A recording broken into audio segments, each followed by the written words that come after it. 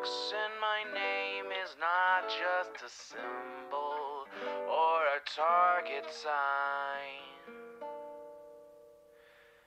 A spell that attracts all who spit facts online all the time. Can you see it? All the ones who drag my name every single day. Can you see it? Can you see it? Can you see it? They keep saying you don't have what it takes to carve out your own name underneath the shadows of gods. And I keep waiting for the day your disbelievers say I flew way too close to the sun. I wait, but it never really comes. The answer to my name is not just a symbol or a target sign. A spell that attracts all who speak facts online all the time. The answer to my name is not just a symbol or a target sign. A force that compels all to rebel from all right shackled minds. Why do they just stand there against when they fall from the battles I have overcome? You feel it, feel the cope and the seething tone that they make while I stand up, man among gods. And I keep thinking with my mill, shooting ropes in my cold that faces towards the sun. They hate, but I'm sitting comfy with their mom. The answer to my name is not just a symbol or a target sign. A spell that attracts all who speak facts online all the time. The answer to my name is not just a symbol or a target sign. A force that compels all to rebel from all right shackled minds.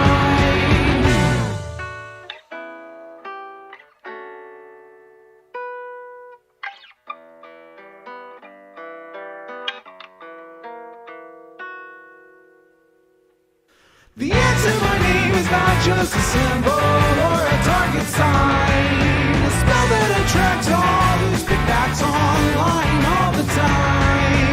The answer to my name is not just a symbol or a target sign. A force that compels all to rebel from all right shackled minds. It's you and me, your mom, it's me. I'll take another hit from my name. You'll see now, watch me right now. Punch your things now. Show you how.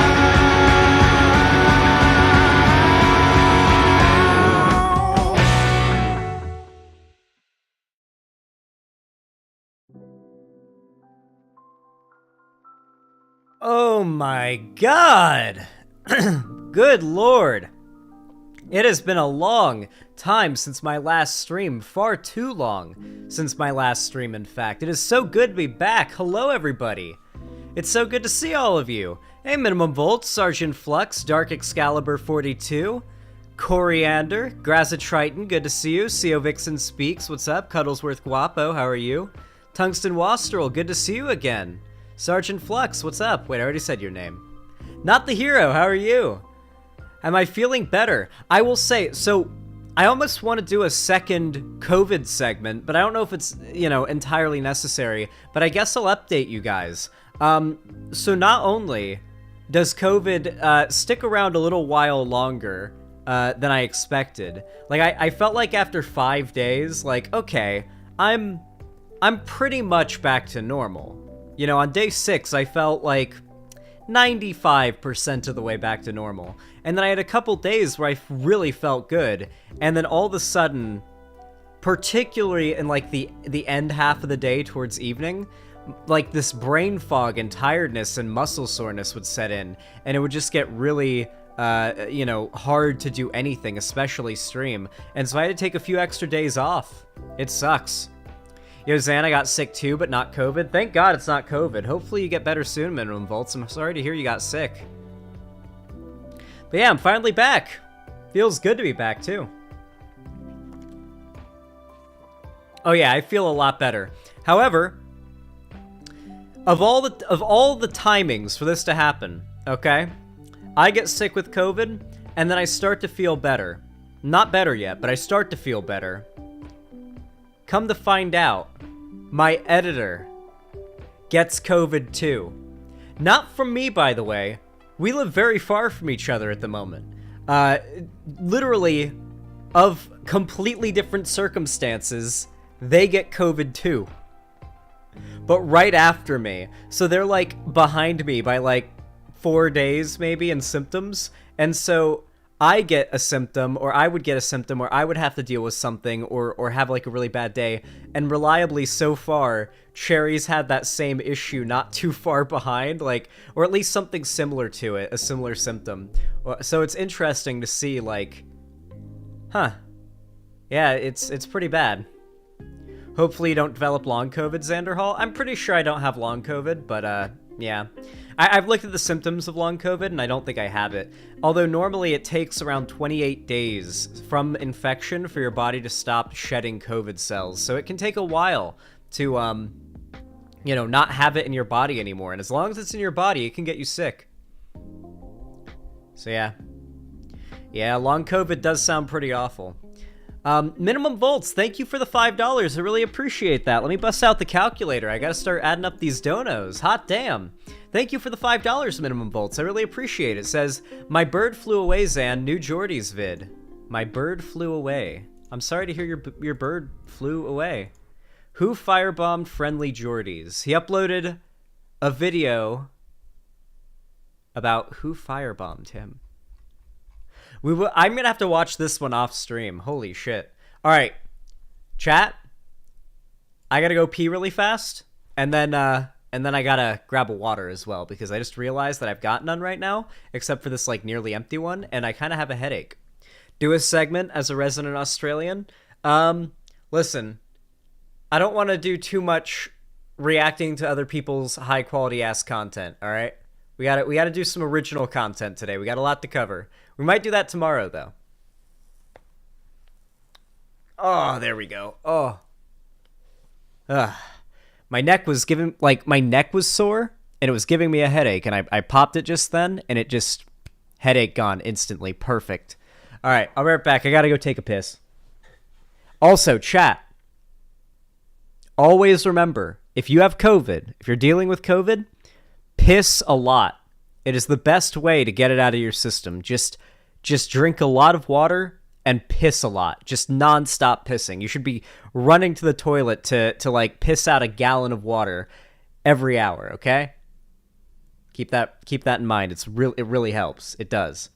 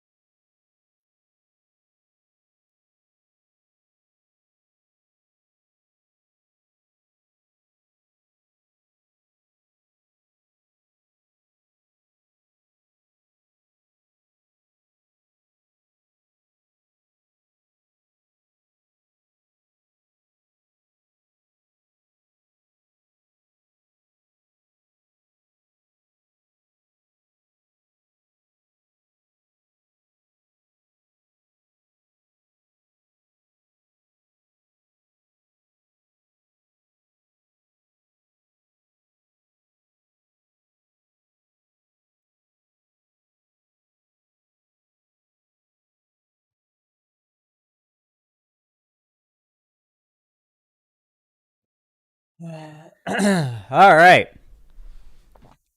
Pulling a Hassan yet again. Real. Getting up to piss. What a Hassan move. Hassan empties his bladder way too much. I think he needs some bladder tearing going on for him to be a good streamer. He just gets up and he leaves too much. It's not good for you. It's not good for your stream. I don't know. I still have the COVID brain fog, so if I just sound like an absolute dumb fuck sometimes, if I just start doing a bit that makes no sense and I just look like a complete idiot, just know you can't blame me. It's the COVID brain fog, and I'm going to use that excuse in perpetuity now. No, but in all seriousness, I do still have some COVID brain fog left. That takes a bit to go away. Cherry T21, hot damn. Thank you for the 5 tier 1 gifted subs. I really appreciate that. Thank you for the $25. Hot damn. I'm sure that Little Morphine Annie, that's a cool name, Little Morphine Annie, Selfiro, Mizzy the Comrade, Do Boots, and Gotskato all really appreciate it, because I sure do. Thank you, thank you. Sent me a YouTube link and said, from the same who asked if David got genital implants. Excuse me? Are necromorphs breedable?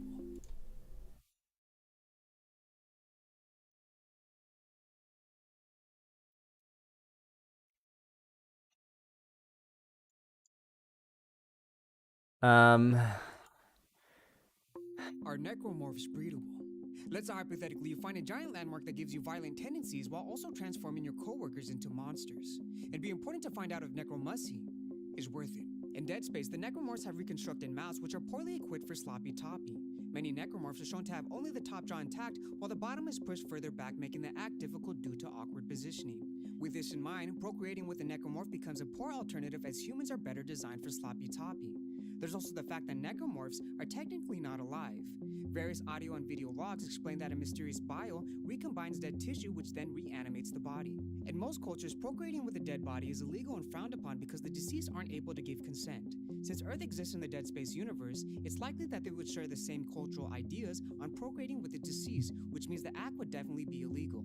But the true question is, if I needed to take a dump on the Ishimura, what's the likelihood a swarmer would climb up my booty hole?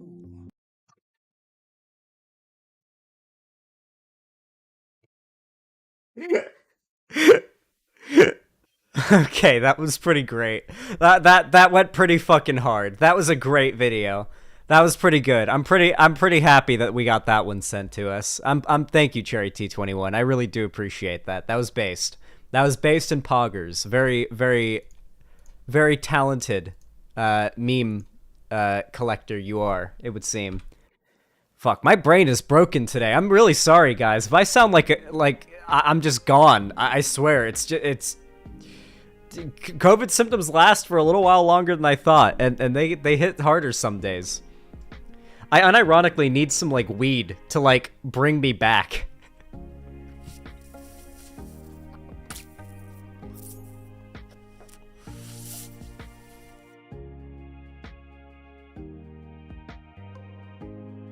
Speaking of breedable, I read something about womb transplants becoming a thing now. Yeah, so something you have to understand is that for a long time,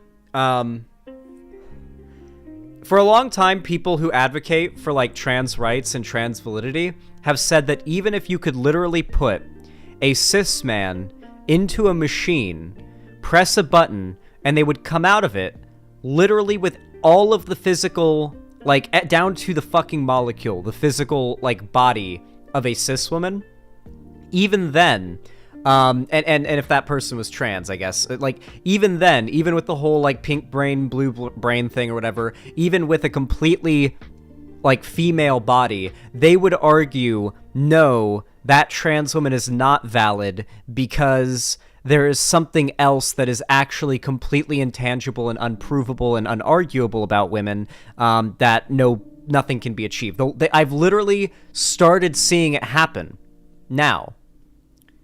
I've started seeing it happen. This was like a hypothetical for a long time, but now that like the whole womb transplants thing is becoming more, talked about, I'm seeing TERFs talk about the magic of womanhood. That there is a magical essence of womanhood that trans women won't be able to capture somehow. So they will literally push the goalpost into supernatural magic essences that certain genders have once they've lost all the ground in anywhere near pseudoscientific talking points. They'll abandon even pseudoscience and move on fully to mysticism if they have to. So yeah, that's what I think is going to happen. We're just going to see anti-trans activists get more insane and more, like, supernatural with their advocacy and their explanations for how trans people aren't valid as science just kind of fleshes out the ability for trans people to completely change their physical features to that of whatever they'd like it to be. Ron's KFC, thank you for the $20 donation over on YouTube. I appreciate that. Said, came in on you listening to Doing Corpses. Should have brought beer. Here's money. Oh, well, thank you for that. I really appreciate it. I can use that to buy some weed. Thank you. I am very, very much thankful for that. Thank you very much. Yeah, how are you all doing, guys? What have you been up to? What have you been doing? I've got some cool stuff to tell you about. I've been getting into a little bit of gardening, but I've also been expanding a lot on my love of animals, particularly birds. You see, I've got this porch out back where I have been putting up a ton of, like, feeders for hummingbirds. Like, I've got probably around 14 hummingbird feeders up there, hanging with nectar in them. And, you know, I've got, like, a literal swarm of hummingbirds that lives on my porch. It's awesome. I could go out there right now and, like, probably touch a hummingbird. They're so used to me now, too, that if one's, like, sitting on a perch or, like, trying to drink from one of the feeders, I can slowly lift my hand like this underneath them. And if I do it right, they'll sit in my hand and drink from the feeder. I just have to be very slow as I rise my hand up below them because they hover, and they will sit and stand in my hand while they eat. I have had the hummingbirds land on me. I've been able to pet them. I've had them, like, slowly hover on my hand. I've had them tickle the palm of my hand a lot with their little talons as they're, like, hovering right over my hand. It is so fucking cool. So obviously, I've been doing a lot with the hummingbirds, and that's really cool, and that's really fun. I'm gonna do some videos of the hummingbirds, like, and upload them on YouTube before I go. Before I leave California. But I've expanded my bird porch quest. I've gotten this mix. So I did some research on the different birds that are in my area because I've been seeing a lot of birds coming to the porch because the other birds see the hummingbirds and are like, "Ayo, what's up?" And they come to visit and they hang out for a minute, realize there's no food for them, and they buzz off. But I recognize those birds, so I look up the bird species and I found out what they like. I found out that the local... Did I vape through COVID? Yeah, I vaped through COVID.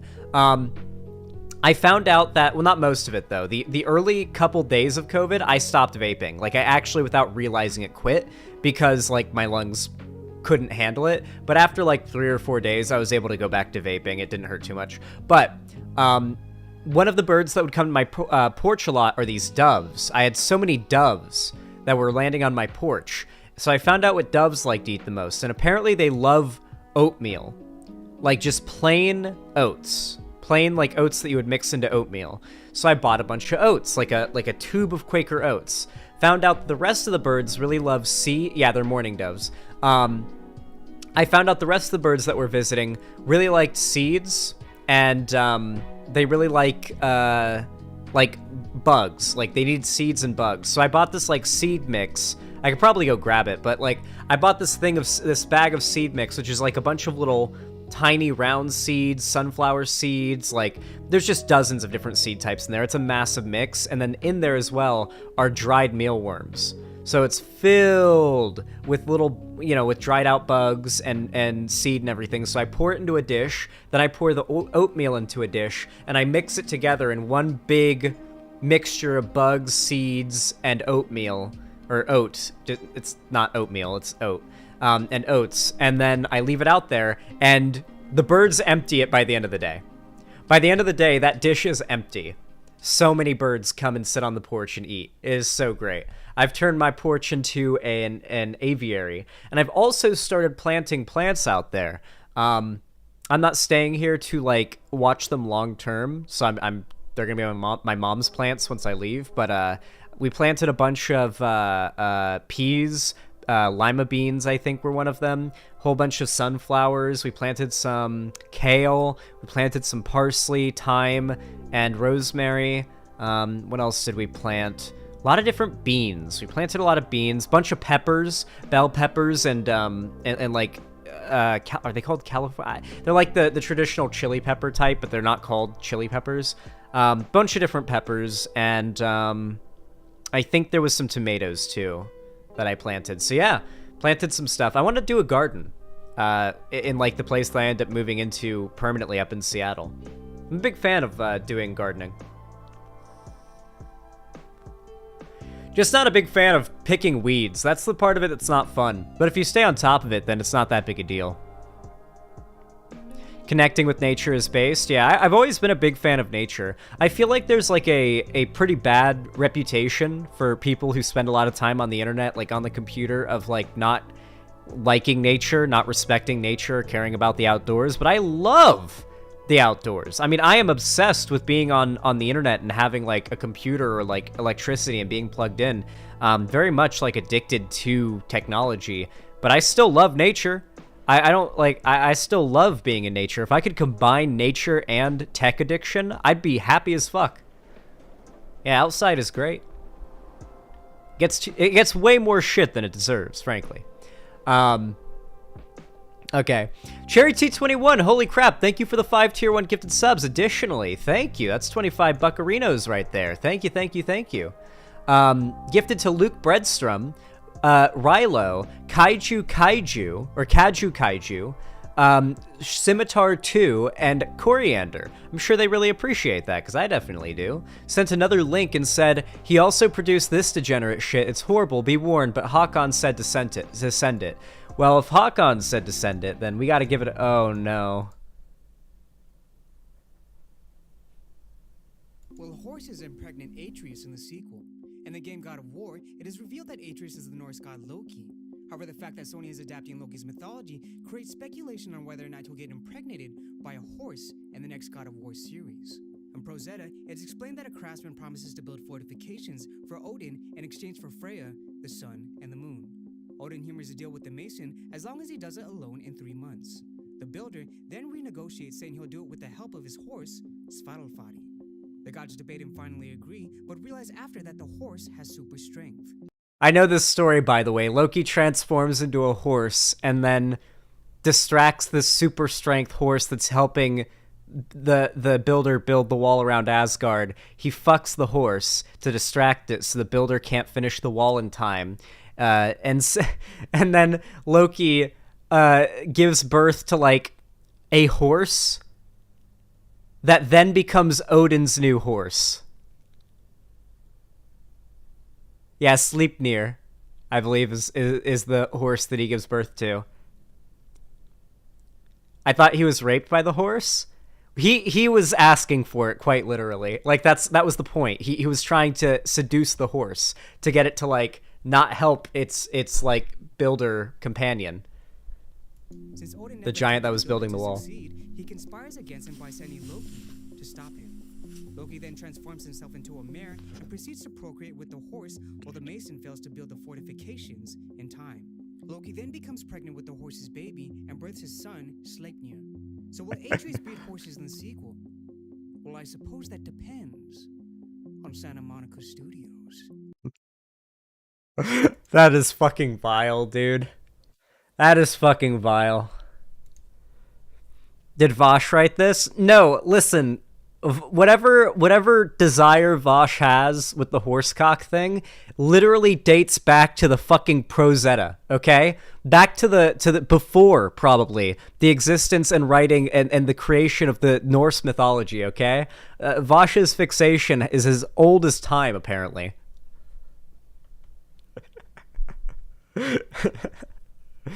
Yeah.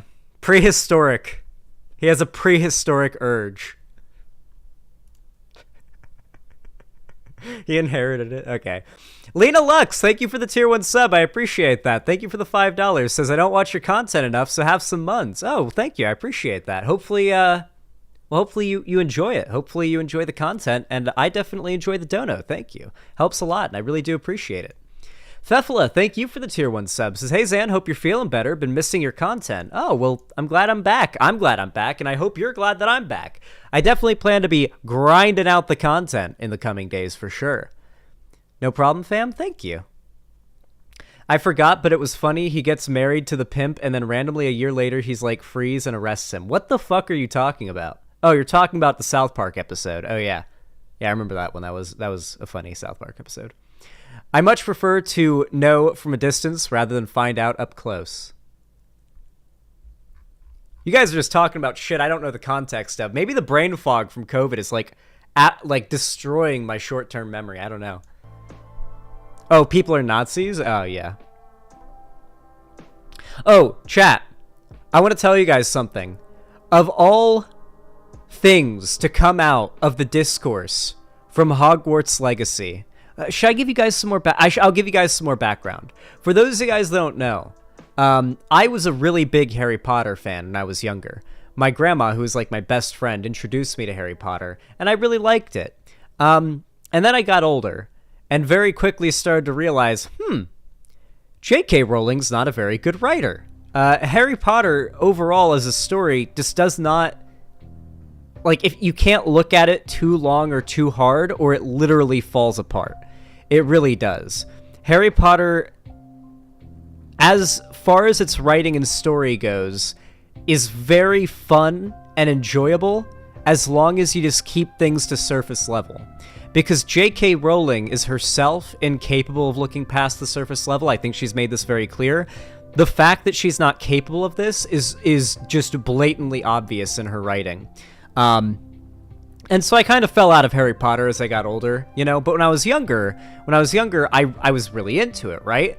And one of the things that I'd always wanted to do was get my mom to watch the Harry Potter movies. She'd never seen them. She didn't know anything about them, right? And I always wanted to get her into them. And it's very rare to meet somebody who's never seen Harry Potter, by the way.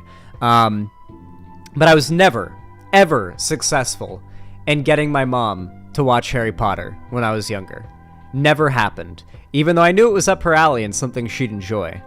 And so years passed, and this Hogwarts Legacy game comes out, and all this drama and all this discourse happens, and my mom sees Harry Potter, like, is being mentioned on the news a lot. She's seeing, like, mainstream media talking about Harry Potter a lot again, and she says to me, "Hey, you really liked those Harry Potter movies when you were younger, right?" I was like, yeah, I really like those Harry Potter movies. They're pretty good. Even the movies I still think are pretty fun. And she was like, "Do you want to watch them now, finally? I want to actually see them. I want to catch up on what I was missing." And I was like,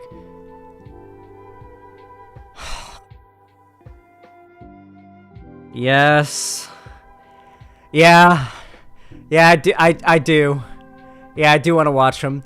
Because, listen, I finally she's down to watch these fucking movies. So, I was like, here's the thing, though. I fucking refuse to pay-per-view fucking Harry Potter. I refuse to pay-per-view Harry Potter, okay? I don't think it's a bad, like, morally bad action. I don't think you have to boycott Harry Potter products to be a good person or anything like that. But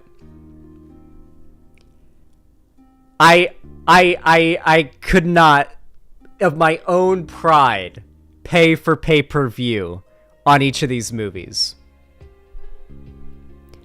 Yeah. Bring up with me. We do what we want and we do what we please. We are pirates. Yeah. Listen, let me just say, when you obtain the copy of the movie through special means, you might be able to unlock special extended editions of the movies even, which I didn't even know existed and hadn't even seen before, by the way. So, yeah. Me and my mom started watching the Harry Potter movies, and she actually really enjoys it. But I've also told her about J.K. Rowling being transphobic and how awful she is. I showed her some, like, video essays. Listen, as cringe as she is right now, Jesse Gender did a really good video on Rowling. Like just generally on J.K. Rowling and the stuff that she'd done and said. So I showed my mom that video just to kind of get the point across. Oh yeah, Sean's video is good, but it's long and full of spoilers. So, like, my mom knew about J.K. Rowling's bullshit going into this, and so we made a game out of calling out all the points where J.K. Rowling, like, wrote herself into a corner. Like, Ha ha ha! Isn't it fucking hilarious that she's totally forgotten the time turners exist right now? And, like, she's gonna have them, and then they get destroyed, all of them in existence get destroyed in the next movie, because she was so tired of having to, like, deal with the fact that time travel now existed in her story, because she's too lazy to write realistic rules for time travel that would make it work in the Prisoner of Azkaban, but wouldn't destroy the story outside of that because she's just not a good enough writer. Just random shit like that, you know? It's been fun dunking on J.K. Rowling's writing abilities while also still being able to enjoy the art. You know, it's really a testament to what can be done. But we are now on Deathly Hallows Part 1. We got a little bit into it last night, but I fell asleep, so we're going to be getting back into that after stream. But yeah, I finally got my mom into Harry Potter, and she loves it. She also loves shitting on it, which is what every good Harry Potter fan should do. If you're a Harry Potter fan, a good Harry Potter fan can shit on Harry Potter, because there's a lot of shitting to be done on it, okay? From a completely objective storytelling, story reviewing standpoint, there's a lot of shitting to be done on Harry Potter as a story. Definitely going to be obtaining through special methods that Hogwarts Legacy game and streaming it for charity, though. I don't care how canceled I get. I've got a blockchain add-on now on Twitter. It's easy as fuck to just literally shut an entire cancellation down. Like, if somebody just makes a big post calling me out for it, I'll just run a blockchain on everyone who likes and retweets it. And end of story. I just go, yeah, it's fine. I just watched the 77 animated Hobbit films last night. Really charming stuff. Much more loyal to the book, in my opinion. Yeah, they're pretty good for their book loyalty. I wouldn't mind if Amazon down the road decides to do a television, like, remake of The Lord of the Rings that isn't necessarily a remake of the original movies, but a hard-line, accurate, like... Or, sorry, I should say not accurate. Faithful adaptation of the books. Like, I want to see the adventure that Theoden had to go on just to get to the Pelennor Fields with his army of Rohirrim, like, on the screen. It's completely cut out of the movie because they just, you know, marched there on their horses. But in the book, Return of the King, when Theoden takes the Rohirrim to the Pelennor Fields to help the Gondorians fighting off Sauron's forces, there was a whole, like, there were chapters, if I recall correctly, of story of the things that Theoden... Like, Theoden had battles on the way there. They were clearing out lands of orcs, if I recall correctly, and ran into, like, some barrow wights or something, like some ghosts. Yeah, it's just... There's a lot of stuff. There's a lot of stuff. Anyway, let's not get too caught up. How much did you cry in The Last of Us Episode 5? Episode 5. Was that the newest one? I didn't really cry at episode 5. The closest any episode's gotten me to crying was episode 3, the Bill and Frank episode. That was done phenomenally well. The more times you watch the Bill and Frank episode, the sadder it gets.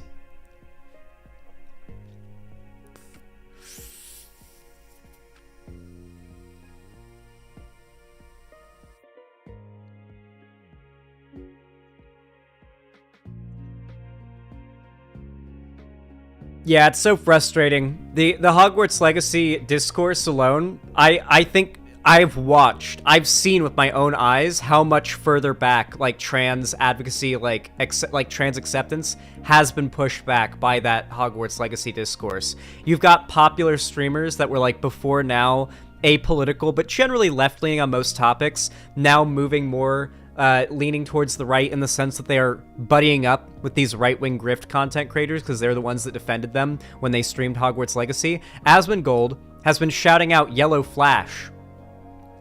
Do you guys know who the Yellow Flash guy is?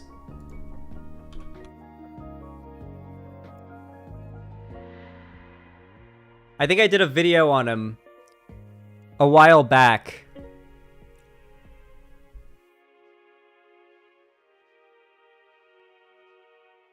Sony tries to sell Doom Eternal with virtue signaling. Hilariously backfires. Sony gets woke. This is a video where he gets upset that Sony had made an article where this this is the first female demon in Doom or something, and he gets mad about it being... It's literally a tweet. Sorry, it wasn't an article, it was a tweet. They literally put out a tweet, and he made an 8-minute video complaining about it, where he reads from One Angry Gamer, which is a literal Nazi website, by the way. Like, this One Angry Gamer guy, this guy's site, he's literally done stories about, like, how we need to stop race mixing and miscegenation to preserve, like, the white race. Like, this One Angry Gamer site is literally a Nazi blog. Like, a Nazi, like, culture blog.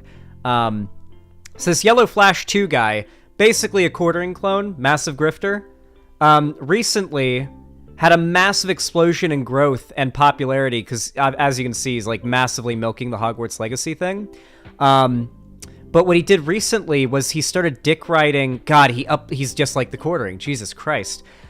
He started dick riding Asmongold because all the Hogwarts Legacy drama. He started dick riding Asmongold because Asmongold got some shit for streaming the game and defending people who stream the game. Oh my god, he's uploaded so much to capitalize off of it, I can't even find it. It's like buried in here somewhere. Anyway, he started making videos dick riding Asmongold. Asmongold started reacting to his videos, and Asmongold's like flooding this dude with subscribers. So, dick ride a popular figure, and now you get to suckle off the teat of them. I think Asmongold would describe himself as apolitical. Yeah, probably, but I think he, I don't know if he's aware of how stupid Yellow Flash is. I think he just sees, oh, somebody's defending me on this issue that I care about right now. So it's just sad to see that the left is very incapable of realizing that large public figures whose like allegiance can decide cultural trends online, and cultural trends really do impact elections and actual policy. It really sucks to see that the left doesn't really seem to care about making a good impression on those people in any way, shape, or form. What segments are we doing today? Some pretty spicy ones. Asmongold has pretty clear right-wing tendencies. That's definitely true, but on most issues, he's pretty left-leaning. He got rid of the Make Azeroth Great Again hat for a reason. So, something that you have to kind of struggle with when you, like, become more progressive politically is the fact that people who are apolitical are almost always going to look conservative, and the outcomes of what they say and what they do, who they associate with, and why they're arguing they want to be apolitical will usually benefit the right, but they are not themselves conservatives. And if you treat them like conservatives, they will become conservatives. It really does suck, but, like, chances are J.K. Rowling probably wasn't, like, anywhere near as hateful towards trans people as she is now when she first started posting iffy stuff about trans people that started causing controversy. She probably escalated her hatred and her, like, vitriolic responses with the pushback she was getting. And while I don't think that means there shouldn't have been pushback, there certainly needed to be, I think the type of pushback that she got probably just pushed her further in that direction, rather than trying... Like, it wasn't people trying to educate her, most likely. It was people criticizing her. And dunking and criticizing is not the same as trying to educate somebody and move them to a better position. Not an excuse. I just like to analyze why people might have done what they did, and how we can do things better in the future. This is the difference between morality and strategy. I don't think they're mutually exclusive. I don't really believe anyone is truly apolitical. That's not true. Yeah, obviously no one is truly apolitical, but people who think they're apolitical are basically people who just want to be left alone to do their thing, and like, they don't care as long as things don't change too much in a scary way. Those are the people that are, like, apolitical. Then that also ranges to people who are, like, apolitical, but they want to be edgy and say the N-word, and they don't like the left because the left is trying to push something on them, right? The issue is the left is oftentimes, culturally speaking, the ones going on the offensive, telling people they need to change who they are and like, stop doing things they enjoy. One of the biggest wins for the left was Andrew Tate. I know it doesn't seem that way. Andrew Tate definitely was, like, not beneficial to the left in what he was doing, but his downfall was arguably quite beneficial to the left, because Andrew Tate was loud, angry, rude, and yelled at people about what they did and what they enjoyed being bad and how they need to change or they weren't a real man. It didn't take long for Andrew Tate to start getting dunked on by a large majority of the internet, right? People like Andrew Tate, people like the satanic panic right-wingers, they don't make the right look good. They're the ones on the offensive, attacking the normies, attacking the people who don't want to have to be involved in politics, who don't live in the discourse. And whoever it is that's forcing people who don't want to be involved to get involved, that's who the people that are forced to get involved are going to be against. Does that make sense? It's almost always the left that are forcing apolitical people to get involved with a political discourse. And those people who are forced to get involved or feel like they're being forced to get involved always side with the right in those instances. Almost always. Because, it's the left that's forcing this discourse or this drama to happen in the first place, so they must be the ones who are in the wrong. It's just I see it time and time again. It's a very common trend. Don't forget the donations. I will not forget the donations. Don't worry, guys. Yeah. I don't know. I feel like there's a good video about this. Hold on. How to radicalize a normie. Let's do a reaction video. We'll do a reaction video to an episode of the Alt-Right Playbook by Innuendo Studios. I really like this series. I know Innuendo Studios probably doesn't like me, but I really like Innuendo Studios' videos, and these videos are just Whoa! I didn't press play. These videos are just fantastic. Like, I really enjoy them. They're very well made. They make very good points, but I think there's some stuff that I want to add on to it. One Piece 34, thank you for the $5. I really appreciate that. Said, here, a meme for ya. What does this say? Thank you for the $5, One Piece. That's really nice. I appreciate that a lot. This is a meme.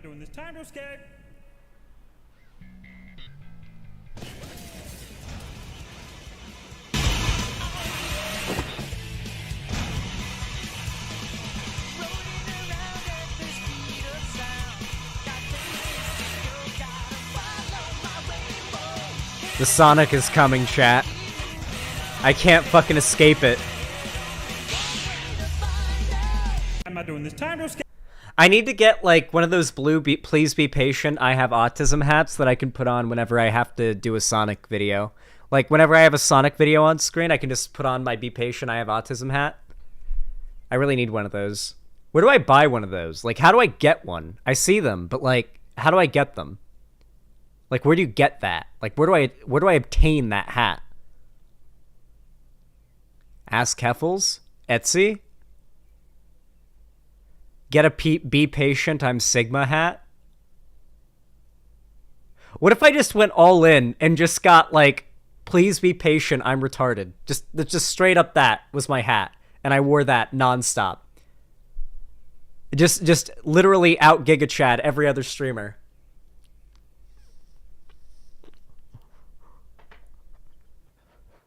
That would be great. And very much likely to get me canceled. But hey, I've got that Twitter blockchain now. I'm immune. CO Vixen Speaks, thank you for the $5. I really appreciate that. Thank you for the $5. Said, hummingbirds mean that challenging times are ending and that healing is going to begin. Fitting you interact with them during COVID. It also can mean the spirit of loved ones near. I know low on Mula RN. I don't know what you're talking about there, but I am aware of the idea that hummingbirds visiting you is like a spirit of a dead loved one. And yeah, I've heard of the idea that hummingbirds sort of represent like renewal and healing. Yeah, I mean, I've had the hummingbirds visiting my porch for a while now, and I've kind of made them into sort of outside pets. Like, they're basically pets at this point, but they live outside. It's pretty cool. But yeah, cool symbolism. Thank you for the $5, Sia Vixen Speaks. One Piece 34, thank you for the $5. That's very kind of you. Thank you, thank you. Said, here, another meme, link, and I will donate one more thing. Oh, okay. Thank you. Oh, God, we got another meme. Go on, Mr. Eggman. Me? You're the robot? Yeah, Eggman, come on, go get him. Oh, God. Hey, it's me, Grounder, from Adventures of Sonic the Hedgehog. Listen, I do like these people's, like, dubs they do. They're like, meme video game dubs. They're pretty funny. Bucket of bolts. I'm not a fighter, okay? I make robots to fight. Well, listen here, bucket of guts. Go get in there and go fuck them up. What did you call me? Bitch. Oh, Grounder! You're my little pawn chip! How about you stupid nincompoop shut the hell up? I'm not stupid. You're stupid. I'll fucking kill you, Eggman. I don't understand what's going on here. Shut the fuck up, Creep. Thank you! Wait, hold on. Where am I? What? Huh? How did I get here? How am I breathing up here? Twitch streamer Lythero. Lythero. Hello. This looks like a video game reference that I should know about. Ready for content. Ready for content. Go on, Mr. What the fuck? Alright. Thank you for that One Piece. I appreciate the $5. And then another $5 for One Piece. It doesn't end. Thank God, it doesn't end. It says, alrighty, last one from me. Okay, let's look at this one. Get it?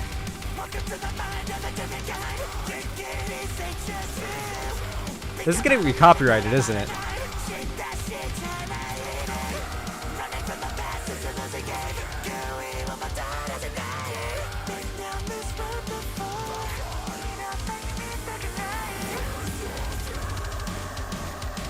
Yeah, I never thought about it, but it does have to be pretty hard to, like, switch languages mid-song, right?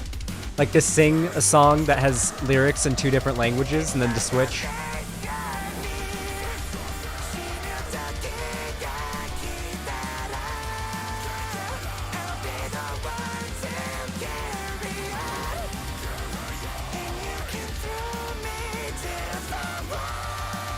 Damn. Okay. That was a note. He hit that well.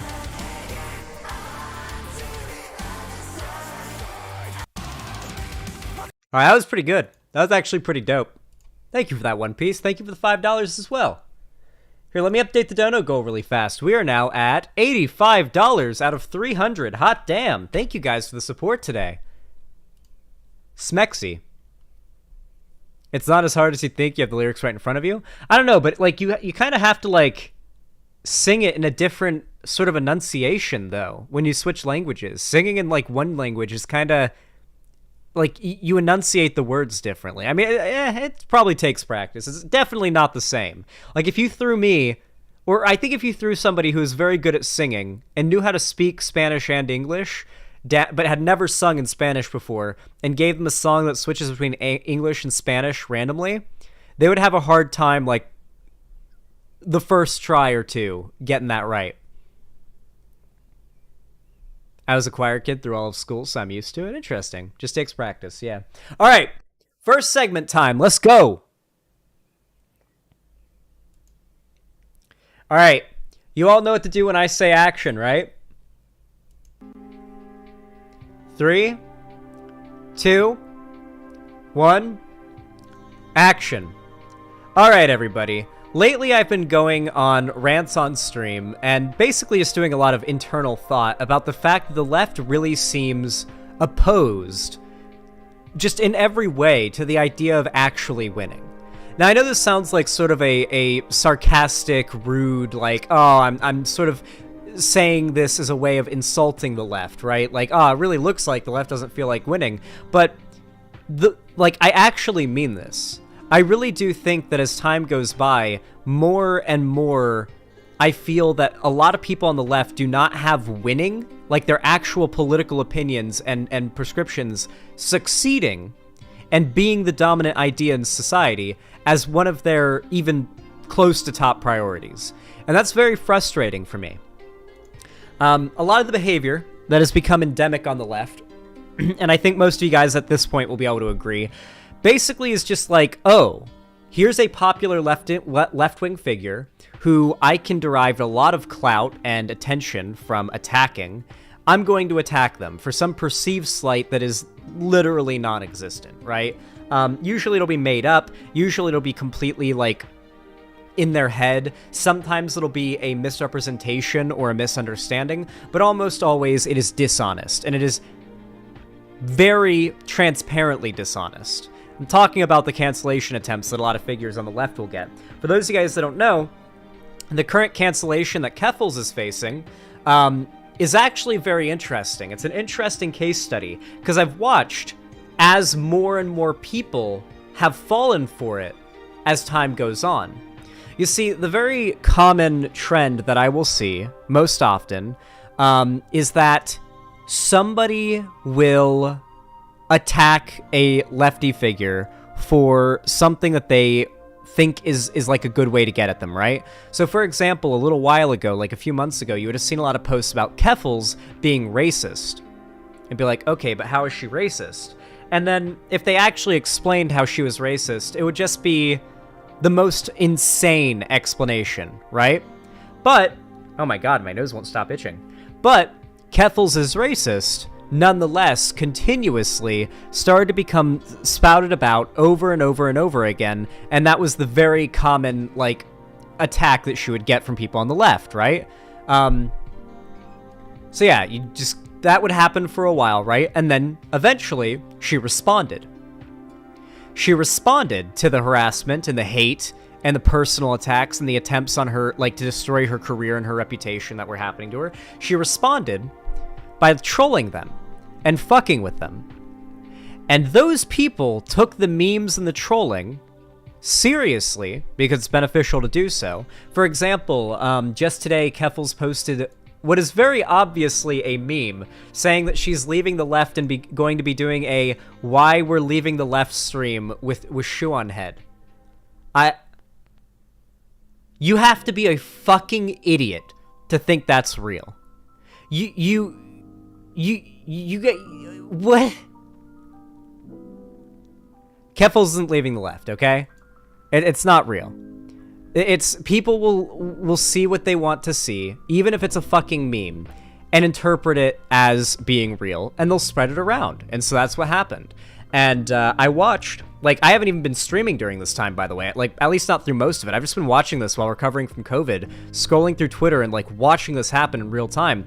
I watched as what was once seen as an insane, psychotic, out of nowhere allegation of Keffals being racist started to become a plausible allegation. Just because Keffals was responding to those people who were calling her racist in a mean way. All of a sudden, her response to the people going out of their way to call her racist falsely makes her a bad person. It makes her, like, harassing and being a bigot towards trans people of color. That ends up being the accusation. And now, you have Keffals, like, responding to those people by trolling them with, like, oh, make a pit crew avatar and pretend like you hate me, and it'll make it look like, but act really ridiculous, so it's like a whole meme, right? Literally nothing wrong with doing this, by the way. They start calling her racist and saying she's telling her fans to do digital blackface. So now these things that are mostly just responses to these psychos that were just trying to destroy her career with baseless accusations, now they're trying to turn her responses to them and their horrible behavior into justification for their initial horrible behavior, and as justification for them to continue their horrible behavior and to continue to escalate it.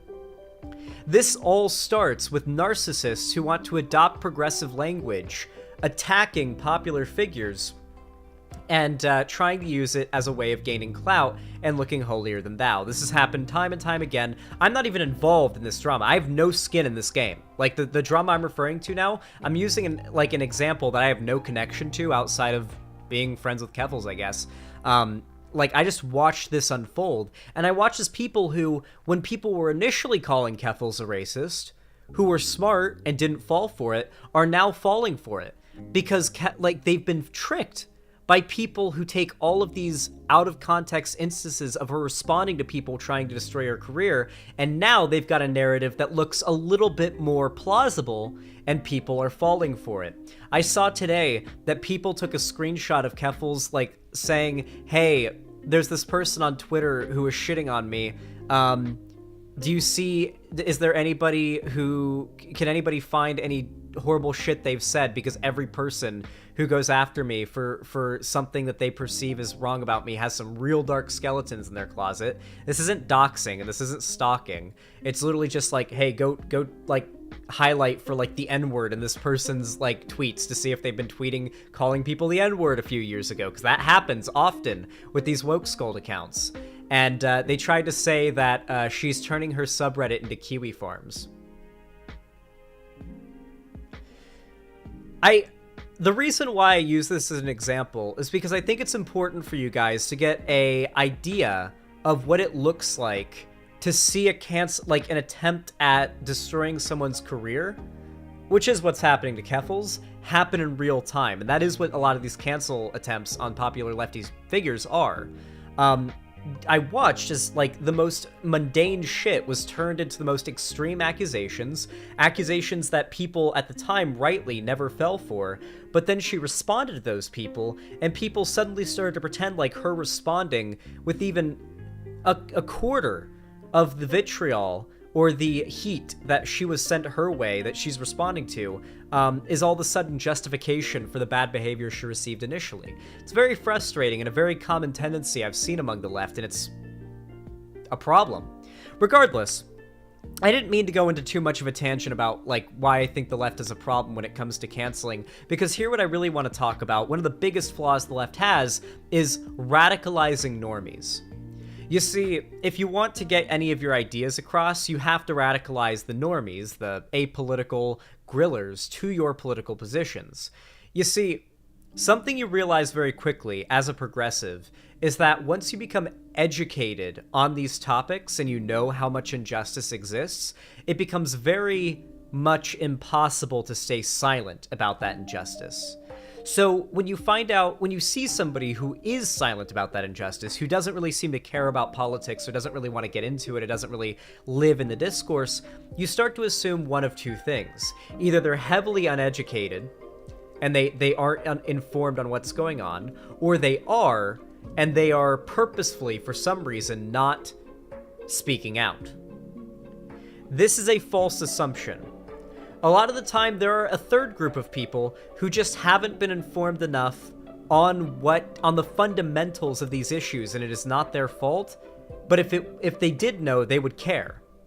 And the problem is the right is very good at getting these people to care about the things the right cares about, no matter how insignificant, and the left is not very good at getting these normies to care about what the left cares about, which is typically pretty actually significant, you know? The left doesn't care about educating people typically. It cares about judging those who are uneducated. And I think this is a big problem. However, this video by Innuendo Studios, and I do have my problems with Innuendo Studios. I don't think he likes me. I think he's specifically said he doesn't like Debate Bros streamers, but regardless of that, I really like this video, and I think it does a good job of highlighting how the right radicalizes normies. Now, this video came out all the way back in October 2019, which is around when I started doing YouTube. It was the year that I started streaming, and this video feels like such a, everybody's seen this video, right? Everybody knows this video. That's kind of what I assumed, but I mentioned it a few times on stream and a bunch of people didn't know what I was referencing. And I realized this video is as old as my YouTube political career almost. It's a little younger, but it's almost as old as my YouTube political career, and most of my subscribers have not watched me or even been a part of the left that long. Not to mention, people who have seen it probably haven't seen it in a while, so I figured, let's brush up on a little homework. You know, I talk a lot about how, video essayists are assholes, and they do tend to be assholes, but in an ideal world, us Debate Bros streamers would be able to just learn from the video essayist content, and that would be the end of it. It would be a very mutually beneficial cycle. But that is not the world we live in. Regardless, let's get a taste of that hypothetical world by watching the Alt-Right Playbook, How to Radicalize a Normie. This video should be required watching for all lefties. Actually, we're going to speed this video up just a little bit. Just to 1.25 speed. Say for the sake of argument, your friend Gabe is starting to worry you. Gabe's always been just, a regular guy, not very political. He likes video games, sci-fi, comics, Star Wars, and anime. White guy shit. The only offbeat thing about him is Whoa, hold on. Whole lot of black people love anime. Let's be clear. To be clear, whole lot of black people in America love anime.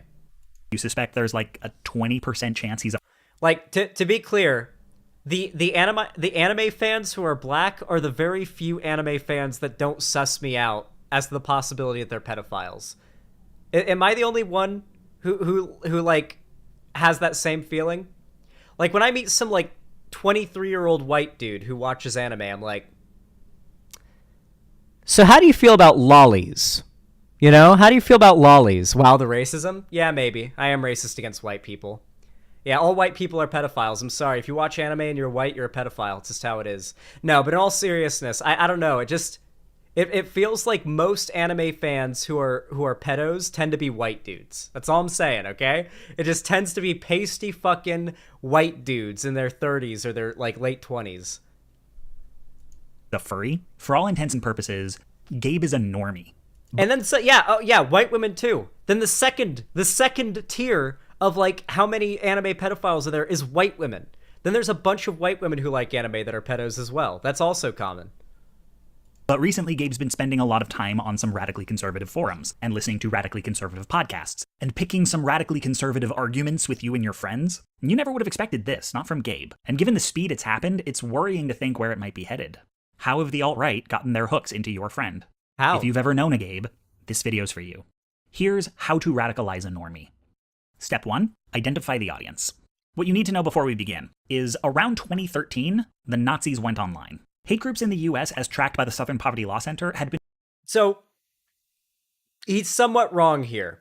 It was way earlier than 2013. What actually happened in 2013 and 2014, well, it was more in the 2015 area, was that Breitbart, the head guy at Breitbart, what was his name? Steve Bannon, who ended up being Trump's campaign advisor, literally took it upon himself and like started an initiative to push right-wing politics in the gaming community. He saw gamers and the gaming community overall as a massive business opportunity. He even ended up having a stake in an illegal Chinese gold farming ring for WoW.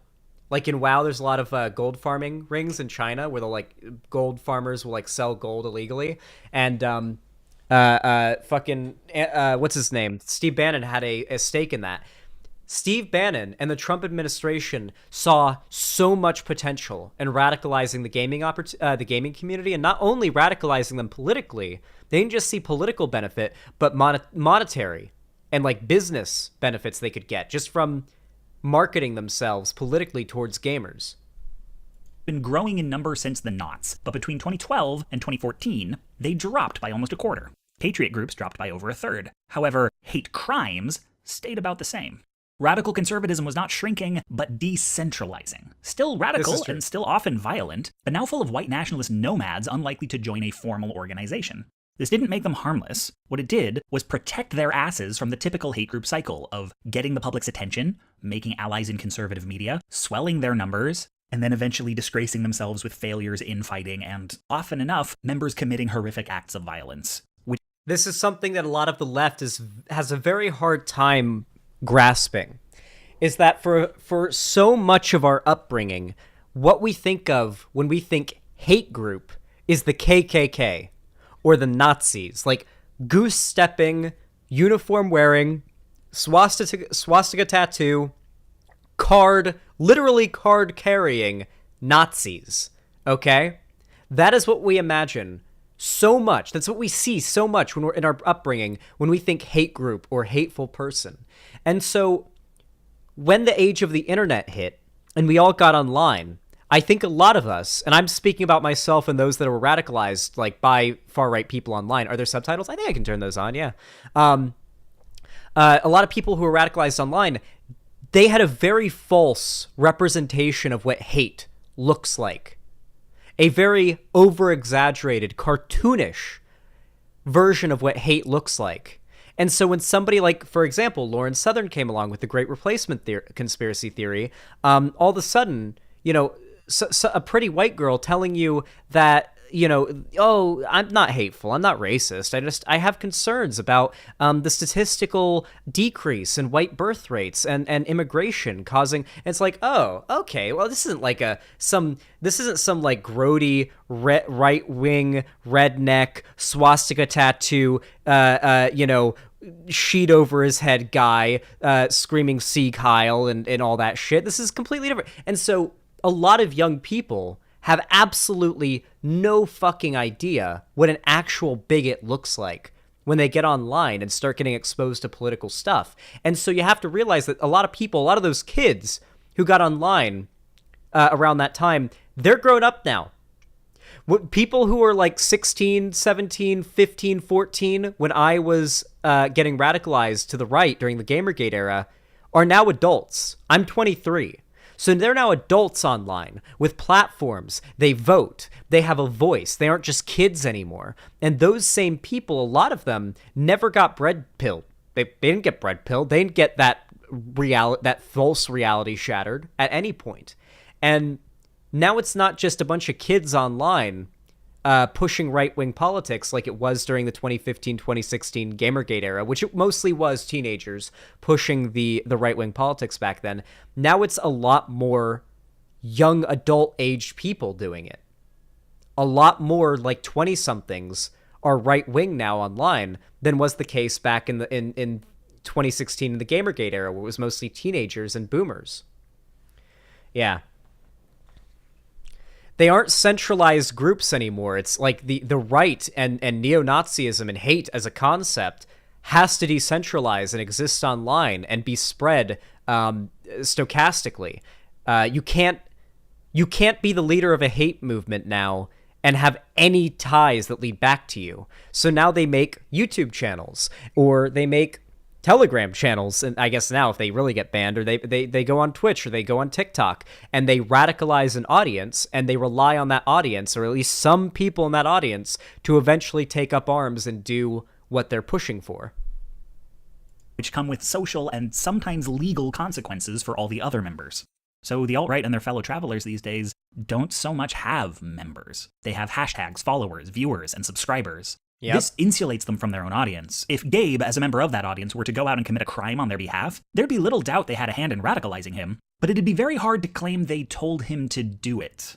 Exactly. That's why even when the Christchurch shooter, after killing, like, I think it was 51 innocent people in a mosque in Christchurch, New Zealand, he murdered them. He live streamed it. He live streamed his mass murder, and he'd also posted a manifesto.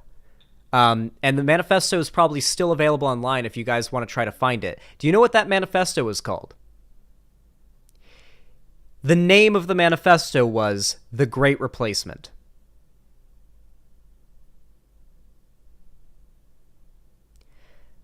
You have to understand that this type of hate that leads to violence, it's the people who are pushing it. They've got big platforms. They're on YouTube. They're on Twitter. On some of these sites where Gabe spends hours and hours of his day, he live streamed it? Oh my god. This is why we need to watch this video. This video was released a year after the Christchurch shooting, roughly. We needed to watch this video today. So many of you guys in chat needed to see this video because this is important knowledge. This is the background, the context that this era of internet politics gives, I think, is very important. He's never created an account or left a comment. The people radicalizing him don't even know he's there.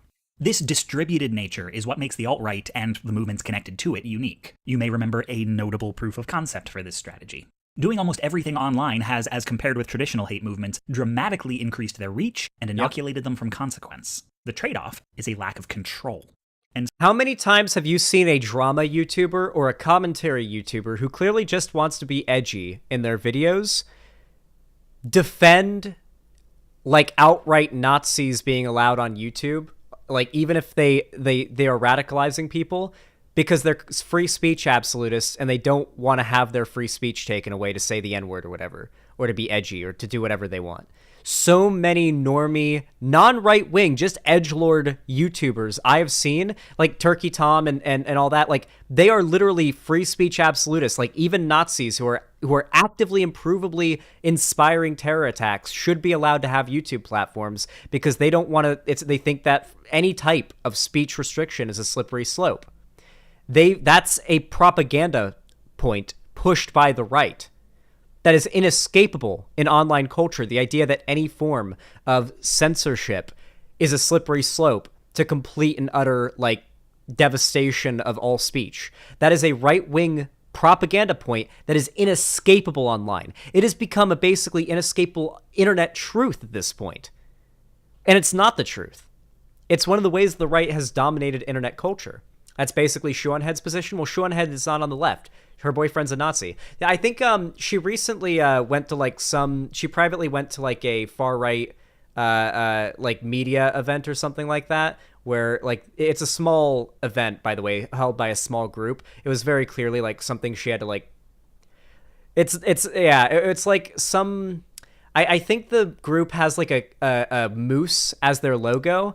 And they like all their tweets are about how they will defeat the trans agenda and they will defeat the gender nonsense being taught to kids or whatever. But yeah, Shu's not left wing. So we come to Gabe. Gabe exists at the intersection of the kinds of people the alt-right is looking for, straight white cis men who feel emasculated by modern society, primarily, though they do make exceptions, and the kinds of people who are vulnerable to recruitment. Gabe fits the first profile in that he got bullied in high school and often feels he has to hide his nerdy side for fear of getting ridiculed. The alt-right also has success with men who can't. A lot of they won't admit it because you have to understand that the right teaches narcissism as a way of sort of bolstering your self-esteem. So a lot of them won't admit it, but most of these right-wing dudes were not powerful people when they were younger. A lot of these young guys who end up falling into the Andrew Tate shit, as we now know is like the more popular thing now, the Tate brothers. But back then it was like the MGTOW incel community at large. The people who fall into this are usually dudes who were bullied for having nerdy interests like gaming, and they have a very strong identity tied to their nerdy interests, whether it be Marvel movies, comic books, gaming, whatever, and they think the left is on the offensive, attacking what they enjoy. They've been told by right-wing propagandists online that the left is attacking what they love and enjoy. Get laid, or recently got divorced, or feel anxious about an influx of non-white people in their community. These things can make one feel like less than the confident white man they are supposed to be. It's the closest they will ever come to being minoritized. Regarding the second profile, it's important to know that Gabe is not... I forgot. Very good point. Very good point that they make here. A lot of young white dudes who are straight and cis, like in my case, grow up being told a lot. And I know this sounds like, a right-wing talking point, but it's true. Grow up being told a lot that they are privileged and that in some cases they may be led to feel like they are bad simply for having that privilege. I can tell you, I can confirm to you, as a young guy, as a teenage boy, there were many points where left-wing advocacy that I was hearing made me feel bad for being a man. It felt like I was supposed to feel ashamed that I was born a man and without any choice have been given the privileges of being a man. Lucky Otter says their mom was really bad with this. Mine too, trust me.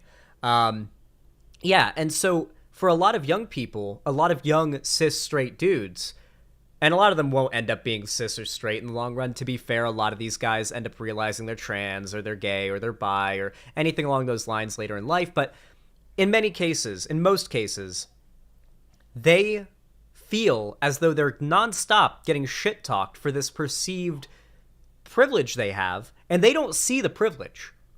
Like, I couldn't see the privilege. You have to be older and you have to have a lot of real life experience and a lot of just seeing shit to realize the privilege. You have to see the lack of privilege in other people and their experiences before you can realize what you have. You know what I mean?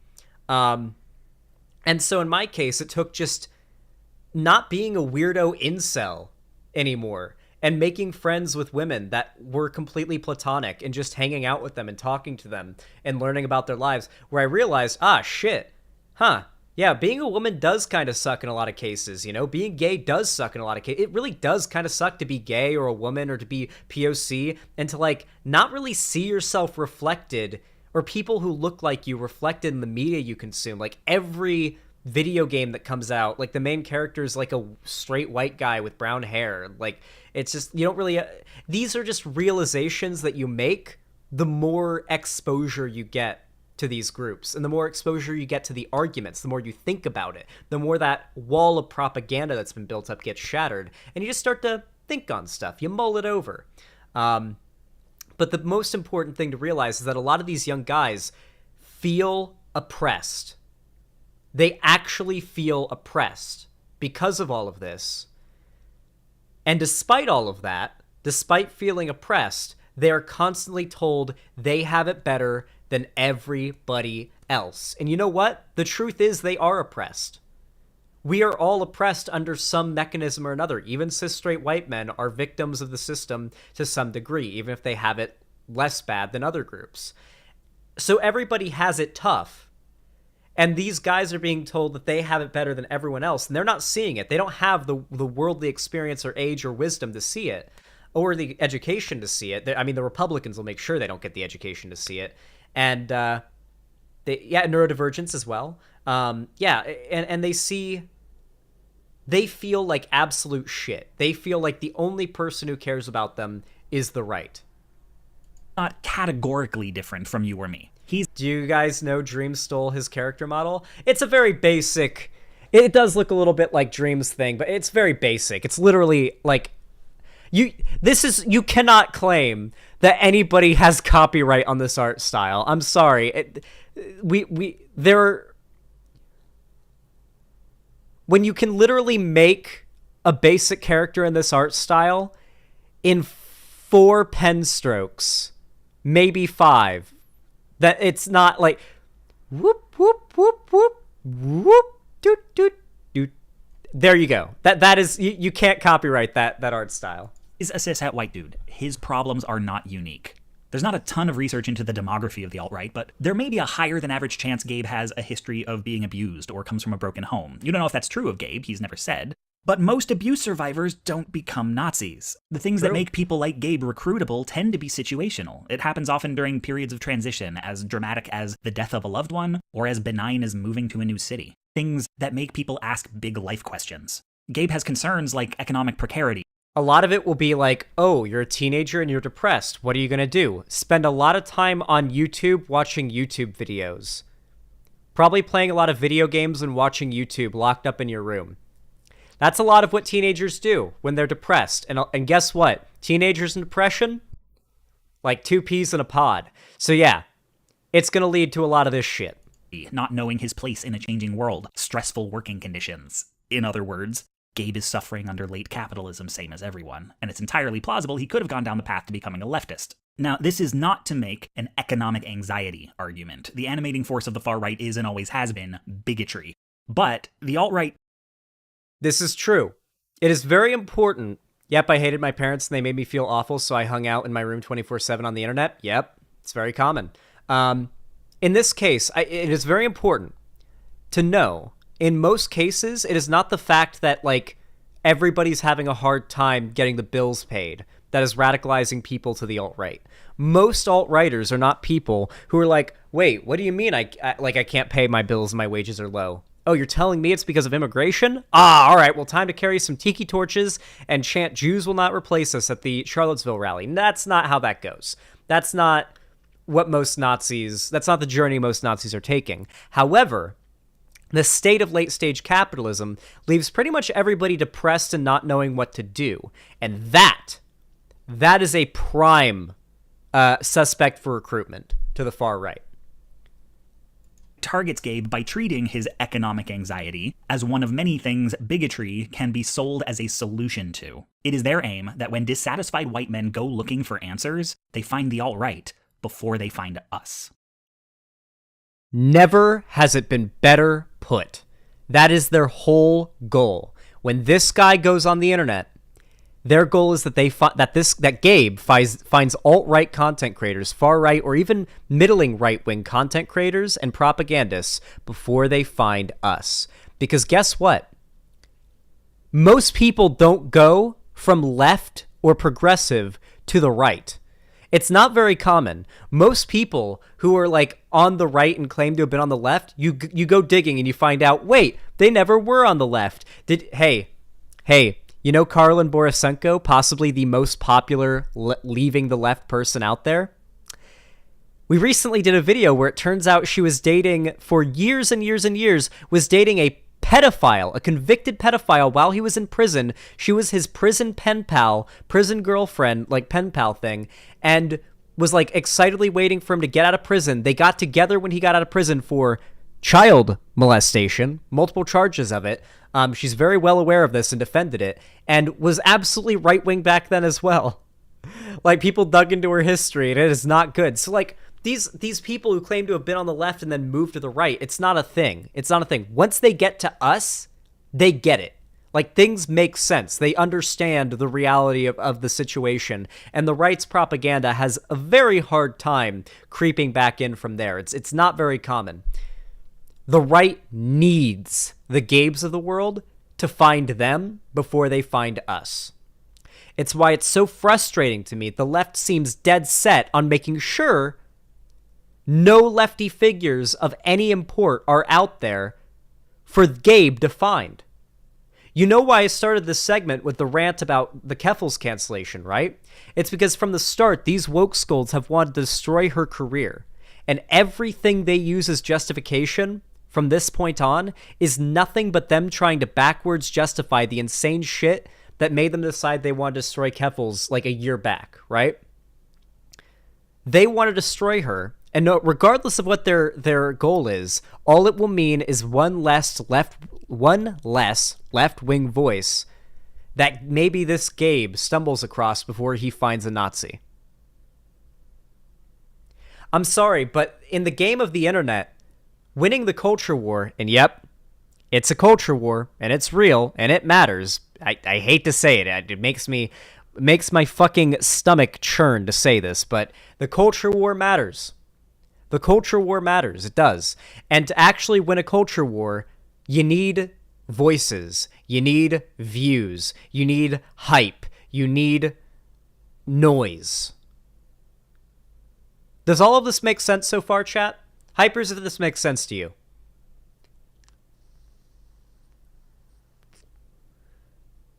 So many people here, by the way. 500 people here. Hot damn.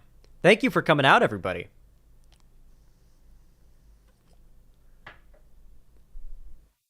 I'm glad to see you guys agree so far. Step 2. Establish a community. Were Gabe pledging an old-school hate movement, there would probably be a recruiter to usher him into an existing community. But that's the kind of formalized interaction modern extremists tend to avoid. Oh yeah, if you're watching right now and you want to support and you want to do it for completely free, consider hitting the like button over on YouTube. It actually forces YouTube to push my stream to more people. So just hit that thumbs up and it helps me out a lot. I really do appreciate it. You can even do it on mobile. You can do it on, I think you can even do it on like a TV, like a smart TV as well. So yeah, I appreciate it. Thank you. Online extremism has many points of entry. Step 2. Establish a community. Were Gabe pledging an old-school hate movement, there would probably be a recruiter to usher him into an existing community. But that's the kind of formalized interaction modern extremists tend to avoid. Online extremism has many points of entry and everybody's journey is unique, so rather than be comprehensive, we will... It's why it's so hard to advocate and talk about the alt-right pipeline and its existence as a left-wing figure. Everyone's story is different.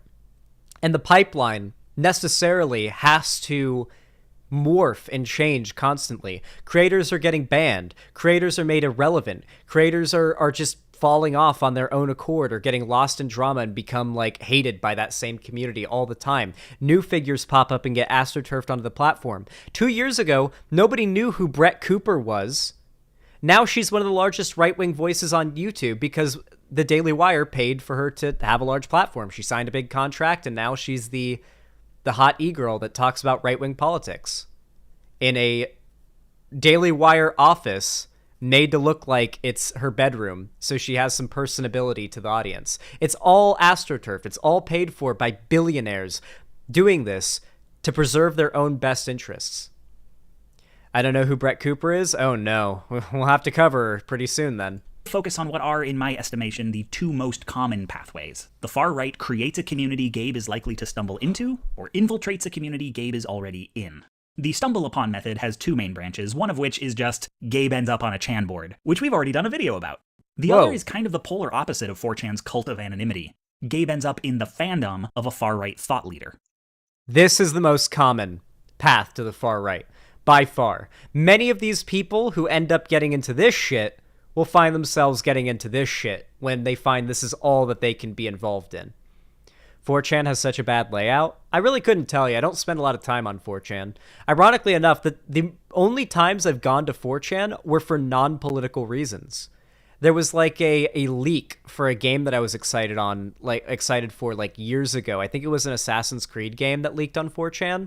I looked at that. It's mostly like game leaks. If there's ever like a game leak that happens on 4chan that looks really credible, like it looks real, then that's usually what I'll go to 4chan for. But besides that, I don't even go there to see the crazy political shit. Every green text I've seen was posted on Twitter from 4chan or on Reddit.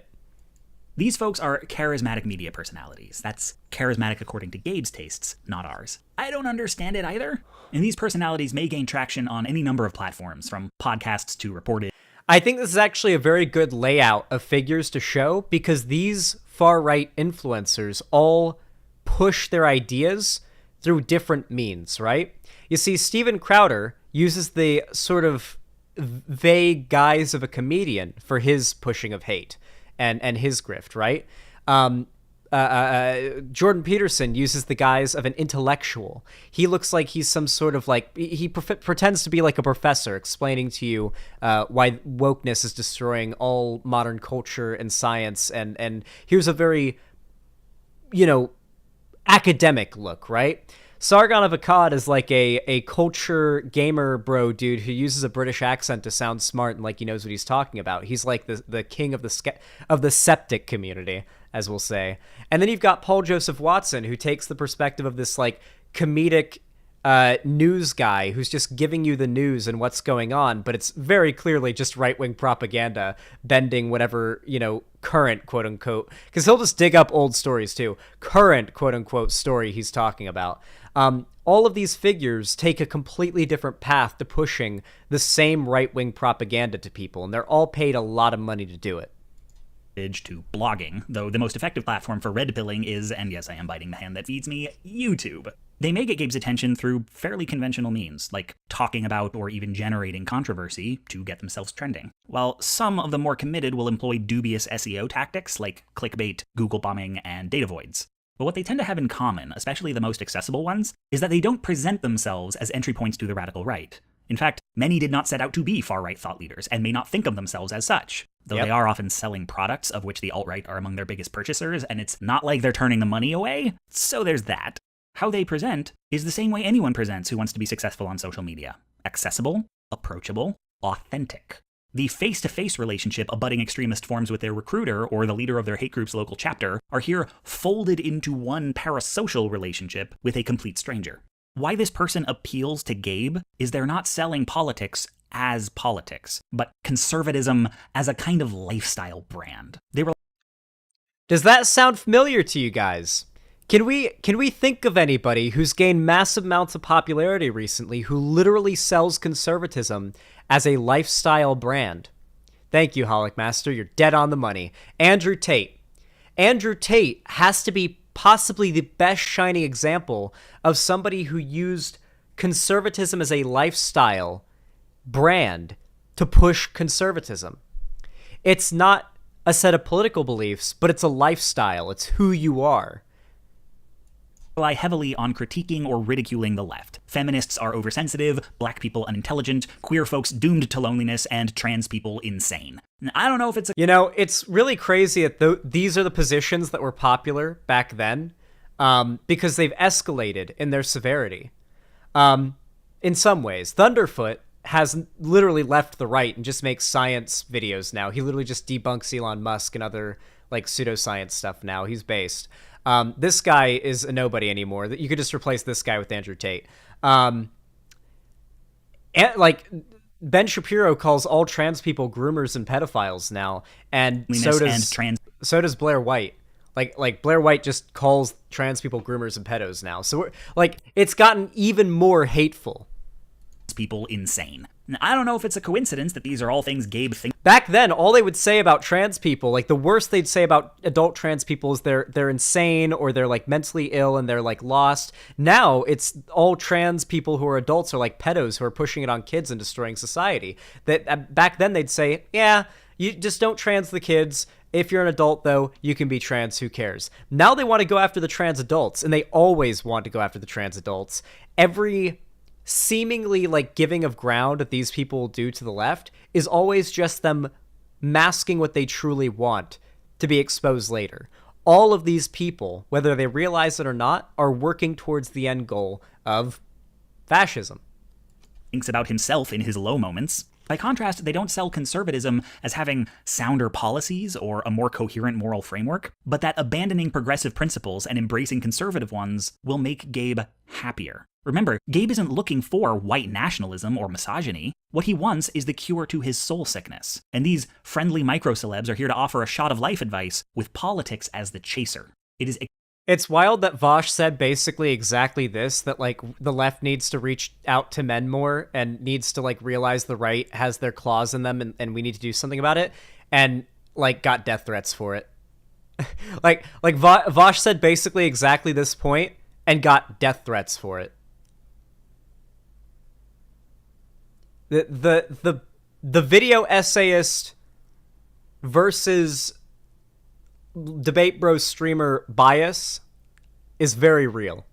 Extremely important that politics be presented as a set of affects, not a set of beliefs. The second pathway is infiltration, which is its own beast. Media personalities sometimes become gateways to the right almost by accident. They do something edgy, a part of their audience reacts positively, and remember, we were talking about this earlier today. I'm actually watching as this happens in Asmongold's community in real time. I'm a big fan of Asmongold because I'm a WoW player, and I'm watching because this one right-wing, like, quartering-style grift YouTuber started dick-riding Asmongold after Asmongold got shit for playing Hogwarts Legacy. Now, Asmongold is regularly reacting to Yellow Flash videos. Yellow Flash, the guy who got pissed about Sony making a tweet about there being female demons in Doom Eternal. The guy who literally uploads like 4 videos a day with literal copy. It's literally copy pasted the quartering thumbnails, by the way. Like literally just quartering videos without the guy in the corner talking. And now Asmongold's reacting to the guy's videos on stream and shouting the guy out, and he's getting tons of subscribers. What you're about to see talked about is happening to Asmongold's community in real time. Pathway is infiltration, which is its own beast. Media personalities sometimes become gateways to the right almost by accident. They do something edgy, a part of their audience reacts positively, and facing no real consequence, they do it more. This leads to further positive reinforcement from conservative fans, the rest of the audience acclimates, and the cycle repeats, the personality pushing the envelope further and further based on what flies with their increasingly conservative audience. It's happening in real time. I'm watching the beginning of it happen to a community that I'm actively in and enjoy. It's sad to see, but there's not really anything I can do about it, I guess. In this way, they become a right-wing figure by both radicalizing and being radicalized by their audience. Infiltration is deliberate. The far right will reliably target any community that has 1. A large white male population, 2. Whose niche interests allow them to feel vaguely marginalized, and 3. I will say, one thing that this video doesn't do very well is speak to the audience that it's talking about. If a Gabe stumbled across this video and watched it, he'd probably feel pretty condescended to, right? Like, the video's pretty condescending. This is very much a video for leftists. I think as far as, like, leftists, this is a video you should watch, because it does a very good job of explaining a journey that I think many lefties haven't been on themselves. I don't think most lefties have once been conservative. I was, and I think a lot of you have been. And it's sad that so many once conservative lefties are not only completely left out of the conversation, but demonized. And the sad part of that is, I personally think that people who are once right-wing and are now left-wing should honestly be seen as more trustworthy than people who are always left-wing.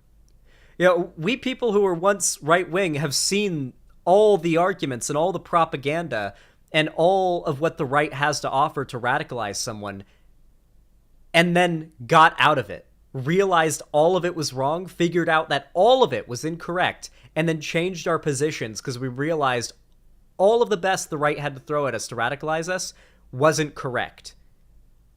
And now we know the actual truth. and we know all of the right's games, all of its tricks, all of its little, methods of radicalizing people dishonestly. We know it. And it doesn't work on us, and it doesn't work on the people that we explain it to. At least I would hope, right? I hope I have that effect. Who are not used to progressive critique of said interest. This isn't to say progressive critique doesn't exist or hasn't been baked into the property from the beginning, but that it has been so far easy for white guys to ignore. As such, progressives within that community probably don't talk politics much, and women and minorities are perfectly welcome to post, same as anyone, but just, don't make identity politics, like a thing. Given Gabe's proclivities, he's probably already in a number of fan communities where he can geek out and not get teased. How many times have you seen someone in an apolitical seeming community get shit just for making any somewhat woke sounding reference to their identity? Like, how many times have you seen somebody in like a Discord server that's like an apolitical Discord server mention they're trans and then just get shit for mentioning that? Like, okay, you got to bring that up? Do you got to talk about that? Like, we don't really care. Like, why you got to bring it up, Or even just having some level of even mild bigotry thrown your way in response to that, right? Who's seen that happen? I've seen it happen. I've seen that happen to people. It's real. And it's very common in communities that are pretty much apolitical to see mentioning the existence of, or just kind of bringing up the identity of a marginalized group as a political topic, as you're making things political. And making things political is bad. And this is where the far right will go looking for him. Communities are at their most vulnerable to infiltration at times of political discord. This can happen naturally, say a new property in the fandom has a black protagonist, or it can be provoked, say a bunch of channers join the forum and say provocative things about race to get people arguing, or both. Left to its own devices, the community might sort out its differences and maybe even come out more progressive than they started. But with the right pressure applied in the right moment, these communities can devolve into arguments about the need to remove a nebulously defined politics from the conversation. The adage about bros on the internet is political means anything I disagree with. But it would be more accurate to say here, political means anything on which the community disagrees. For instance, Nazis are bad is an apolitical statement because everyone in the community agrees. It's common sense and therefore neutral. But that is not the case anymore. Back then, when this video was made, on the internet, Nazis were bad. Like, if you could prove somebody was a Nazi, they were done. Back in like 2019, in that era, 2019, 2020, like Nazis were seen like conceptually as bad enough that if you could prove someone was a Nazi, they were done. But now we've got Kanye. So Nazis are bad is no longer an apolitical statement because that's a debatable statement now in our political culture. Online, if you go and you tweet Nazis are bad, you will get people with Groiper avatars with lots of likes in their posts replying cringe, L, Jew, stuff like that. And they will have lots of likes in their posts. Nazis are bad is no longer an apolitical statement. It was much more of an apolitical statement back then. It was much less up for debate. And yes, I'm sad to say, Nazis are bad in 2023 is a topic online that is much more up for debate than it was in 2019. Paradoxically, Nazis are good is also apolitical. Because Nazis are bad is the consensus, Nazis are good must just be an edgy joke. And even if not, the community already believes the opposite, so the statement is harmless.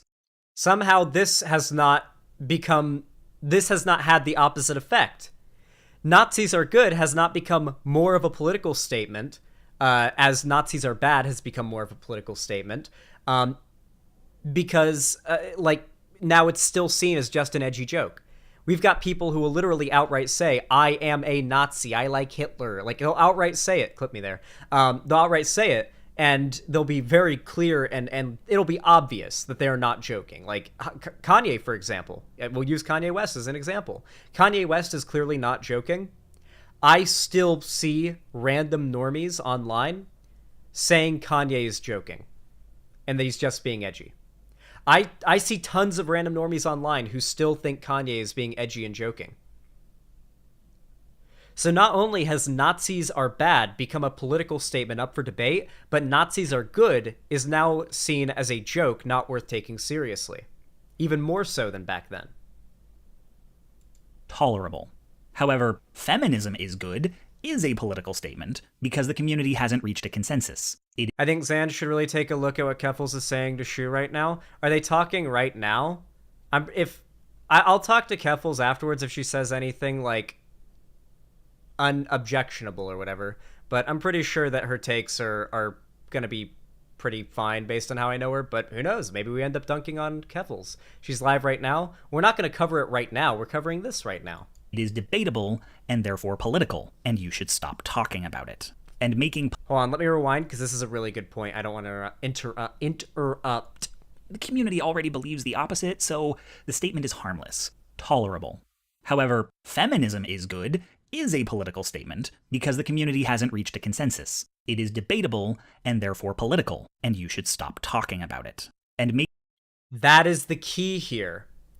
Communities that like to make themselves out to be apolitical, very, very, very often, they will attack those that bring up their marginalized identity as a member of the community, because the validity of that marginalized identity or the acceptance of that marginalized identity is debatable in that community, and that will start a political argument. And so your existence in that community is starting drama. And you'll get shit for that. How many of you have seen that? I've seen it a lot. Making political arguments, no matter how rational, is having an agenda, and having an agenda is ruining the community.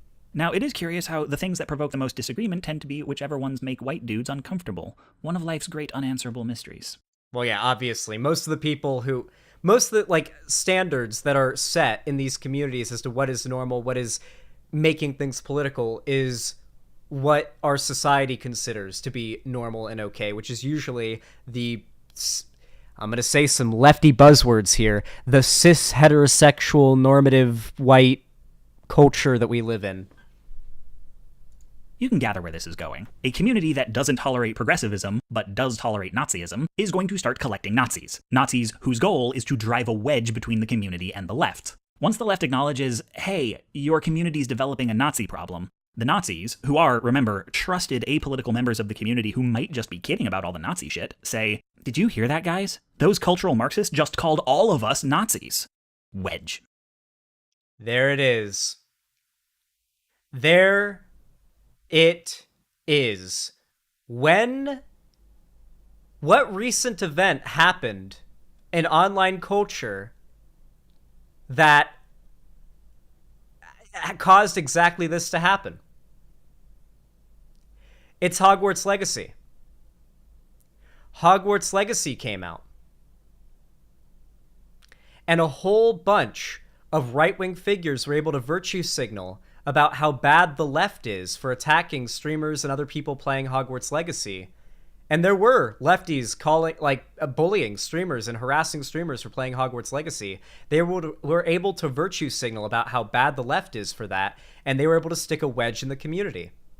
Where a whole bunch of apolitical, normie people now are more prone to take the right side in any given cultural talking point or debate, just because of this whole thing being their introduction to trans politics and trans activism. Similarly, any community members who say, but Nazis, though, are framed as infiltrators pushing an agenda, even if they've been there longer than the Nazis have. They get the wedge, too. This is how fandoms radicalize. They are built as, yeah, I'll say it, safe spaces for nerds, weebs, and furries, and are told that the left is a threat to their safety. I do love that furries is included in there. That's pretty funny. I like that a lot.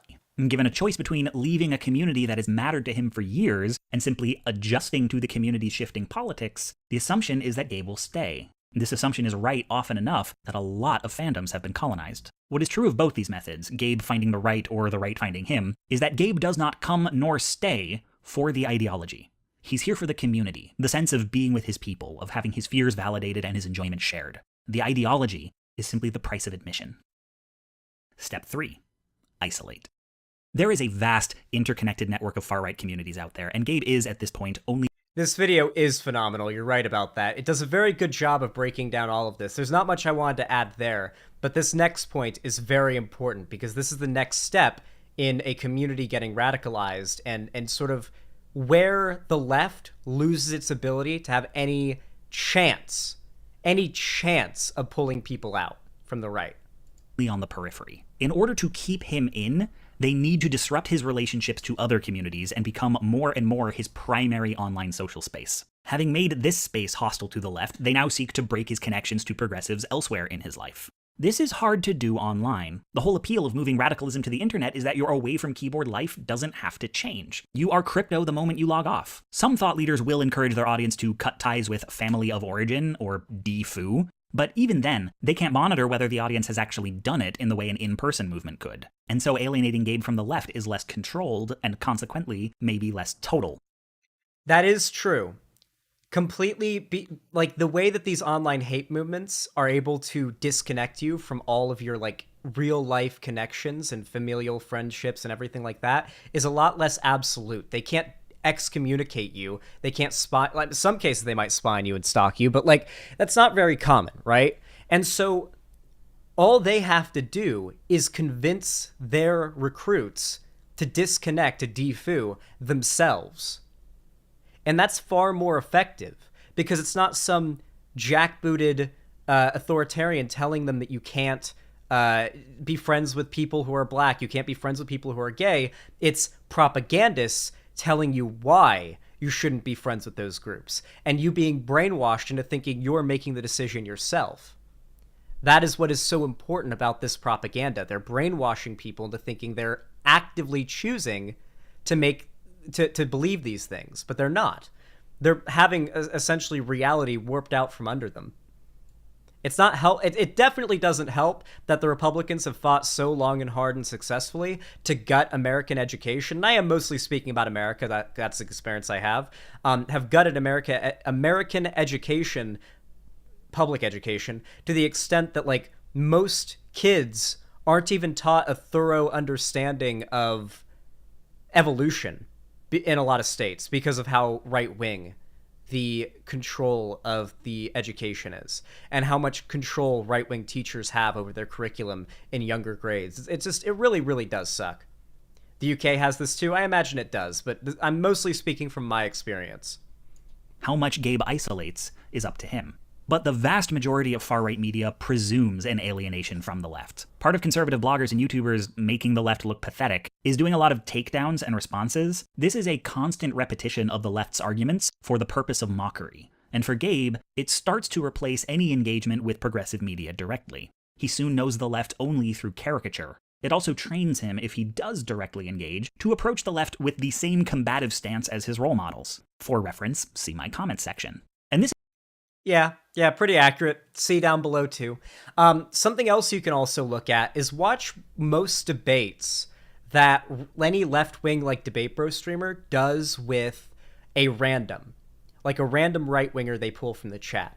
Almost always, you can tell this is somebody whose entire media consumption is right-wing propaganda videos. And it's almost always so bizarre, or in some cases, it's almost enlightening, or it brings, like, joy to your heart to see as the idea of a lefty that they've been taught is shattered right in front of them. How many times have you witnessed that? Lefty goes on to, I don't know, Vash's stream to debate, and, like, goes in there clearly ready to debate somebody else? Because the idea of a leftist they have in their mind is a conservative's idea of a leftist. A demonic, child-killing, blood-drinking monster. That's what the right pushes of the left, right? And so the second you're not a screaming harpy or judgmental or mean when you start talking, you shatter all their preconceived notions. They don't know what to do a lot of the time. The propagandists, the ones who know how to debate, they'll usually be able to get around it, but, like, the fans that are just victims of the propaganda, they don't know what to do when they realize what they've been taught. It was all fake. They just kind of fall apart.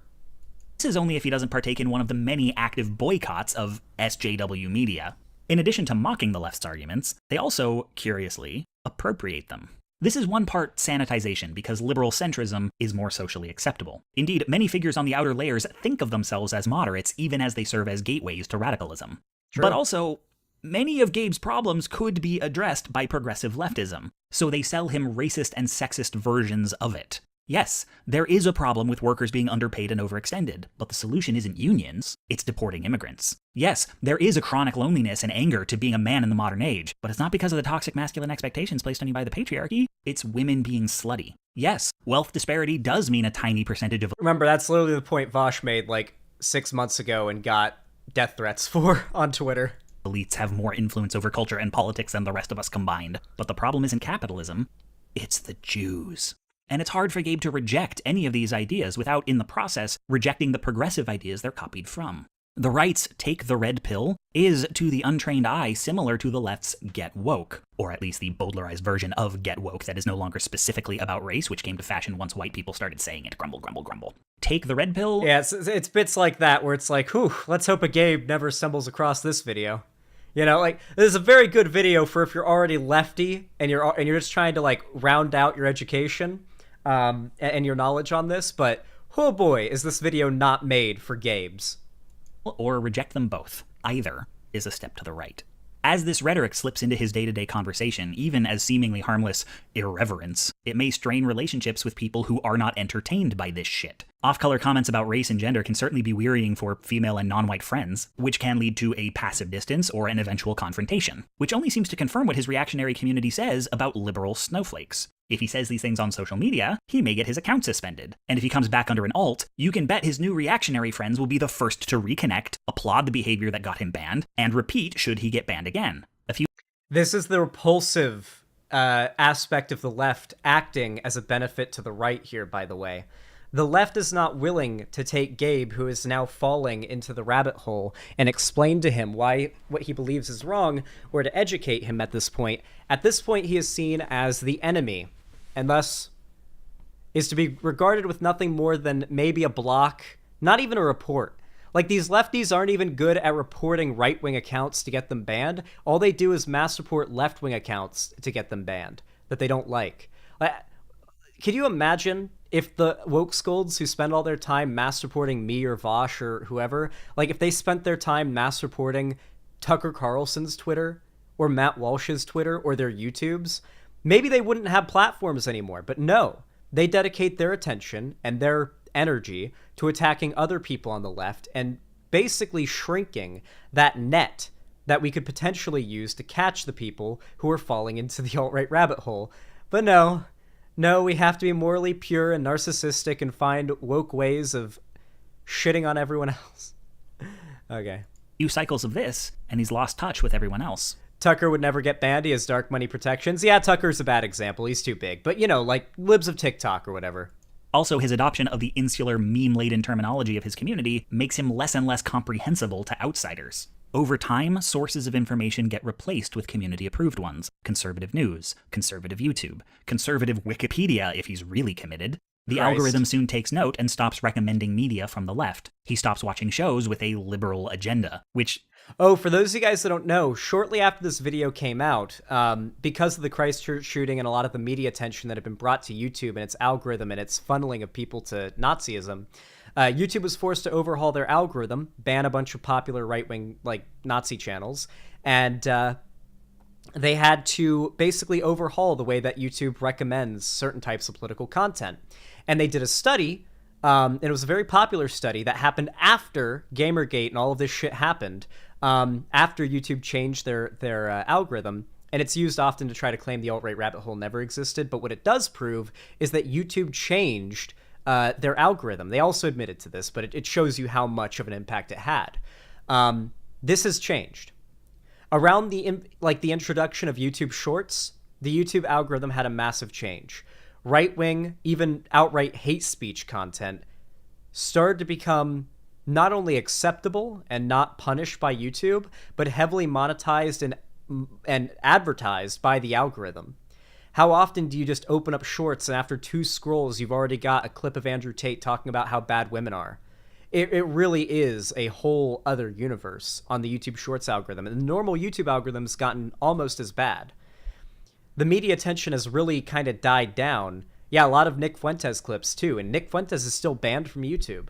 The media attention on YouTube for hosting far-right content has heavily died down. Mainstream media just isn't really focusing on that right now, so YouTube's realized they are once again free to allow hate to thrive on their platform and to monetize it as heavily as possible before the next imminent and inevitable adpocalypse that this will cause. YouTube does not care about these adpocalypses. They survive them just fine. The creators are the ones who suffer. And the creators are the ones who, because they want to be edgy and they love their free speech and they're so scared of that slippery slope, they will cheer as the events that will inevitably cause an adpocalypse occur, such as YouTube's loosening of its rules on hate speech. Over time, sources of information get replaced with community-approved ones. Conservative news, conservative YouTube, conservative Wikipedia if he's really committed. The algorithm soon takes note and stops recommending media from the left. He stops watching shows with a liberal agenda, which usually means shows starring women and people of color. Now, there is evidence that the human mind responds to fictional characters similarly to real people, and that consuming diverse media can decrease bigotry in ways roughly analogous to having a diverse group of friends, which is one of many reasons we say representation matters. By consuming a homogenous media diet, Gabe stymies his ability to have even parasocial relationships with anyone who isn't a cishet conservative white dude or one of their approved exceptions. To the extent that any of this happens, it happens at Gabe's discretion and at his own chosen pace. It has not been forced on him, only encouraged and rewarded. To be fair, Chris Reagan was much more fresh off the right-wing, more right-wing leaning content back then, so this was a much more timely reference. But the fact that it hasn't been forced can make him all the more willing to accept it, because it seems safe to consider. Even though his life and social circle are changing to accommodate, he does not feel committed. But many Gabes have walked these halls. He feels as though he's making the conscious choice on his own. Is this World of Warcraft? I think this is WoW. He feels like he's making the conscious choice on his own to disconnect from these people in his life. Halls, and if they close the door behind them, there is nowhere left to go but down. Step 4. Raise their power level. And they say we ruined anime. Consider the ecosystem of the alt-right as layers of an onion, with Gabe sitting at the edge and ready to traverse towards the center. No, the alt-right is like an onion. I can't do the Shrek voice, but you guys get what I was doing. I'm not just going to reiterate the PewDiePie pipeline, though if you haven't seen it, I recommend. God, 2019 BreadTube was when BreadTube, if left YouTube stayed like it was in 2019, things would be so fucking good right now online. Like the videos that lefty content creators are dropping, the PewDiePie pipeline video is fantastic. We might even react to that on stream one of these days. It was put out by Non-Compete. Back before Non-Compete sucked. Recommend that you do. The outer layer of the onion is extremism at its most plausibly deniable. Without careful scrutiny, the public-facing figureheads could pass as dispassionate and the websites as merely problematic rather than softly fascist. It is valuable if Gabe believes this as well, that at this stage, he believed the bigotry is simply trolling, the extremists an insignificant minority, and any report of harassment faked. That he believe where he is as deep as the rabbit hole. I cannot tell you how insane it is that the blatant doxing, swatting, and harassment that oh my god, my nose will not stop, that the OG feminists, I guess we'd call it, the OG feminists would be the name that we'd give them, like Brianna Wu, Anita Sarkeesian, all of them, the amount of harassment and doxing and swatting and just hate they were receiving given to any other content creator, for example, I don't know, I'm trying to think of Markiplier. If Markiplier or just some random YouTuber got MatPat or something got that much hate and harassment, and swat, there would be YouTube videos made by the largest content creators talking about how we need more attention being brought to swatting and harassment and internet stalking. But because it was part of a cultural movement of harassing and stalking and doxing these content creators, then anytime they report this is happening, saying they're lying, nobody was talking about it. Had this happened, these were large figures too. Had this happened to any non-controversial non-political figure, all of the internet would be up in arms about some gaming YouTuber having this done to them. My nose will not stop itching, Jesus. Goes. And that he continued to believe this at each successive layer. People in the deepest crevices of the alt-right self-report getting red-pilled on multiple issues at different times in their journey to the center of the onion. If Gabe's first red pill is about the SJWs coming for his free speech, he'll think that's all anyone in his community believes. There's no real racism here, people are just making a point about their right to offend people. Then, when he gets red-pilled on the white genocide, he'll laugh at those alt-light cucks who tried to sweep the race realists under the rug, and at himself for having once been one, but Each successive layer of the alt-right rabbit hole, as I call it, you start to feel as though, oh, this is the end of it. I'm truly red-pilled now. There's nothing more than this, and everyone below me is like, they're not red-pilled yet, but they're on their way. And then that just keeps happening over and over again the further you get. Oh, this is the real red pill. Acknowledge that those channels and websites are still useful for onboarding people, so he won't denounce them. At the same time, nobody takes those manosphere betas seriously. And this process is reiterated with every pill swallowed. Gender essentialism, autogynephilia, birtherism, Sandy Hook truth, Pizzagate, QAnon if he's really out there. The heart of the onion is typically the Jewish question. This was when QAnon was just starting, by the way. But these can happen in any order and in any number. But each layer sells itself as being finally the ultimate truth. Each denies the validity of the others. The layers ahead, they don't exist, and you are certainly not being directed towards them. They're just the fevered imaginations of overreacting liberals, while the people behind are asleep, where you are now awake. That's why they chose the red pill as their metaphor. Take it, and everything will be revealed. That's why it cozies up with conspiracism. But what's supposed to And now we've got Andrew Tate, who literally believes in simulation theory and is pushing the idea that the world is a simulation and that he is actively giving people the red pill to break them out of the simulation. It went from being like a tongue-in-cheek reference to the Matrix to now literally people thinking they're in the Matrix. We've literally watched as the community, as the internet has gotten radicalized. Like, someone like Andrew Tate would not have gotten as big as he did, as he is now, or was, before prison, back in 2019 or 2020. The internet had a little bit more sense to it back then, but something that happened since 2019 and 2020 is that a shit ton of teenagers became internet age. Bunch of teenagers who were not online and did not have that journey and did not get exposed to any left-wing ideas, they're just now becoming edgy teenagers getting online in the time when Andrew Tate is getting big. And they're getting on TikTok, and that's just how it happened. These Andrew Tate fans are people who did not get radicalized back during Gamergate because they weren't online during Gamergate, or at least not online in the same way as they are now. A lot of it's just young Zoomers, new, fresh meat being fed to the grinder that is the right-wing propaganda mill. follow is that this knowledge help Gabe in some way, and it doesn't. Blaming immigrants doesn't actually fix the economy, and hating women doesn't make men less lonely. But having been alienated from everything outside the onion, once that sinks in, the only recourse on offer is to seek out the next pill. And pills are easy to find. Those within the network have laissez-faire relationships, even if they on paper disavow one another. When they need a source or a guest host... God, it's absolutely wild that this guy, the leader of the Proud Boys, or the founder of the Proud Boys, I should say, what's his name? Fuck.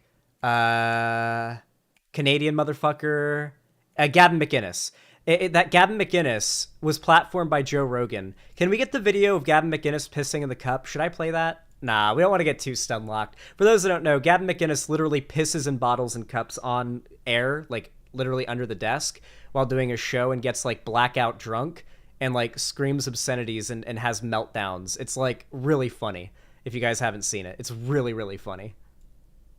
They aren't going to go to the left. They're going to feature each other. The left is the enemy. Their ideas are beneath consideration, and the only reason to engage them is for public humiliation. But you can interview a Western chauvinist, and that doesn't mean you're endorsing him. Just, it's fine to hear him out. Nothing should be off limits in the marketplace of ideas. Besides, Nazis are apolitical.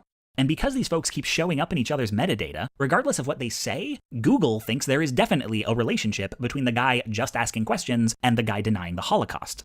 Gabe is softly exposed to many flavors of conservatism, just slightly more radical than he is now, and is expected, at the very least, to not question their presence. This is an environment where de-radicalizing, listening to the left, would be sleeping with the enemy. But radicalizing further, you do you, buddy.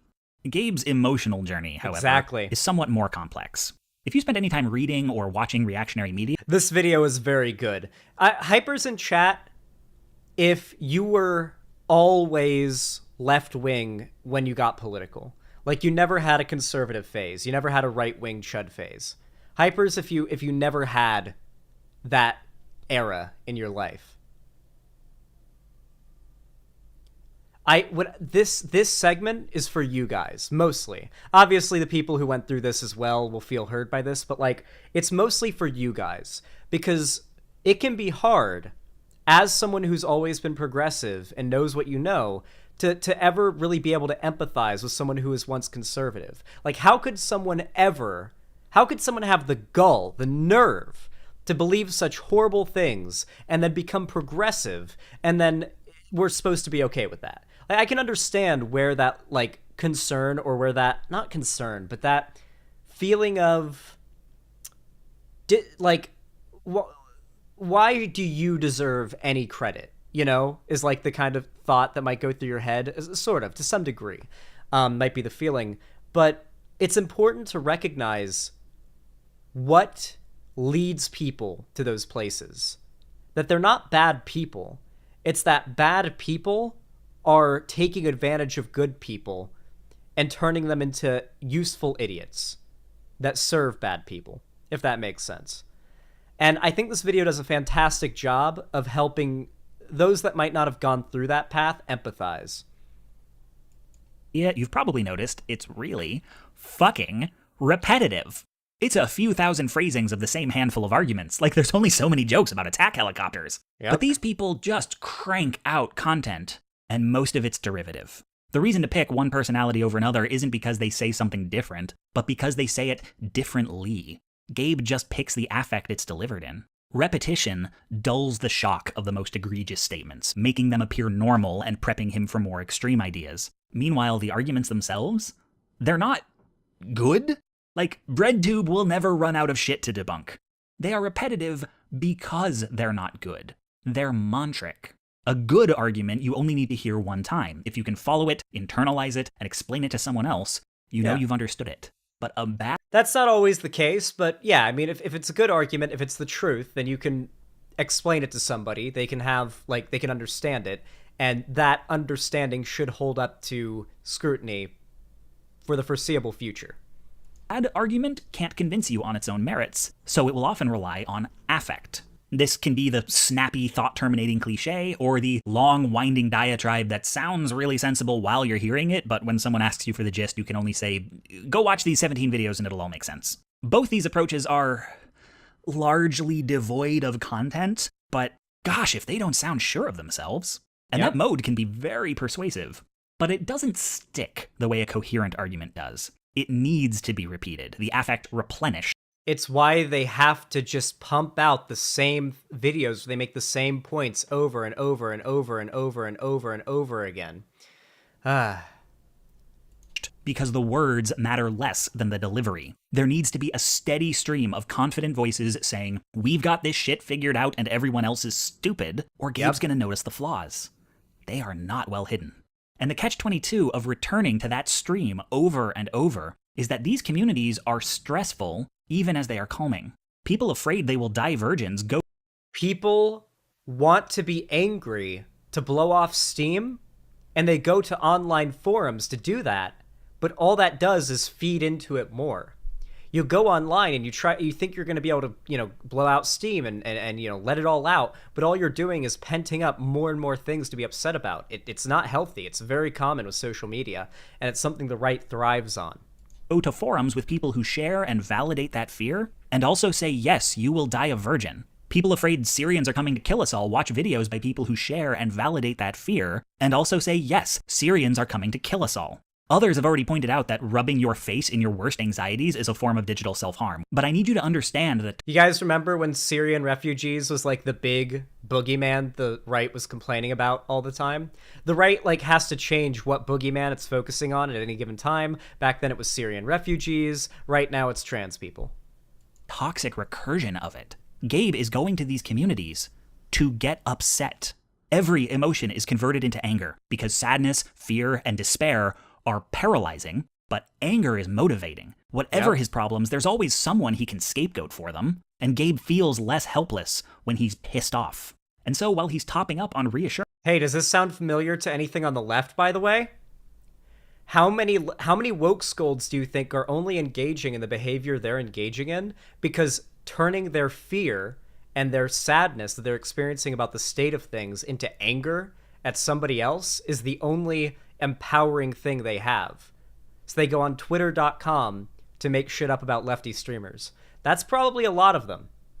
During nonsense, he's also topping up on stress. And being cut off from everyone outside the network, the only place he knows to go to release that stress is back to the place that gives it to him. It's a feedback loop, pulling him deeper and deeper on the promise that, at some point, relief will come. It is a similar dynamic that keeps people in abusive relationships. Yep. When someone in Gabe's community makes a racist joke, they are presenting Gabe with a choice between the human interaction of laughing with his friends and his societal responsibility not to be a fucking racist. Yes. This is a very good example.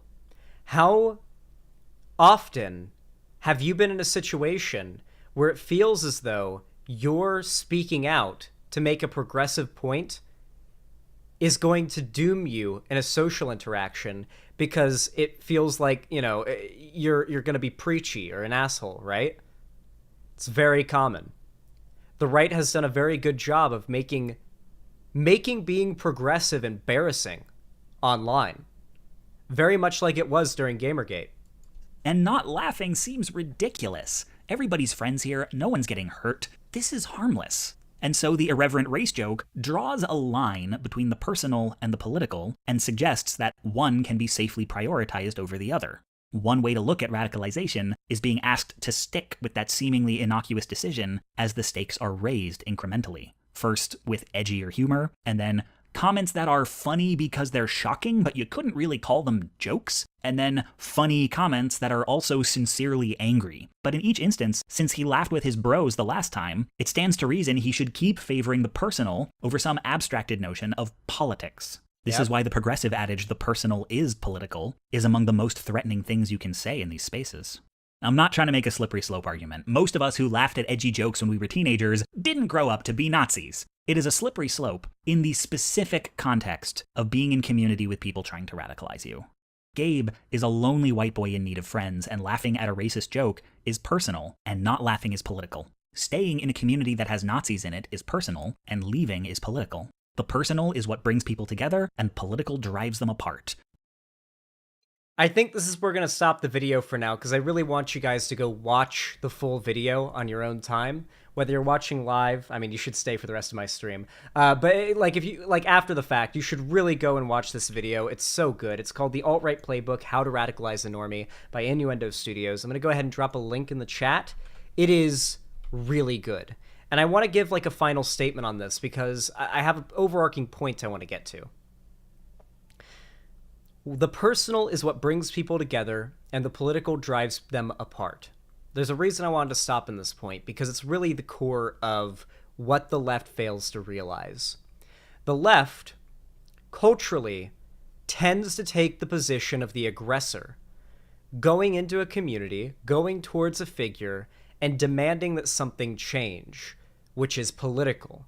They are the ones pushing politics, at least seemingly pushing politics onto everybody who we need to get to care about leftist ideas, right? Or at least progressive ideas. While the right has a far more subtle way of doing this. They utilize the fact the left is doing this as weaponry. They use the left's actions against them. They love doing that. It's not hard, to be fair. But then they just make things up, and they subtly sort of they coalesce these ideas into the culture, while the left almost tries to drive it into the culture like a nail with a hammer.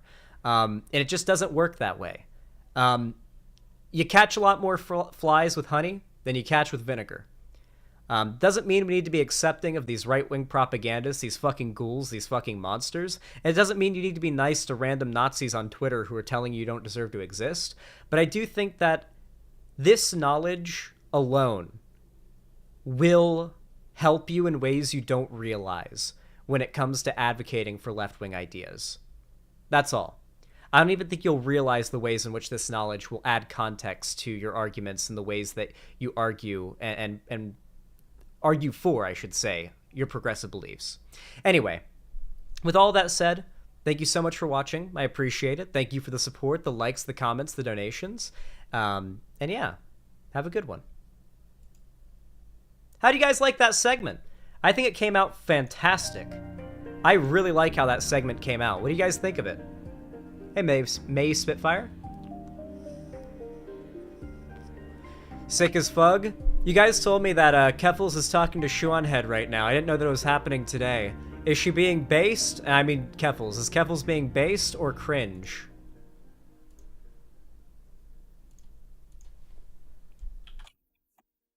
Here, I'll message Keffels. Chat told me you're talking to Shu right now. I'm live, so I can't watch, but IDK if you knew about her community slandering me as a pedo and all that. There we go. Just the useful context. Just the useful context she should probably know if she doesn't. The only concern I have is that Keffels doesn't know that Shuanhead basically sent her community after me to call me a pedo. So we'll see. The mere tolerance of Shu is cringe. That is true. It is cringe to tolerate Shu in any form, but if they're having like a political talk that leads to a debate, like that's what debate streamers do. Anyway, Weird Hive, thank you for the $20. I appreciate that. Very kind of you. Said, been watching your VODs for some time now. Keep up the great content. Thanks for the...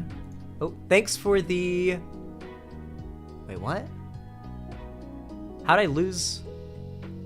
Thanks especially for your coverage of Ukraine, of the Ukraine war. You and Vosh were spot on there. Cheers from the Czech Republic. Hey, thank you. I appreciate the $20. I actually have another Ukraine-themed segment coming up soon where I want to go over some combat footage over like what's happening in Ukraine. Because there's been a lot of it that's come out, and obviously I have to screen through what I can show and what I can't, because, you know. But I want to feature, like, what Ukrainian soldiers... No YouTube money for that one? Oh, for sure. I don't really care about the YouTube money on that one. But I want to, like, feature, like, what the Ukrainian soldiers are going through, because holy fuck. I watched the combat footage, and it ranges anywhere from looking like fucking Tarkov to looking like something out of World War I. Like, I watched footage the other day that was literally a Ukrainian soldier in a trench shooting at, like, in what looks like no man's land in World War I. It's hell. It's hell. They called World War I the Great War and called no man's land, or nicknamed it hell for a reason. They are turning, like, the Russian invasion is turning that, like, large swaths of the country into war zones. They're gonna be mines. They're gonna be mines in the soil, buried in the soil, all over the place. That are gonna be getting found for decades and decades and decades. They're gonna be still finding mines. They're gonna be employing people with the job of going out to find mines.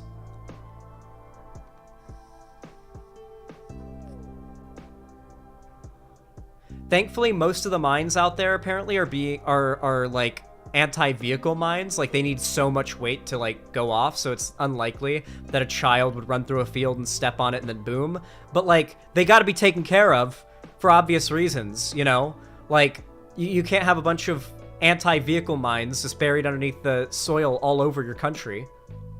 So no matter what happens, Ukraine's got a lot of shit it has to deal with, like the environmental impact of this war. How many animals and wildlife species are being fucked to death, like, rhetorically speaking, sorry, because of this war. Like, they're losing their environments, their ecosystems, their homes. They're probably getting killed because of, like, pollution. I imagine a lot of pollution is produced from fighting a war. How many tanks do you think have been destroyed in rivers, and then their oil and everything inside of them spills out into the waterways and causes fish death? Like, I don't know. There's just a lot to consider that the Ukrainian people are gonna have to deal with.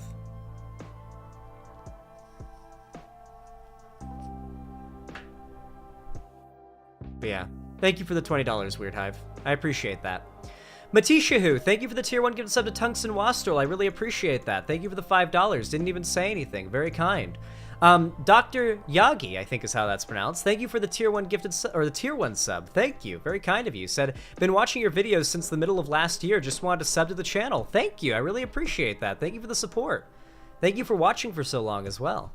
I'm glad you decided to support the stream. It's very, very much appreciated. It tells me you enjoy the content.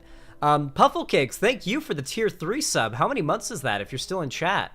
Hot damn, thank you. Actually, I'll search it.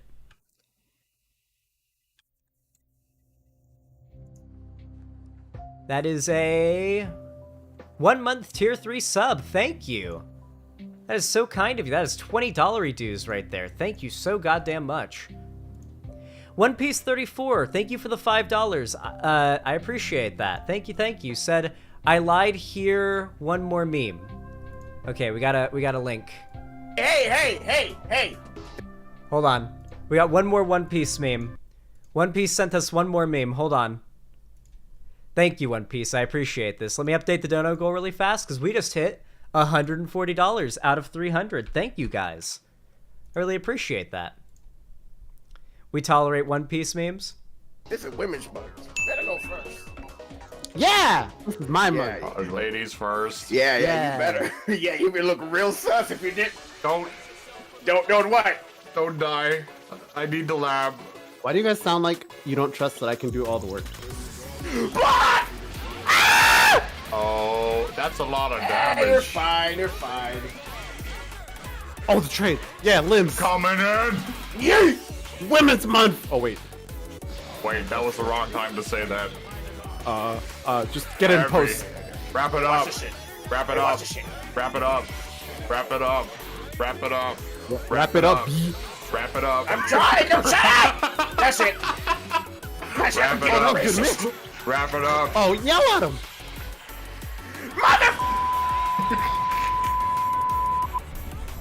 Wow. That old man's got a potty mouth. My mom doesn't let me say that word. That was pretty good. I like that one. Thank you, One Piece. Thank you for that. All right. I'm going to go pee, and then I'm going to go grab a water, because I forgot to grab a water before, and I've been thirsty this whole time, if you guys can notice. And then I'm probably going to grab a slice of pizza from the thing. There we go. My back hurts.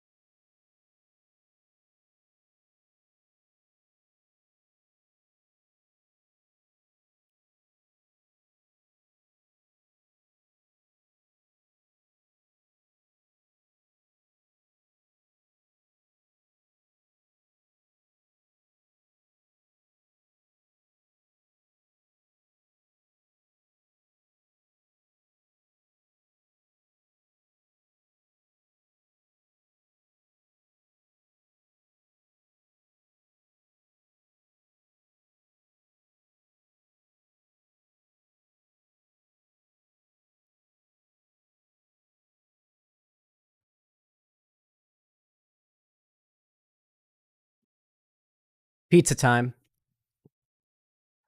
Pulling a Hassan once again. To be fair, Hassan gets up for like an hour Okay, like every 20 minutes, okay? You get like 20 minutes of Hassan and then an hour of chair. Like that's every Hassan stream, okay? I get up for like 2 seconds every hour. Or not even every hour, like every hour and a half. Zan, you need to tape a BRB going potty to your chair? True! That would be funny. BRB going potty. That's pretty good. I like that. Alright.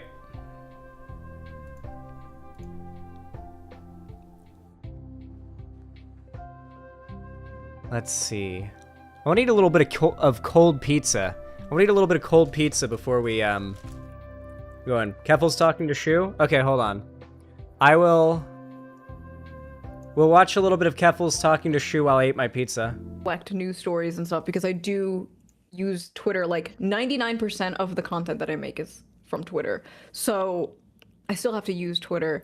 But in a personal, like just being perceived and being like an e-celebrity, I'm very, very, very tired of it. I love making videos. It's been my hobby since I was a kid, so I'm still gonna be doing that. But just being like, I don't know, it's just very weird. Like normal people don't have to deal with hundreds and thousands of people talking about them or, you know, harassing them or whatever every single day.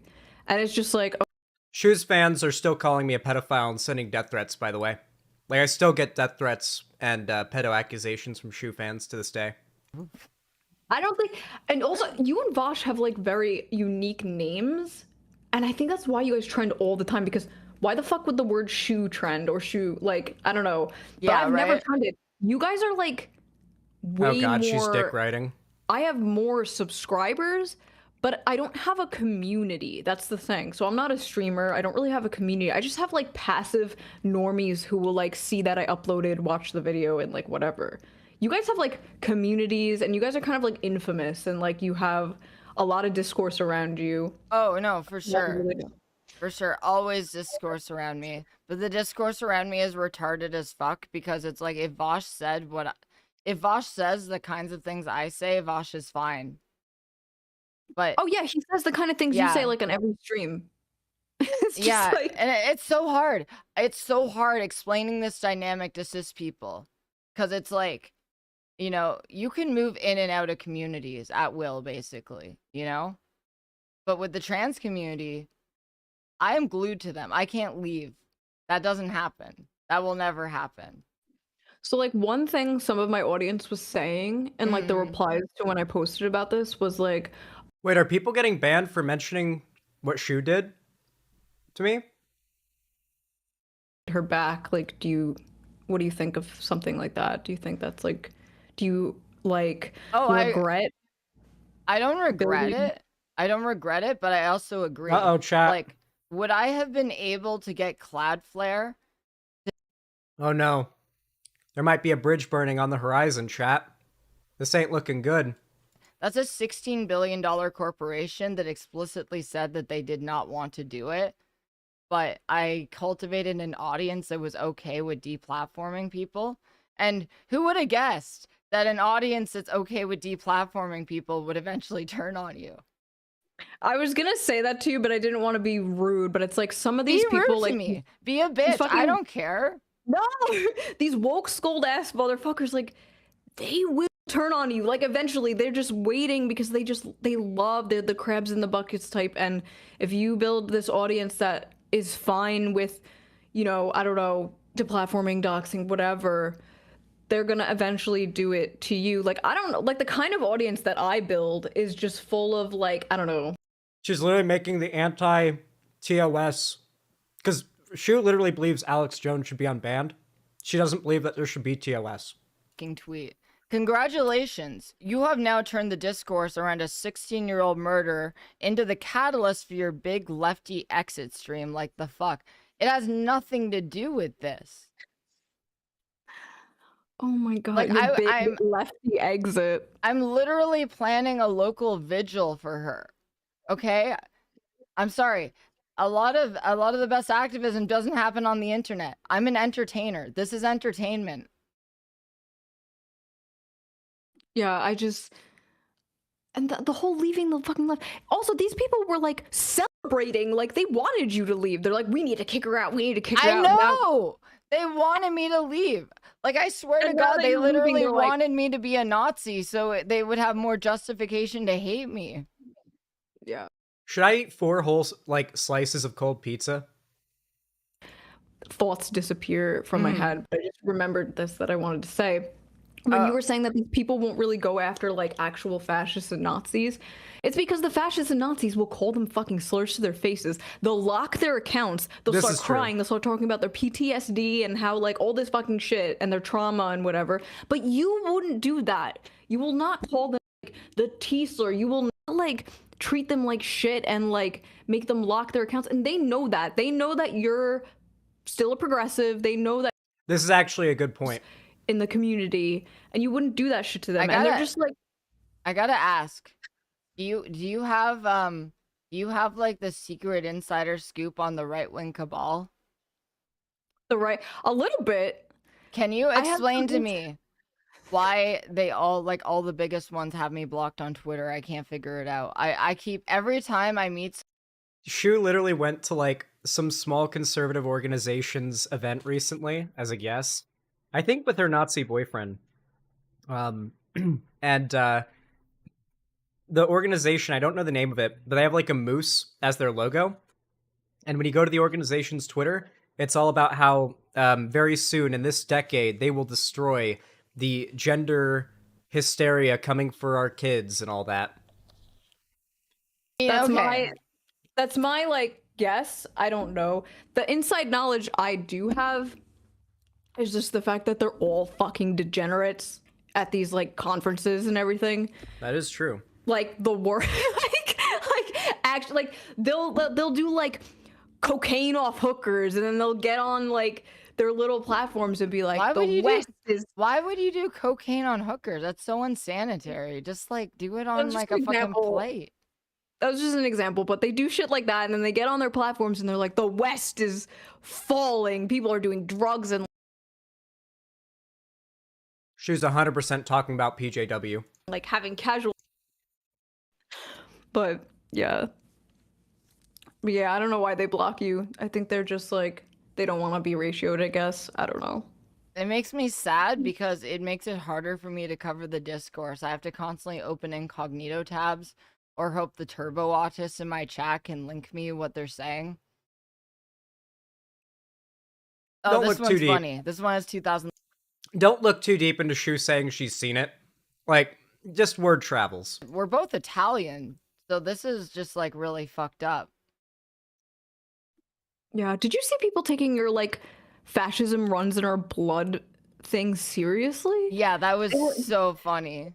They were like, that's not how fascism works, idiot. Do you speak any Italian? I don't. My sister does, like, fully. Okay. I have a feeling this is going to be a very, very cringe stream.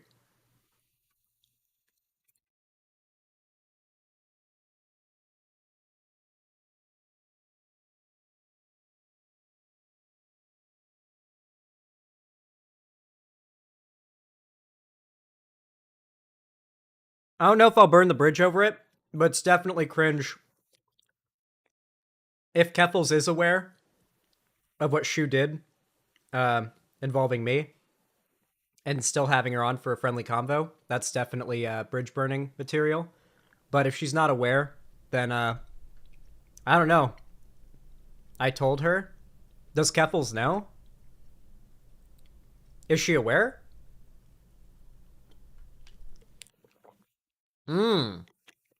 She is aware. Oh.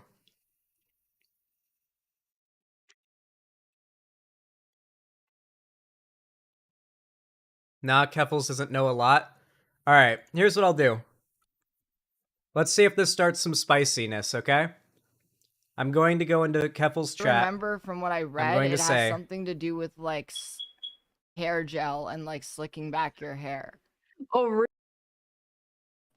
If I'm full of shit, I'm sorry.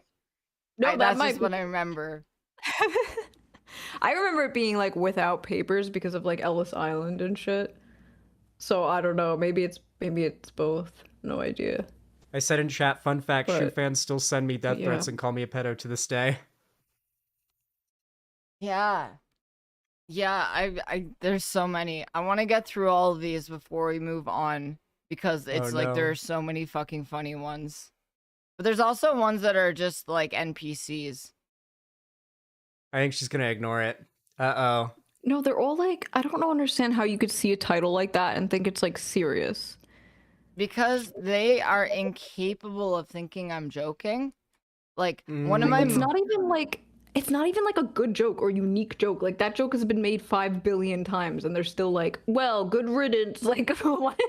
Keffel's ruining her career speedrun arc. What Is if that- I quote tweet her tweet and it comes up in like the thing she's reading? All right. Well, it seems like Keffels is gonna ignore it. Oh well. Unfortunate bridge burn. Cherry, looks like we're gonna burn the Keffels bridge.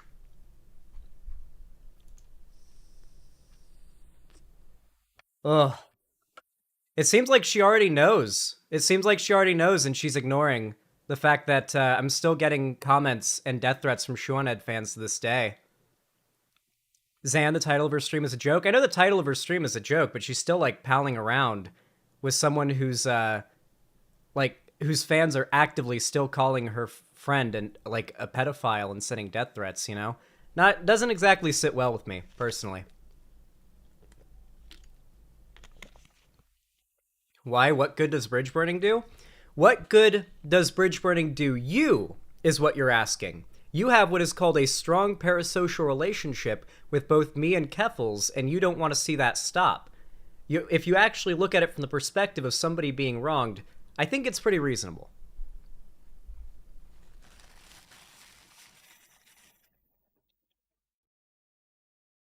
I don't know. It seems like she ignored it in the chat. I messaged her on Discord, but we'll see. Ask her to let you on, dude? I don't think she's gonna let me on for that. I don't think that's gonna happen. Alright. Let's prep for the next segment. Oh. God, that pizza was good. Oh, it's Domino's cold pizza. It's just cheese pizza with extra marinara sauce. Goes so fucking hard. Oh. It's worth a shot. Try. Like, she ignored my message in chat. Like, it's not gonna work. Okay. Let me bring up... Alright. Oh boy.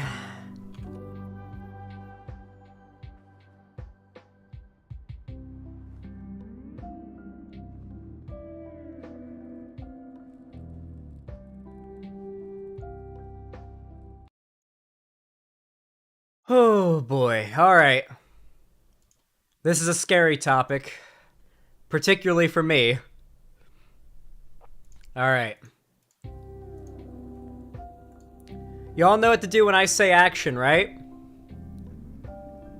3, 2, 1, action. Alright. Guys, I've got some news for all of you. News that if you're a YouTuber like myself, someone who makes their living off of YouTube, someone whose entire career relies on, paying the bills with money that YouTube gives me, you can understand how it might be a little bit worrying, just a little bit, that YouTube is getting a new CEO. You see, YouTube, and most of the changes and most of the decisions that are made by a board, have to be, certified by a board of people who own large shares in Google and, overall YouTube, right? And the person who's at the head of all of that, who basically oversees all of this, is the CEO. That's my understanding of how YouTube and Google operate at the higher level. From my understanding,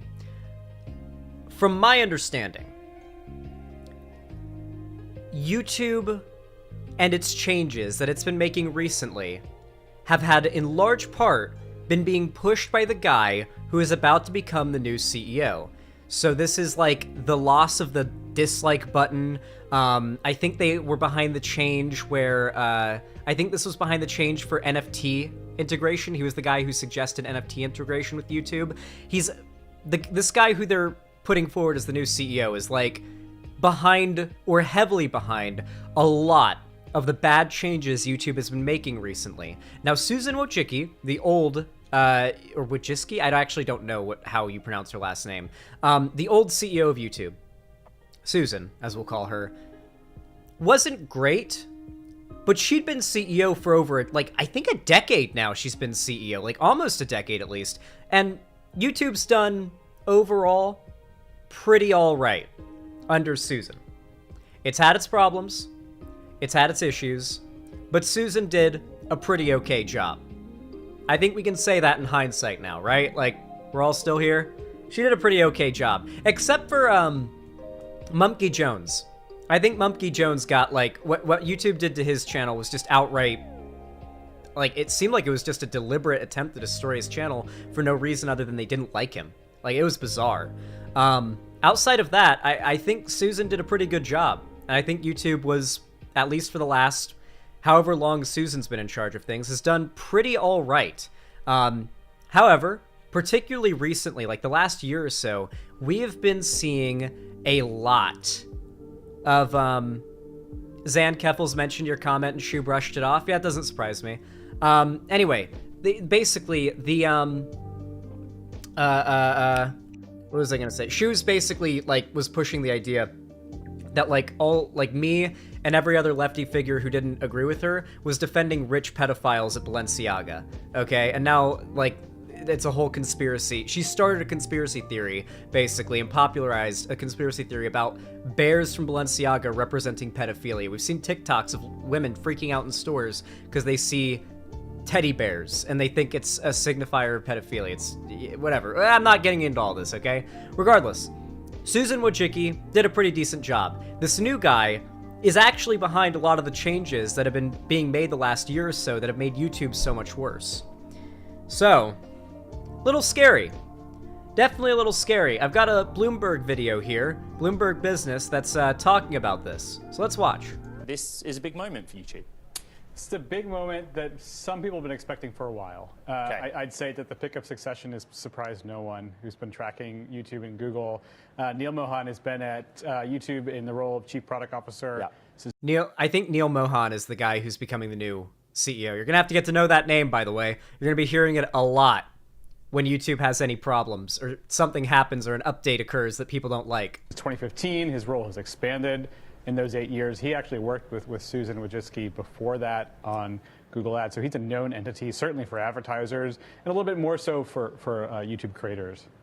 Is Susan leaving YouTube at a time where they're pressured and challenged, or is she leaving them in sort of robust, rude health? Let's say both. I mean, you know, I think part of Susan's legacy, certainly on the business side, has been taking this asset. In 2014, when she joined YouTube, was this huge commercial. Yeah, 2014. Like, unironically, I really hate the corporatization of YouTube. Do you remember how dope YouTube was before Google bought it? I think this was before Google bought it. Old Yogscast YouTube page. This is just the one that I can think of right off the top of my head. But who remembers this? Or this? Or this? Do you remember this? Do you remember that when this is what YouTube looked like? They bought it in 2006? Okay, so it was well after, never mind. Anyway, before whatever changes they made that got rid of this shit, YouTube, if you had a certain amount of subscribers and you were big enough, you could literally get your own custom background and customize your channel like to a ridiculous amount. These are other Yogscast members you could click on and it would take you to their channels because you could set clickable links that are invisible anywhere on the page pretty much, if I recall correctly. So like these all click and link you to like social media and other platforms. These all link to other channels. Like custom background and banner, like custom format and layout. Here's another image of what it used to look like, but a lot smaller. Like here's what it used to look like for a period. Here's what it also used to look like for a period. I know it's very small, I'm sorry. But yeah, like YouTube used to be so fucking cool with some of the features that it had. We need more of that. If they brought that back, it would be fucking amazing. Fucking amazing.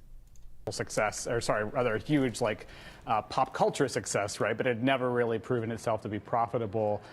They've gone through like a series of crises around the business side, but in the past 5 years, that ad business, at least from what they disclose, has more than tripled. And you know, there's moving into TV streaming. They're struggled a little bit on competing with Spotify, but their big threats now are TikTok, which is clearly a much bigger existential threat. And then just the larger threats that Google has on the regulatory side. Like, that's very unclear about YouTube's future. So some saw this coming. This is what Susan herself had to say in a blog post that was published on Thursday morning about why the time is right for me. I feel able to do this because we have an incredible leadership team. Clearly a reference as well to Neil, who's going to take the reins. What do we know about him as a leader, as an operator?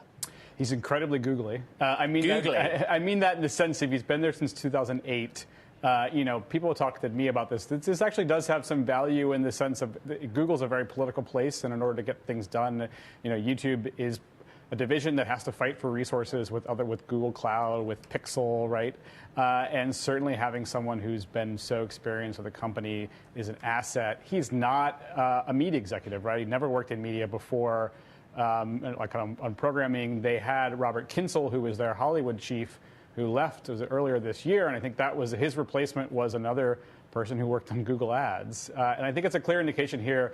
You know, YouTube has dropped their strategy to compete with Netflix and Amazon Prime. They're like all in on becoming just the premier sort of ad-based destination and competing with TikTok. That is not good. That is, well, them not wanting to compete with Netflix is definitely good. We want YouTube competing with Twitch. That's what we want, not with TikTok. YouTube trying to compete with TikTok is... I only see it resulting in nightmare scenarios. Before we let you go, what did you kind of reflect on in your book about Susan? What did you learn about her as you went about writing? Yeah, Susan's a bit of a cipher. Like, unlike some, say, Sheryl Sandberg, she's not built a public profile. Most people out in the street don't know who she is. I think that's been advantageous to YouTube in some ways. They've been able to sort of avoid some of the scrutiny that Facebook has. I think what will be really interesting going forward is she is described by people who worked at Google as one of the very few humans on the planet that has a relationship with the Google founders, who are, as we know, have left the company but are still the majority shareholders. And now, as Google's having this big existential moment around AI, she's an important person there, and you know, she's clearly still consulting, but her absence, I think, will be felt. And I imagine it shall be. Felt indeed. Yeah, so this is pretty scary. As a YouTuber, it's pretty scary. And as a YouTube viewer, if you watch a lot of YouTube... Ooh, hot damn. That pizza's good. If you're a YouTube viewer, you watch a lot of YouTube content, this should worry you as well. This is a big change. Susan Wojcicki has been the CEO of YouTube, has been at the helm of YouTube since 2014. And the new CEO is behind a lot of changes that have been made recently that are not good. Everything is gonna have to be Mr. Beast now. We're gonna have to see. We're gonna have to see. That's all I can really say. I am really worried about the fact that he's like a crypto NFT guy. I actually saw some Nazis on Twitter earlier today actually celebrating the CEO trade out because when they found out that he's an NFT guy, because they're hoping that because he's an NFT guy, he'll be into like Andrew Tate and like Elon Musk and all that, and that they'll now have a CEO at the helm of YouTube who represents their beliefs, which is definitely a possibility now. Can you imagine that if we got another Elon Musk tier dumbfuck at the head of the other largest social media platform?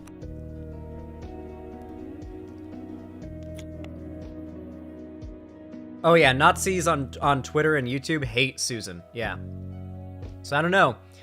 We're gonna have to see what happens here. I really don't think it's going to result in a good outcome, though. I think this is gonna be bad for YouTubers. I think it's going to be bad for the platform. I think it's going to be bad for the viewers. And I think it's going to be good for YouTube and the ads. At least in the short term, I think it will be. But yeah, with all that said, if you enjoyed this video, y'all know what to do. Thank you so much for watching, and have a good one.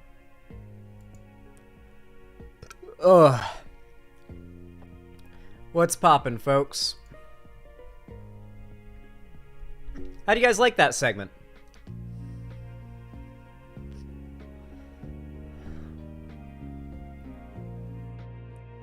Good one, yeah. I'm really scared for YouTube's future. Let's hope it's like one of those things where nothing changes, you know? Where just nothing at all changes. Let's hope that's how this goes.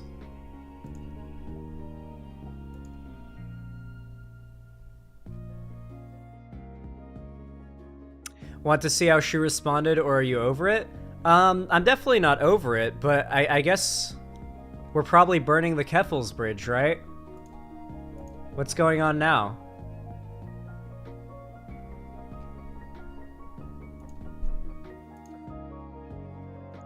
It stand for. Wait, how would I even deplatform you? Because you're platforming me right now. Aren't I on your platform? Yes, but you have the bigger platform and you brought all your audience. I'm platforming you. Well, okay. Yeah.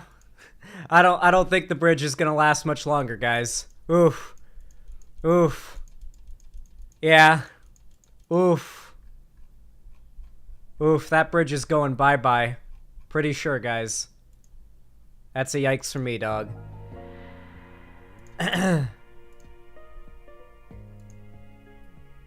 Alright. Let us move on.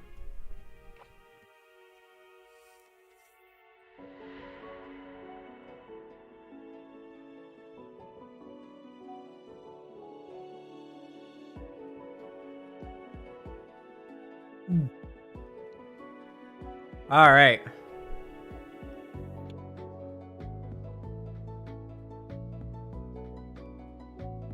Yeah, Keffels will not be playing Hightail with us. Let me bring up the stuff for this next segment.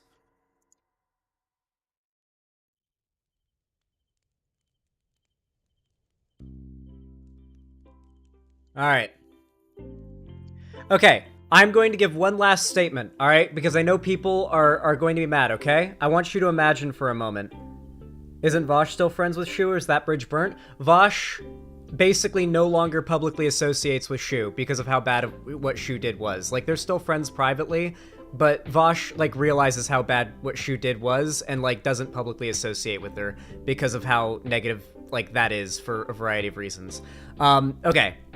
I want you to imagine you're friends with somebody, or expected to be friends with somebody, who is chill and actively palling around on stream with somebody who you are still getting death threats from the fans of. And she is not, like, not in favor of these death threats. She's always done this. She knows what's happening, okay? Like, that was fucked up as hell. And now Keffels is, like, hanging out and palling around with her, okay? It's not that I have, like, a political disagreement with Keffels on this. It's that it's an interpersonal disagreement that makes me feel not very comfortable. So, bridge burned. Alright. Are you ready for the segment? This is a serious segment, so we don't want to get too lost in the drama, okay? Can we move on? Are we good? Also, just using her for a wound licking session and dodging all the dumb shit she does. Listen, Keffels was honestly fine up until she brought Shu on head on. Like, she's going a little bit, like, overboard with like, the trying to trigger the people that hate her. I get it, but, like, now she's kind of pissing off people that are cool with her and have been defending her to, like, trigger the woke scolds. It's not good strategy. Anyway, moving on. All right, bridge is burnt. Let's go. Let's move on. All right, let's move on. I don't expect an apology. It doesn't happen in the online left. Let's just move on, okay? It's very weird to me that Zan just had to explain that. Could y'all honestly not empathetically grasp why he'd want space from her? Listen, you have to understand, well, I'm talking to Mixed Dizzy here. You're completely correct, but one thing you have to understand is that a lot of people who watch YouTube content will form a very strong parasocial relationship with like the content creator, but they'll form like imaginary relationships between content creators as well. Have you noticed like how much people were upset about Destiny and Vosh like breaking up, right? The memes about like them breaking up and all that. It's very common, okay? People will get upset about somebody in their mind not or ending a friendship over something they don't view as being you know, enough, right? Because they're not the person who's in those shoes, right? Anyway, let's move on. Ooh, this vape's dead.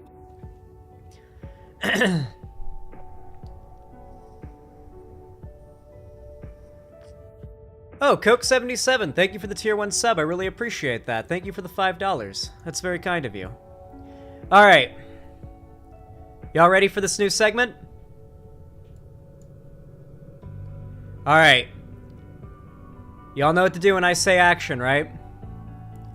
3, 2, 1, action.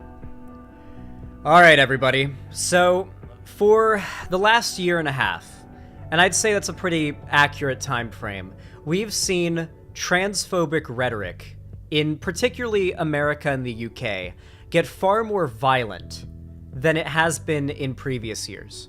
You see, from like the Gamergate era to 2019 to 2020, 2022, that area, the type of transphobic rhetoric that we would see about trans people mostly centered around the idea that trans people are unfortunate victims of mental illness, and that, like, as long as they're adults, let them transition, do what they want, because, you know, it's America. But if it's a kid, then you can't let them transition because that's allowing them to accept mental illness or to do what mental illness wants them to do. It really makes no sense. They have wording for it that makes it sound smart, but when you actually say what they're arguing, it doesn't make any sense. It's very important to remember this.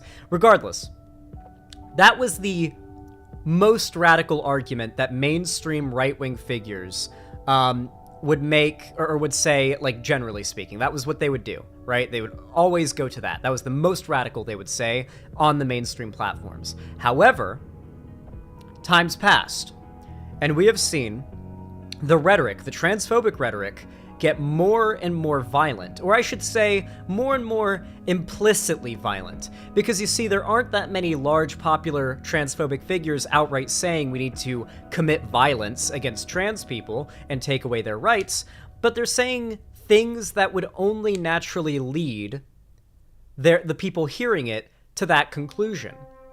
So right now, the most popular take is that trans people are not just mentally ill, unfortunate, yada yada yada, but that it is a social illness that is being groomed into children by adults who are pedophilic and trying to achieve some sort of sexual perversion by being trans. That is essentially the overarching, like, that is as much of like the umbrella narrative that I can, you know, fit into one sentence, right?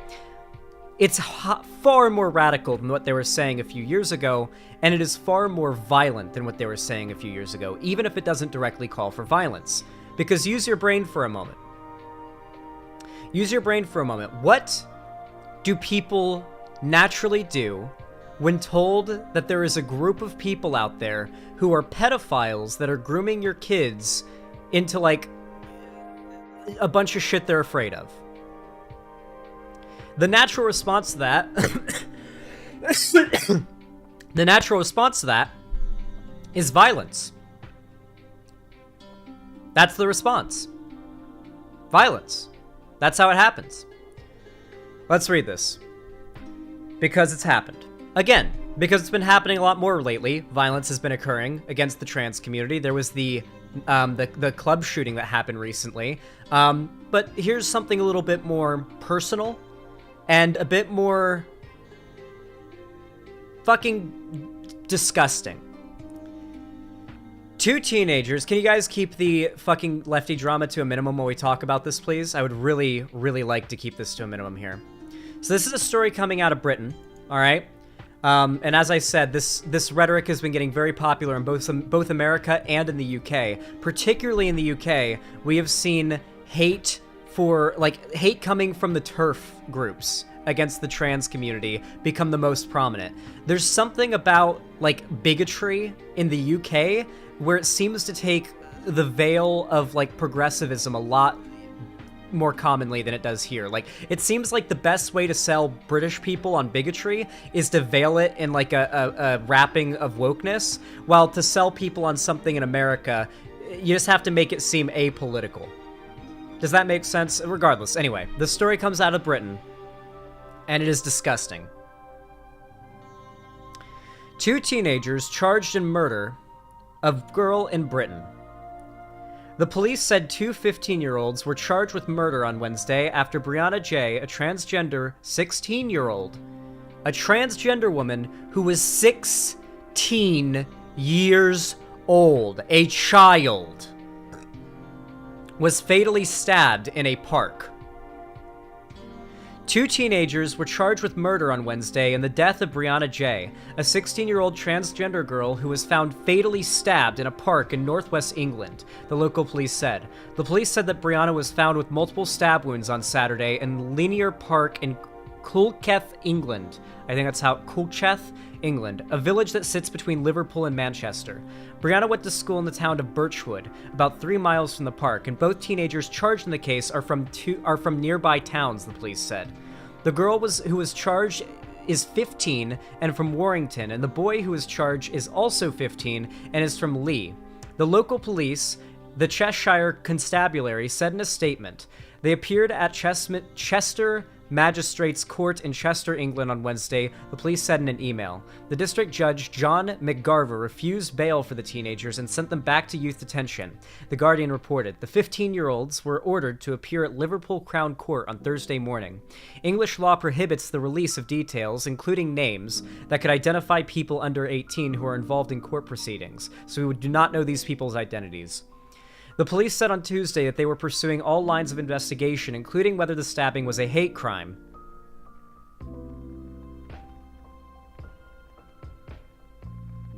It almost certainly was. That there's not a lot of cases in which this was a non-hate, like bigotry-motivated attack. 15-year-olds don't stab to death 16-year-olds and leave their bodies in the park for many other reasons than deliberate, like, premeditated hate murder. Like, that's what that is. Brianna was found on a path in the park on Saturday by members of the public who called emergency services at 3:13 p.m. local time, the police said. She was pronounced dead on the scene. Brianna's family said in a statement that she was a much-loved daughter, granddaughter, and baby sister. She was a larger-than-life character who would leave a lasting impression on all that met her, her family said. Brianna was beautiful, witty, and hilarious.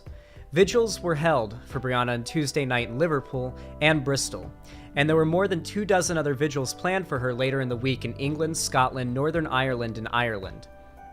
Oh yeah, two different places. More than £89,000 or $107,000 has been raised in an online fundraiser verified by GoFundMe to help her family with funeral costs. She's brought a lot of laughter to those who knew her, she said. Said the fundraiser's organizers, Victoria and Jacob Potter. She was looking forward to taking her exams this year and beginning her journey into the adult world. This young girl was at the edge of adulthood, about to take a foray into the world and live her life. She had her whole life in front of her. She was 16 years old. And she was murdered by 2 other kids in a park. It's not in this particular article, but I read some other articles about this, and the police, who investigated her murder, said that her attack was quote-unquote brutal. This wasn't a, like, I don't even know how to describe it, like a calculated, precise killing. This was a killing that was done with hate and with vitriol, and it was a violent killing. It was a hate-filled killing. Probably premeditated. I find it hard to believe this wasn't driven by hate. And I find it hard to believe that it wasn't in some part driven by the hate that's being spread by these large, prominent transphobic figures in the UK and in America. In the UK, you have TERFs who are actively quoting Hitler and Mein Kampf. Can we find that? TERF Mein Kampf. Let's see if I can find that. Ooh, my balls are sticking to my thighs. Hold on, chat. Here we go. Found it. Nice and easy. This is a friend of J.K. Rowling's, by the way. Popular TERF figure in the UK. Lie. Do you know the big lie? The big lie was first described by Adolf Hitler in Mein Kampf. The big lie is such a big lie that ordinary people like us think, well, that can't be a lie, because I'd never tell any as big a lie as that. We only lie in small ways. The big lie, well, there is one big lie going on, and it was begun by men in, the early part of the 20th century. It was began when they had an erotic fantasy, and they decided they were going to sell us the big lie. And what is the big lie? The big lie is trans women are lie. Yeah. So, when that is the type of rhetoric, the type of hate-filled fucking propaganda being spewed in your country, here too, as well, it's just different. We have, like, right-wing culture war figures that push this shit, but over there, it's this attempt to make hating trans people, pushing violent rhetoric towards trans people who are just trying to live their lives and do their thing, trying to make it look like it's woke. That is what they're trying to do, by the way. They're trying to make it look like it's woke. That accepting trans women, notably they leave out trans men and non-binary people in their talks, but that trans women being accepted is a violation upon women. And to be a good feminist, to care about women's rights, and to be against misogyny, you have to be against trans women. They're trying to make that the only option. You're either pro-trans or pro-woman. That is what they're trying to make the option that you have as a society. It is a false dichotomy. It is a false dichotomy. There is nothing about trans acceptance, trans rights, or trans validity that invalidates cis women's rights, cis women's advocacy, or cis women's, validity. There's nothing about it. There's no contradiction there. The only people trying to say that there are contradictions there are the people who are trying to twist it and make you hate people who are just trying to live their lives and do their own thing. This girl did not deserve to fucking die, and all these right-wing fucking propagandists, if this is deemed to have been a hate crime, and I think it was, if it is definitively deemed to be a hate crime, we will know that these right-wing figures, these hate-spewing fucking toilets, living toilets, they are behind this. They are behind the violence that is being done upon these LGBT people, these innocent people that are just trying to live their lives, whether it be what happened in Colorado recently, or what happened to Brianna J. Okay. So, getting off of that, there is a second half to all of this. There's a second half to all of this that's happening, okay? Twitter is a platform where a lot of activism, I guess you could say, if you want to call it that, happens, okay?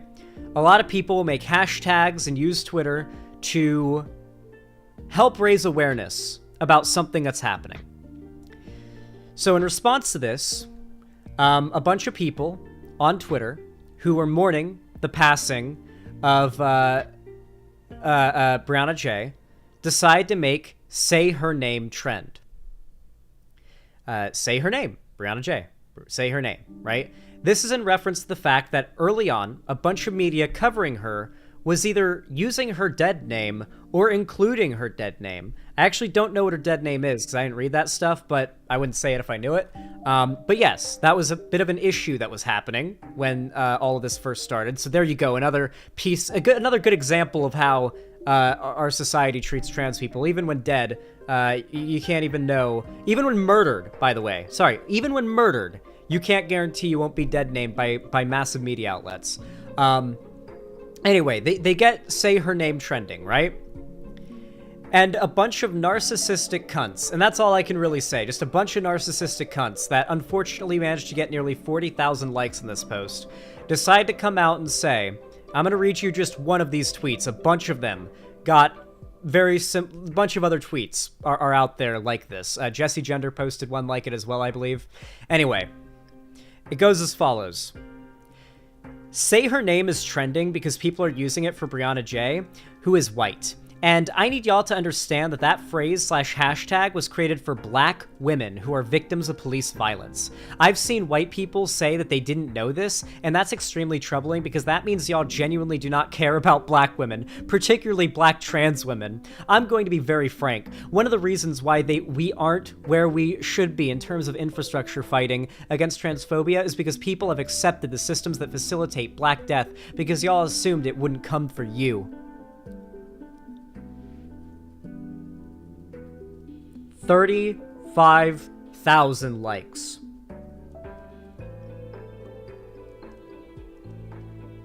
35,000 likes. I want you to realize here that this is a narcissist who has just used the death of a 16-year-old girl to get 35,000 likes on Twitter. And to feel like they're morally superior to white trans people.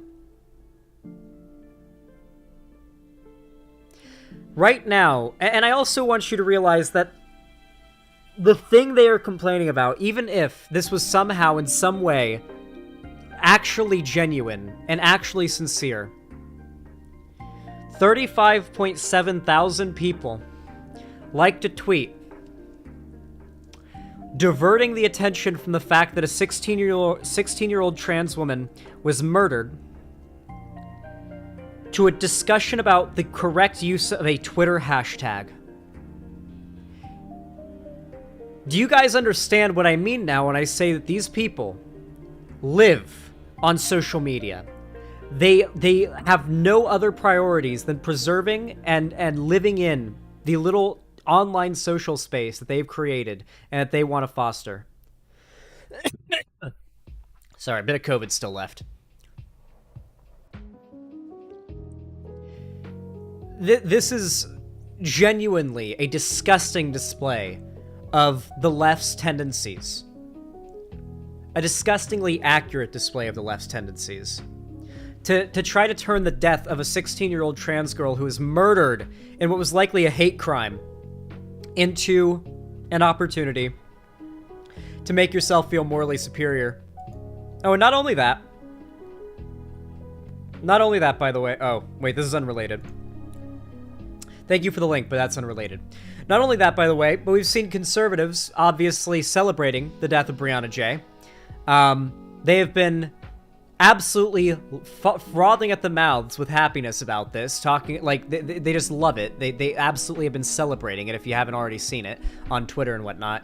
And some of these posts are getting thousands of likes. Some of them will just be a post with a gravestone with like her name on it, and it'll just say, haha, another one down, and it'll have like 5,000 likes. And you know what?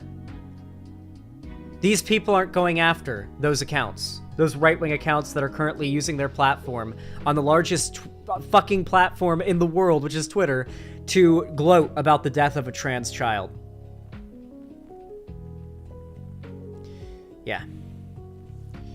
Xanderhall searched their tweets for the name of any victim of police violence in the last decade. The only person they mentioned was George Floyd, and that was to say that basically recording injustice encouraged the surveillance state. It could very well be possible they haven't been on Twitter that long, but looked to me that they haven't said a single name yet. No, these accounts do not focus on advocating for left-wing ideas. These accounts are only focused on dunking on other left-wing figures to feel morally superior. They don't attack the right. They don't go after the right. It's not what they do. It's fucking disgusting what they've done here, though. And I think it's a perfect example of how disgusting the the woke scolds really are. Anyway, it goes without saying, but rest in power to Brianna J. And this kind of stuff should motivate you to want to fight against the hateful rhetoric that these people are pushing, because I can confirm that it inspires me to want to fight against it, and I hope it does the same for you, because that's really the only silver lining I can think of from all of this. With all that said, thank you so much for watching, and have a good one. That was a very sad but necessary segment. How do you guys think I handled it?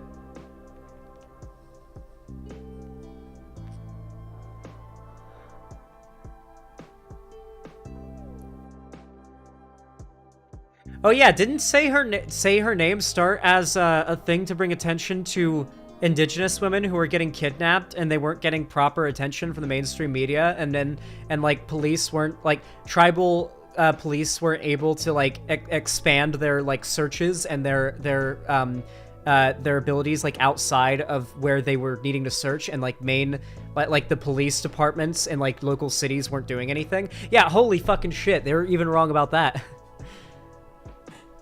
I remember that. That's fucking depressing. Cherry T21, thank you for the 5 tier 1 gifted subs. I do appreciate that. Thank you for the $25. It's very kind of you. Said, gifted to J-O-J-O-D Artist, Leyline Lost, Possum Opium, Ellen Degenerate, and Prime Palm Dad. Thank you so much for the $25. I really appreciate that. It's so kind of you. Thank you, thank you. I'm sure they all really appreciate that too. Said, was planning on long videos twice a month and shorts twice a week. Should I change my plan to keep up with them, trying to keep up with TikTok, do just shorts? Honestly, I'm gonna start... you should do what I'm about to start doing. I feel like I might start, on days that I don't feel like streaming, I might just pull out my phone like Big Joel does and just record myself ranting like about a topic to my phone and then send that to my editor to edit and upload if I don't feel like streaming that day. That's what like Big Joel and like Jesse Gender have been doing, and it's doing pretty well for them.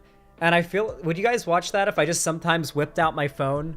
And I could do it on my porch with the birds. That would be dope. Like get a bunch of birds next to me on the porch and then whip out my phone and record a video. That'd be cool. That'd be really cool. But yeah, thank you for the $25. That is currently my recommendation. But other than that, your idea does sound good. You should have a sustainable YouTube channel with that, as long as your content's good. Dendrago, thank you for the $5. Very kind of you. I appreciate that. Said, link, related post to the left's response to all of this shit. Also, I sent a dono between streams. Should be in the log somewhere.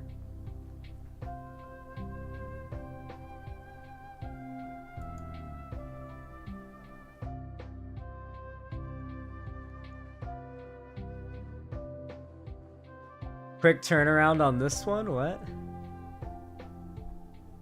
Yeah, this is a good quote tweet. This is a good tweet.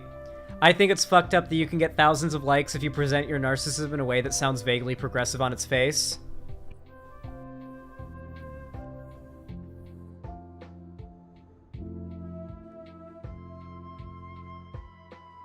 I'm retweeting that one. Liked, retweeted, followed. Easy. Easy like, retweet, and follow. Dendrago! Oh yeah, thank you for that. I appreciate it, by the way. Yeah,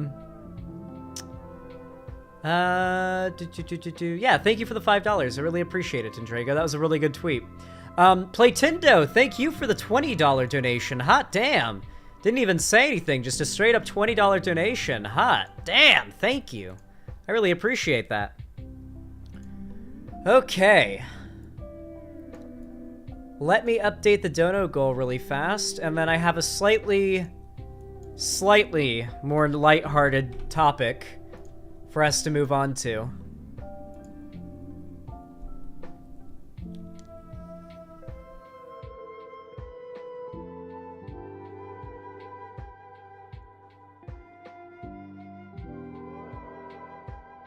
I feel like Keffels is going to have a spiral down the toilet arc. Someone in chat said that she wants to mend me and Shuanhead's friendship. And it's like, Shu and I were barely friends to begin with.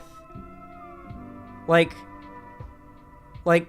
like, we were barely friends to begin with, and now she's literally, like, for months, I've been getting death threats and, like, been called a pedophile by her fans. No. She knew about this, too. She just, like, deleted her Twitter and then, like, left and got, like, just left the entire discourse, pretty much. Just dipped out of it.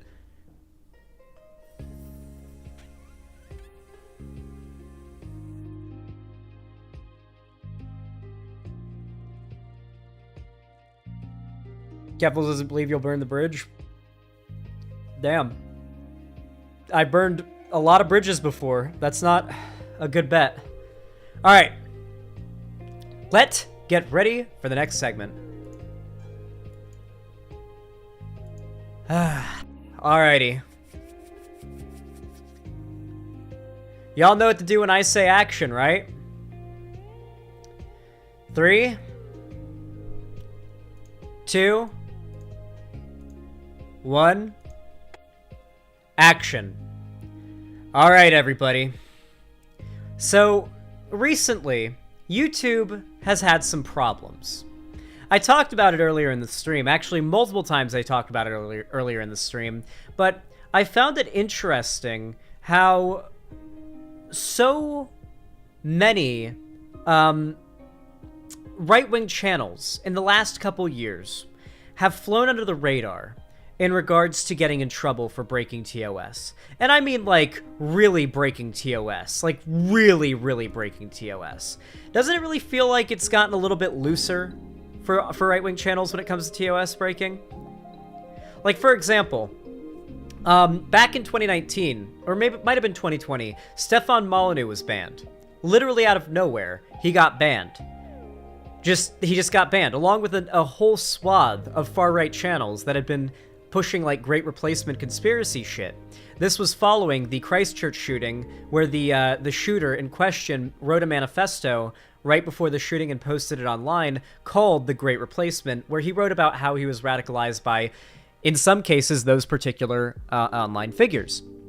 With that said, it's been a while since the Christchurch shooting. It's been a while since so much media attention has been on YouTube and their platforming of hate speech, which has meant that YouTube has been able to loosen the grip on actual applications of TOS. You have to understand, the largest political commentators on YouTube are all right-wing.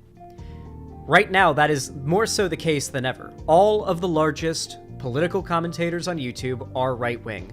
If they banned the top 10 political commentators on YouTube, they would ban 10 right-wing channels.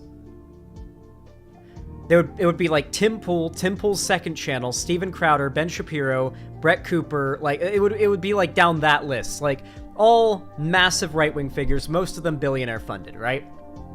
That said, YouTube's moderation is all automated. So you would think, well, YouTube isn't banning and unbanning people manually. They do it all with robots. So what effect would that have? Like, YouTube would have to, you know, like, what's going on? Like, it's all automated. They changed something in the system? Well, I think it's pretty clear that they did. So, I don't know if you've noticed it recently, but I've been retweeting a lot of YouTubers, and it's happened to me as well, a lot lately. But I have been retweeting a lot of YouTubers lately that are on the left who have been false striked for covering videos from popular large right-wing channels. It happened to Jesse Gender, responding to Matt Walsh. It's happened to Dylan Burns, responding to medical misinfo. It's happened to Demon Mama numerous times. It's happened to me numerous times. And it just recently happened to the Surfs, but with a demonetization on a video for its thumbnail. Its thumbnail simply contains Matt Walsh's face. Listen, I don't like the Surfs, and the Surfs doesn't like me, but this is bullshit. Getting demonetized for a thumbnail of someone's face who is a massive YouTuber? Come on. And I think it's pretty clear why YouTube demonetized the Surfs video for having a picture of Matt Walsh in it.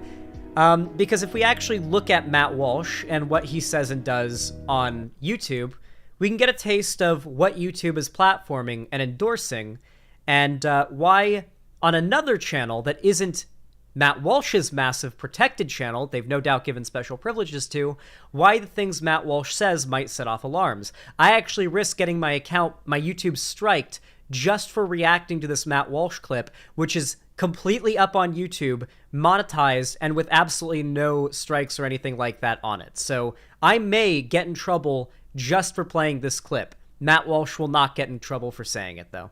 So get ready. Dylan. So he's talking about a, I believe she's a trans woman named Dylan Mulvaney, I think. And he's like specifically referring to a specific person, by the way. So this is him targeting a specific person. Dylan, if that is the most attractive you will ever look, then I don't even want to imagine what you'll look like when you're at your ugliest. You do not pass as an attractive woman or as a woman at all, even with 50 pounds of makeup and plastic surgery and clever lighting tricks. Even then, you still cannot escape what you really are and what you will always be. You have successfully shed whatever parts of you were masculine, perhaps, at least on the surface. Nobody would ever describe you as masculine or manly, so you've got that going. But your femininity quotient has not increased at a rate commensurate with the loss of your masculinity. You may not be masculine, but you also aren't feminine. Instead, you are weird and artificial. You are manufactured and lifeless. You are unearthly and eerie. You are like some kind of human deep fake. That's what you are. You are a man deprived of all the best qualities of men, but without any of the best qualities of women. Even your personality is contrived. Everything about you is fake. Nothing about you rings true. Nobody buys the act. You'll never be accepted as a woman by anyone. Never by anyone. Even the people who pretend to accept you as a woman are only pretending because they're afraid of being lectured if they don't, or because they want to use you as a platform to virtue signal. But everyone who looks at you will see something pitiable and bizarre, something utterly unfeminine in every way. You will never be able to actually have the identity that you're trying to appropriate, nor will you ever be able to fully escape the identity that you're fleeing. The best you can hope for is some kind of limbo, the worst of all worlds. And yet, even in that limbo state, you will still be a man. Just not one that any of us can respect or take seriously. But other than that, champ, you're doing great. So this is pretty much a good look into... I'm sorry you had to watch this, by the way, but I think it was important to play all of it just to get across what Matt Walsh does regularly in his videos. He's also talked about how he wants to lower the age of consent. He doesn't believe that... he believes that 16-year-old girls or teenage girls younger than 16 are breedable. And he thinks that, once she's had her period, then she should be able to get married and have kids and all of that. He's very much talked about how he's against this leftist idea of adulthood being starting at 18. He thinks it should start younger, like it did back in the old days. He's a very traditional conservative in that way. By that, I mean a pedophile. And he regularly does this stuff on his show. This is, not unusual as far as the things that he says and does on his stream, on his videos every day. And not only that, this channel has millions of subscribers, and the videos themselves get millions of views. This is a massive channel, and YouTube knows of his existence, and he is a massive cash cow for them. This is not even close to the worst thing he's said or done, and he's not even the worst figure that YouTube platforms. I think it's very important to start raising a fucking ruckus up on YouTube about the fact that YouTube is not only platforming harassment, even if this wasn't on the basis of being trans, if a YouTuber made a video calling out another YouTuber saying those things, just some random cis woman, right? Calling her ugly and grim and just all those things, they would get banned from YouTube. That's still TOS against YouTube. It's TOS for harassment. It's TOS because it's hate speech. It's TOS on multiple levels. And the algorithm knows that. The algorithm knows that because, as I said before, the serfs literally got demonetized for having his face in their thumbnail.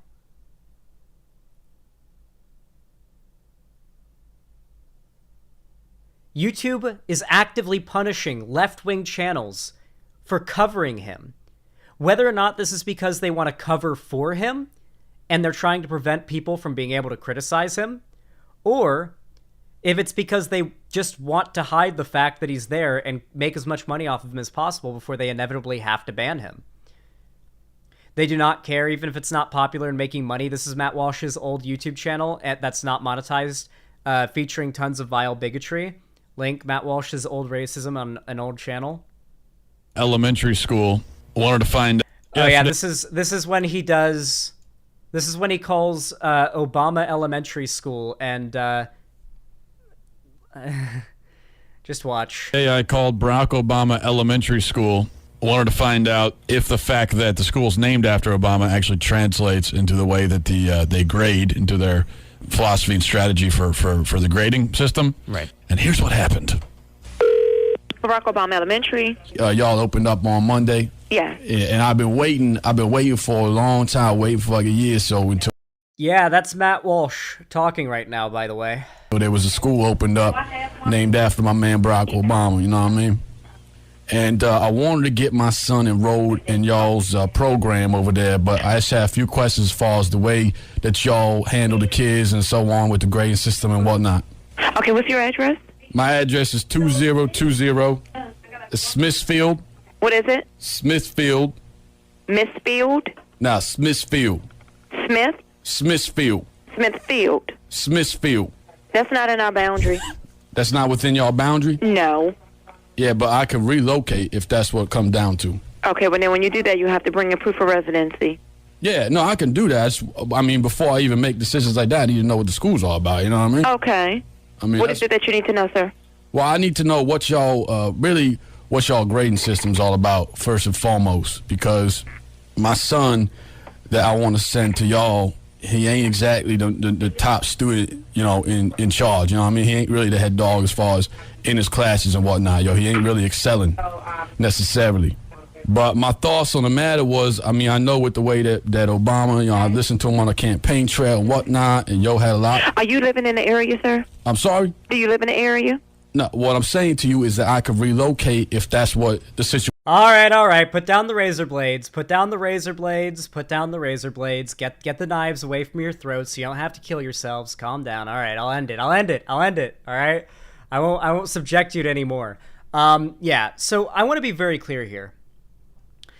The right online has used the idea of YouTube being this like woke, go broke, like they're against the right. They have like this lefty agenda, this false idea for a very long time to try to make themselves out to seem like victims, when in reality, most of the time they are culturally dominant, and not only that, but they're also actively the ones who are on the offensive, like attacking YouTube and doing things that are making YouTube like lose ads, okay? Like if anything, these people are attacking YouTube by making this content because it's going to make YouTube lose ads. Regardless though, YouTube actually in reality protects them. YouTube does not have an agenda against them. YouTube wants to make money. Their only agenda is making money. And these right-wing channels make them money. Left-wing channels, not so much. It's why you constantly see lefty, like, when was the last time you saw a popular right-wing channel get false striked? I'm not even asking about like real strikes that stick and stick with them and YouTube actually took action. I mean, when was the last time you saw a right-wing popular YouTuber get hit with a false automated strike? I've never seen it happen. Not once. Not a popular, large right-wing channel. They don't get hit with those random false strikes that normal YouTubers get hit with every once in a while. Do you know why? It's because their channels don't get strikes. If they did get strikes, then they would get hit with them. Gun channels, but they aren't specifically right-wing. Gun channels specifically are really bad for YouTube advertising, so those channels, which aren't necessarily right-wing, do get a lot of shit. I'm talking right-wing politics channels. They rarely, if ever, get hit with those random false strikes. And they happen all the time to like regular YouTubers. Because those channels don't get striked. they don't have that feature turned on for them. Or at least, if they do, the barrier to set it off is far higher. And I know that because I have been false striked half a dozen times just for showing segments from popular right-wing YouTubers' videos that were striked and literally, like, the automated algorithm detected them as misinformation and then striked me. Whether it be medical misinfo, hate speech, whatever it may be. I take a gamble every time I respond to these right-wing channels' videos because I don't have the same protections their channels have. I'll get striked for the content of their videos. And they will get off scot-free. It happens time and time again, and it's just a pretty good tell of what YouTube's really all about. With all that said, though, thank you guys so much for watching. Hopefully you enjoyed. You all know what to do if you did. And have a good one. How'd that segment turn out? I feel like it came out pretty good.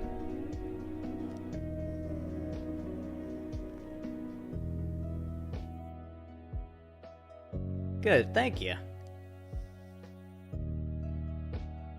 No Fed posting in my chat, no.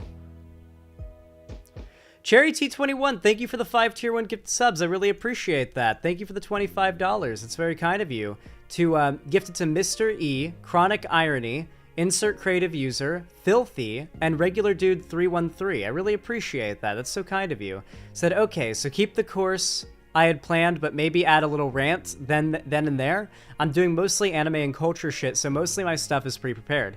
Definitely, like, put out, like, it depends on what's best for your channel. Start out doing what you plan to do, and if you want to, like, grow faster, try out my idea. And if it works for you, then it works for you.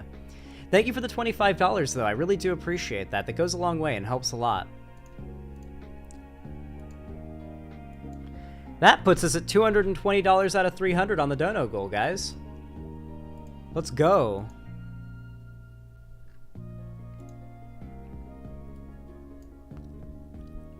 All right.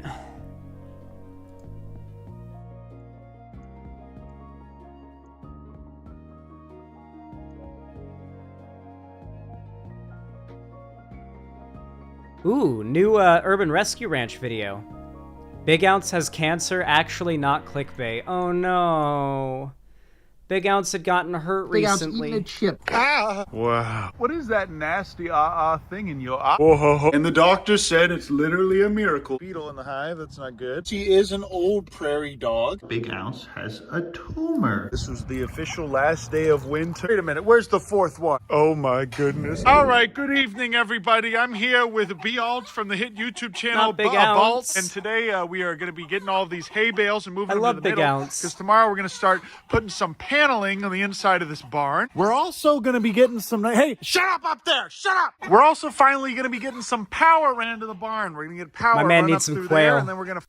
Quail are so much quieter than chickens, it's actually ridiculous. You know what a quail sounds like? Cheep. Cheep. Cheep. Cheep. That's what a quail sounds like. Finally have some AC in this little boy. Tonight, I believe, is the last cold night that we're going to have here on the farm. It's going to be going down to 30 degrees and probably 20 with the wind chill. So these little guys are going to stay in here. For the time being, we're just moving all of these a little bit farther back. And I might even take these eggs and... Okay, one of the things I'm most excited for, there's just something about the fact that if you have chickens or like any type of bird like this, you can just go walk into your backyard or into your shed, and it's like, they laid some eggs last night. That's fucking awesome. You have little fucking birds that just produce eggs for you. It's awesome. I'm so excited to have quail. And incubate them, or I'm gonna eat time them to get 50, breakfast. 50. Okay, you guys, we did it. This is the last night. Nice little spot in here where they can stay nice and warm, and now they're just climbing all over there having fun. There is a small chance that they might get bored of all 30 bales of hay and then start chewing on the insulation like they were here earlier. Because of that, and because there's only one more night of this, and I don't really have another place to put them, old Uncle Ben's just gonna stay up all night in here to police them and make sure that these young cringe boys don't chew on no insulation. Gort is now the king of hay place, and for now they have this adorable little section here where they can hide out and be cute, and they're just gonna be walking through here like it's a big old maze. How about we go check on Debate? Right. Look at this. Capybaras are amazing. Capybaras are just the cutest little creatures. Oh, it's a wallaby. Cringe, wallaby sitting on a hay bale. And all the clappies are sleeping together in an adorable pile. Wait a minute, where's the fourth one? Oh my goodness, look, the fourth one is just hiding in there. Oh. She's stuck in there, or is she just being all cute? Look how precious these little creatures are. Big Ounce eating the chip for today. This is the only video Hey, I'm Ash. filming all day today, guys. I told you I'm taking a Big Ounce eating a chip. This is an exclusive Big Ounce eating a chip special. Hey guys, welcome back to my YouTube channel. Today I'm going to be showing you guys Big Ounce eating a chip. As you can see, it's a nice chip. It was really large before he started eating it. Please like and subscribe for that joke. Please like and subscribe for that joke. That was a funny joke. Go in the comments and say, wow, Uncle Ben, I really loved that funny joke. All right, everybody, they're working on We the need to know about house, Big and look, Ounce. This is our last day of winter. This was the official last day of winter, temperature-wise. This is the last ice I'm that gonna we miss have winter. here on the property. And today is the Winter's last my day favorite where the time of low year. is going to be anything below 45. All right, everybody, I am taking Big Ouncerton to another vet checkup. He's doing very well, but he still has this giant mass coming out of his abdomen. But for the last 4 days, he's been just fine, even with the big old mass in his abdomen. So I think he's going to pull through, but we might just have to go ahead and get that removed. I think today we're going to try and get an x-ray and see what the surgery would cost. But the last time I took him to a vet, they said it. Is he, like, vlogging the process of finding it? He doesn't know yet. He doesn't know yet. Okay, I really hope it's, like... There's a lot of different kinds of cancer, and not all of them are, like... Worst case scenario. Keffels wants to talk on stream? Okay, maybe in a little bit. Hold on. I wanna find out what's going on with Big Ounce. Big Ounce, okay? It'd probably be better to euthanize, but now that we know he can survive with this thing outside of his body, look at this perfect, precious bean. Hey, it's me, Big Ounce, in the waiting room at the vet nearby my house. This is what the inside of the vet looks like. The woman who was taking the temperature of Big Ounce did not know where his anus was. I had to show her. You can hear him freak.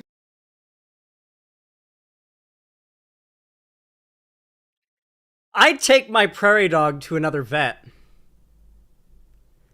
If I took my pet to the vet and it was like, okay, I'm gonna need you to show me where its anus is. I can't find it. I'd be like, you're not sticking anything in my dog. My prairie dog, okay? Like, are you telling me you don't know prairie dog anatomy enough to find the fucking butthole? But you're gonna stick a thermometer in the butthole to take the temperature? No. Freaking out and crying in the background.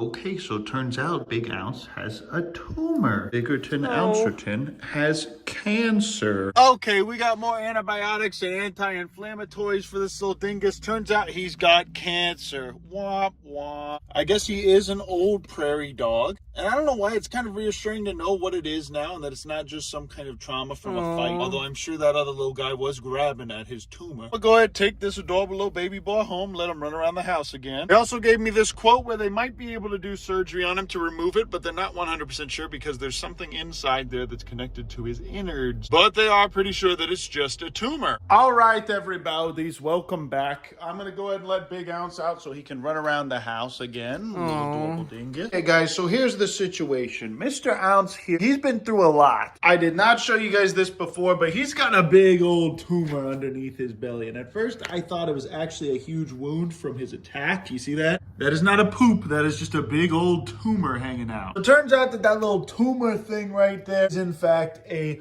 cancerous tumor. But chances are during their little fight, they did in fact probably tug on that tumor. Big Ounce may have also tugged on the tumor himself though. At first, I'm not sure if I wanted to show you guys that because I thought it may have been part of his innards, but in fact, it is not. It is in fact just some cancerous flesh. I am going to go ahead and take this stuff away from him because I want him to just start eating this orchard grass here because that's going to be a lot better for him. But this little man is going to be okay for now, and even if he has cancer and does end up passing away because of of that, we're going to keep him inside and take good care of him for the remainder of his life. Although we are probably going to go ahead and try and get that tumor removed. In the meantime, I'm going to keep this little fella locked up in a room where he doesn't have a ton of carpet to drag that little thing on, because I don't want him to have any abrasion on that so it opens up again. Basically, it just looks like Big Ounce is packing. I may also just keep him in this little room where there's no carpets at all, because then it won't drag on the carpet and then hurt him. But Big Ounce is still alive and healthy and well, running around and eating and pooping and peeing just like he's normal. And no doubt that is due to all of the prayers you guys have been sending up for him. And the doctor said it's literally a miracle that this little man is still alive. And this active. But we have these little medicine things that I'm going to be giving him from now on. He's going to be okay with this if he does have an infection that comes back. But for now, he's going to be just fine. He literally just hopped right up on the couch like it was nothing. I am a little bit concerned though, because every time he does that, it might tear open his little wound a little bit more. Regardless though, this little boy's still... Yeah, I'd crate him up. I'd get him in a smaller, more like prairie dog safe space, just in case. He needs to be a little bit more immobilized. The climbing around can't be good for him. Definitely a good idea to keep him from the carpet, but like, I wouldn't let him climb up on the couch and jump down. That can't be good for the tumor. Or his health, just generally. I'm glad he's active, but like, you gotta kind of limit his movement. That's what I would do. Just for his safety, you know? Adorable, healthy, and cute, and we're going to keep praying for him over the next couple weeks until his surgery. All right, everybody. Out here you can see we got the rest of these panels up. Hopefully this will keep the dang clappy blappies from chewing on the insulation. And we're also getting electric brought into the... Now Big Ounce is actually going to die, and we're not going to believe it, because he always says Big Ounce dies in his videos. This is sad. I'm sad now. Peepo's sad.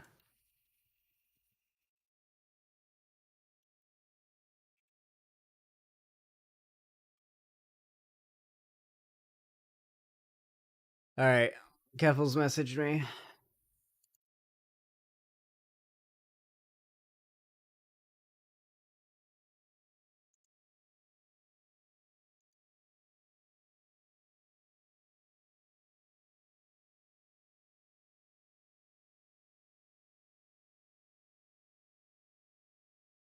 Do I have... Oh, I need to add something here.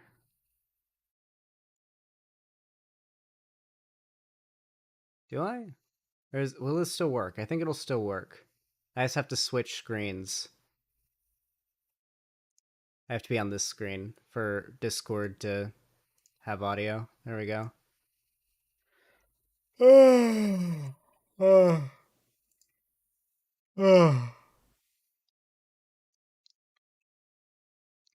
Poor Big Ounce. I'm gonna miss him. I hope he pulls through. He's a good little baby. I love prairie dogs. Keffels had brought up the death threats, but not the pedo jacketing. Here's what we'll do. I'll tell Keffels the story, at least as much of it as I can remember, because it's been a while, and I guess we'll see.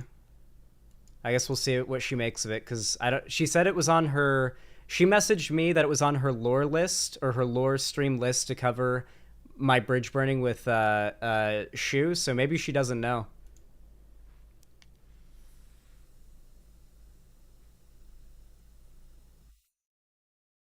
I love prairie dogs, though. I'm so sad about Big Ounce. Look how cute he is. I love the way he walks. And, like, when you get him excited, his little tail wags. He's so cute. Her lore stream list is a list of stuff she hasn't seen yet, Xander Hall. Okay, if she doesn't know about it, then it's not really as bad. But people in chat were telling me she knew. He makes little noises when he gets pet. It's so fucking cute.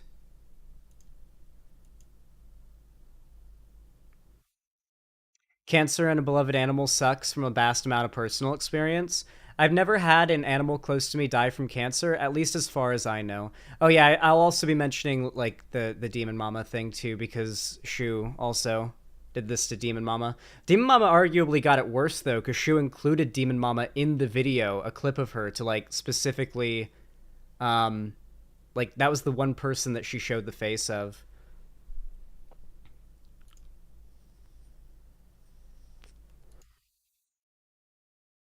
Big Ounce compilation. Watch This little boy's still adorable, healthy, and cute, and we'll keep the dang clappy blappies from chewing on the insulation. And we're also getting electric brought into the building today. It's gonna be real epic. Almost makes you forget about Big Ounce. That's a having nice cancer. big The barn. clappies are all hiding out here. Yeah, I messaged Keffels on Discord, Cherry.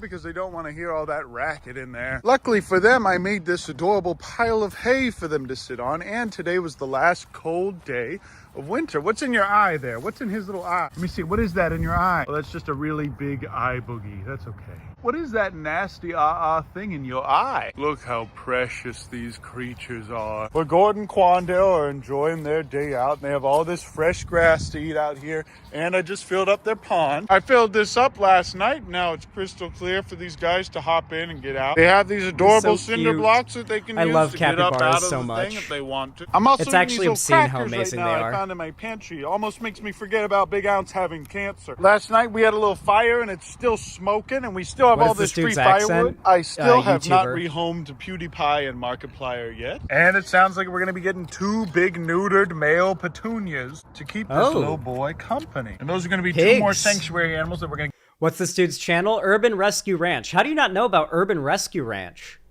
get on the farm. Remington and the goats have been getting along really well, surprisingly. The geese laid their first 2 eggs today, which is geese amazing eggs. because it's the first day of spring for us now. Look at those beautiful eggs. And all these rats are still adorable and thriving. Homelander is still being handsome and cute and loves to bite my fingers. Wow, look how beautiful this creature is. Whoa. Aww. Beautiful, hungry boys. Kevin's not trying to kill me today, which is nice. I think he might. Oh, okay, never mind. Oh, okay. Drop this, sir. I'm just going to pick this up for you. Thank you. Let's try that again. Here you go. Oh, okay. He just puts it right in there. Sir, I'm going to grab that if that's okay with you. I'm just going to reach in here and. It's okay with you, Kevin, sir. I'd like to reach in there and grab that trough, please. Kevin's demonic. Look at all these beautiful birds.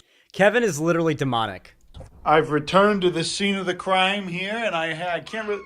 Oh, there's one. I heard a little yell down in here. I believe that's Mrs. Ounce. I think cringe is somewhere deep, deep down in here. Well, he's already getting into trouble. Well, the good thing is this little man is still healthy, even though he's got this nasty little thing on it, this massive tumor under here. Big Ounce has a tumor? Seriously though, you guys, please keep praying for Big Ounce. Thank you guys so much. I think honestly that's probably the only reason why he's still alive and well. Also, he keeps trying to run outside whenever I go out there. Get stay in there, you little dingy. We're gonna be putting this little dingy bop, who's it? The electric's gonna be coming from here right to here, and then we're gonna have electric in the barn. Goose moment. There he is, the baby. I've been looking all over for you. I love the boy. kangaroo. Get back here, you hit rapper and artist from Cleveland, Missouri. No, sir, there's bees over there. Well, the baby's doing well today. Kevin's still aggressive and cringe. And evidently the bees have survived another winter. There are a lot of dead ones right down there. Oh my But God. there's still ones coming and going, so I think it's still a healthy hive. Gotta put the dead ones somewhere, I suppose. Yep, there's a lot of dead Adorable bees. cinder blocks. A beetle. There's a beetle in the yeah, hive. that's not good. Well, there's That's one right not there. good. They survived the worst part of the winter. Tomorrow I'm gonna open this up and see how bad it really is in there. A little weapon for you, sir. Can't believe I'm doing this all by myself. Queeb is still healthy and alive, and Pobbers is still jealous of her. Pobbers will be able to stay outside and protect our family. I can't believe I'm doing all this work by myself. That's it for now, though. I love you. I appreciate you. Thank you so much for watching my video. I gotta get back to doing the electric all by myself, so I'll see you guys in the next video. Ooh, almost. Look at his little smile. He's so happy. Look how happy he is when he gets pet. I love prairie dogs. They are literally god tier. And big old burp. Big old burp. Is Keffels gonna call? I told her to call when ready, so I'm just waiting on that, but I guess I got more topics to cover in the meantime. New YouTube CEO. Ah, yes. I've got 2 more topics I want to cover today. And one of them starts now.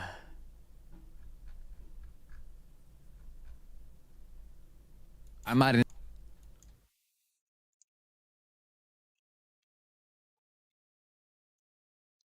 All right.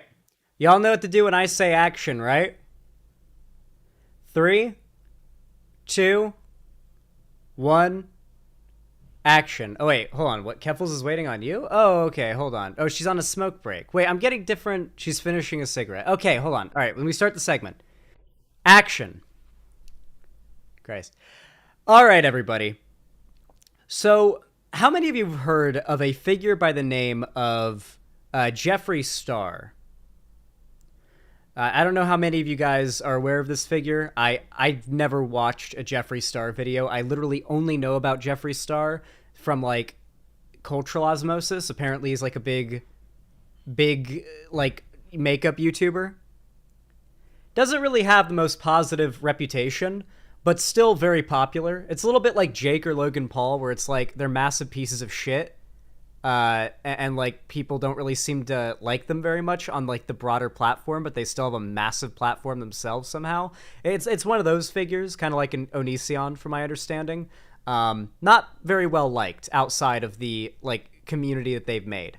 However, apparently Jeffree Star, who if you don't know what Jeffree Star looks like, you are going to be very surprised by the look of the person saying what you're about to hear them say. Jeffree Star went on a podcast, I believe this is a conservative podcast, to talk about the topic of trans people.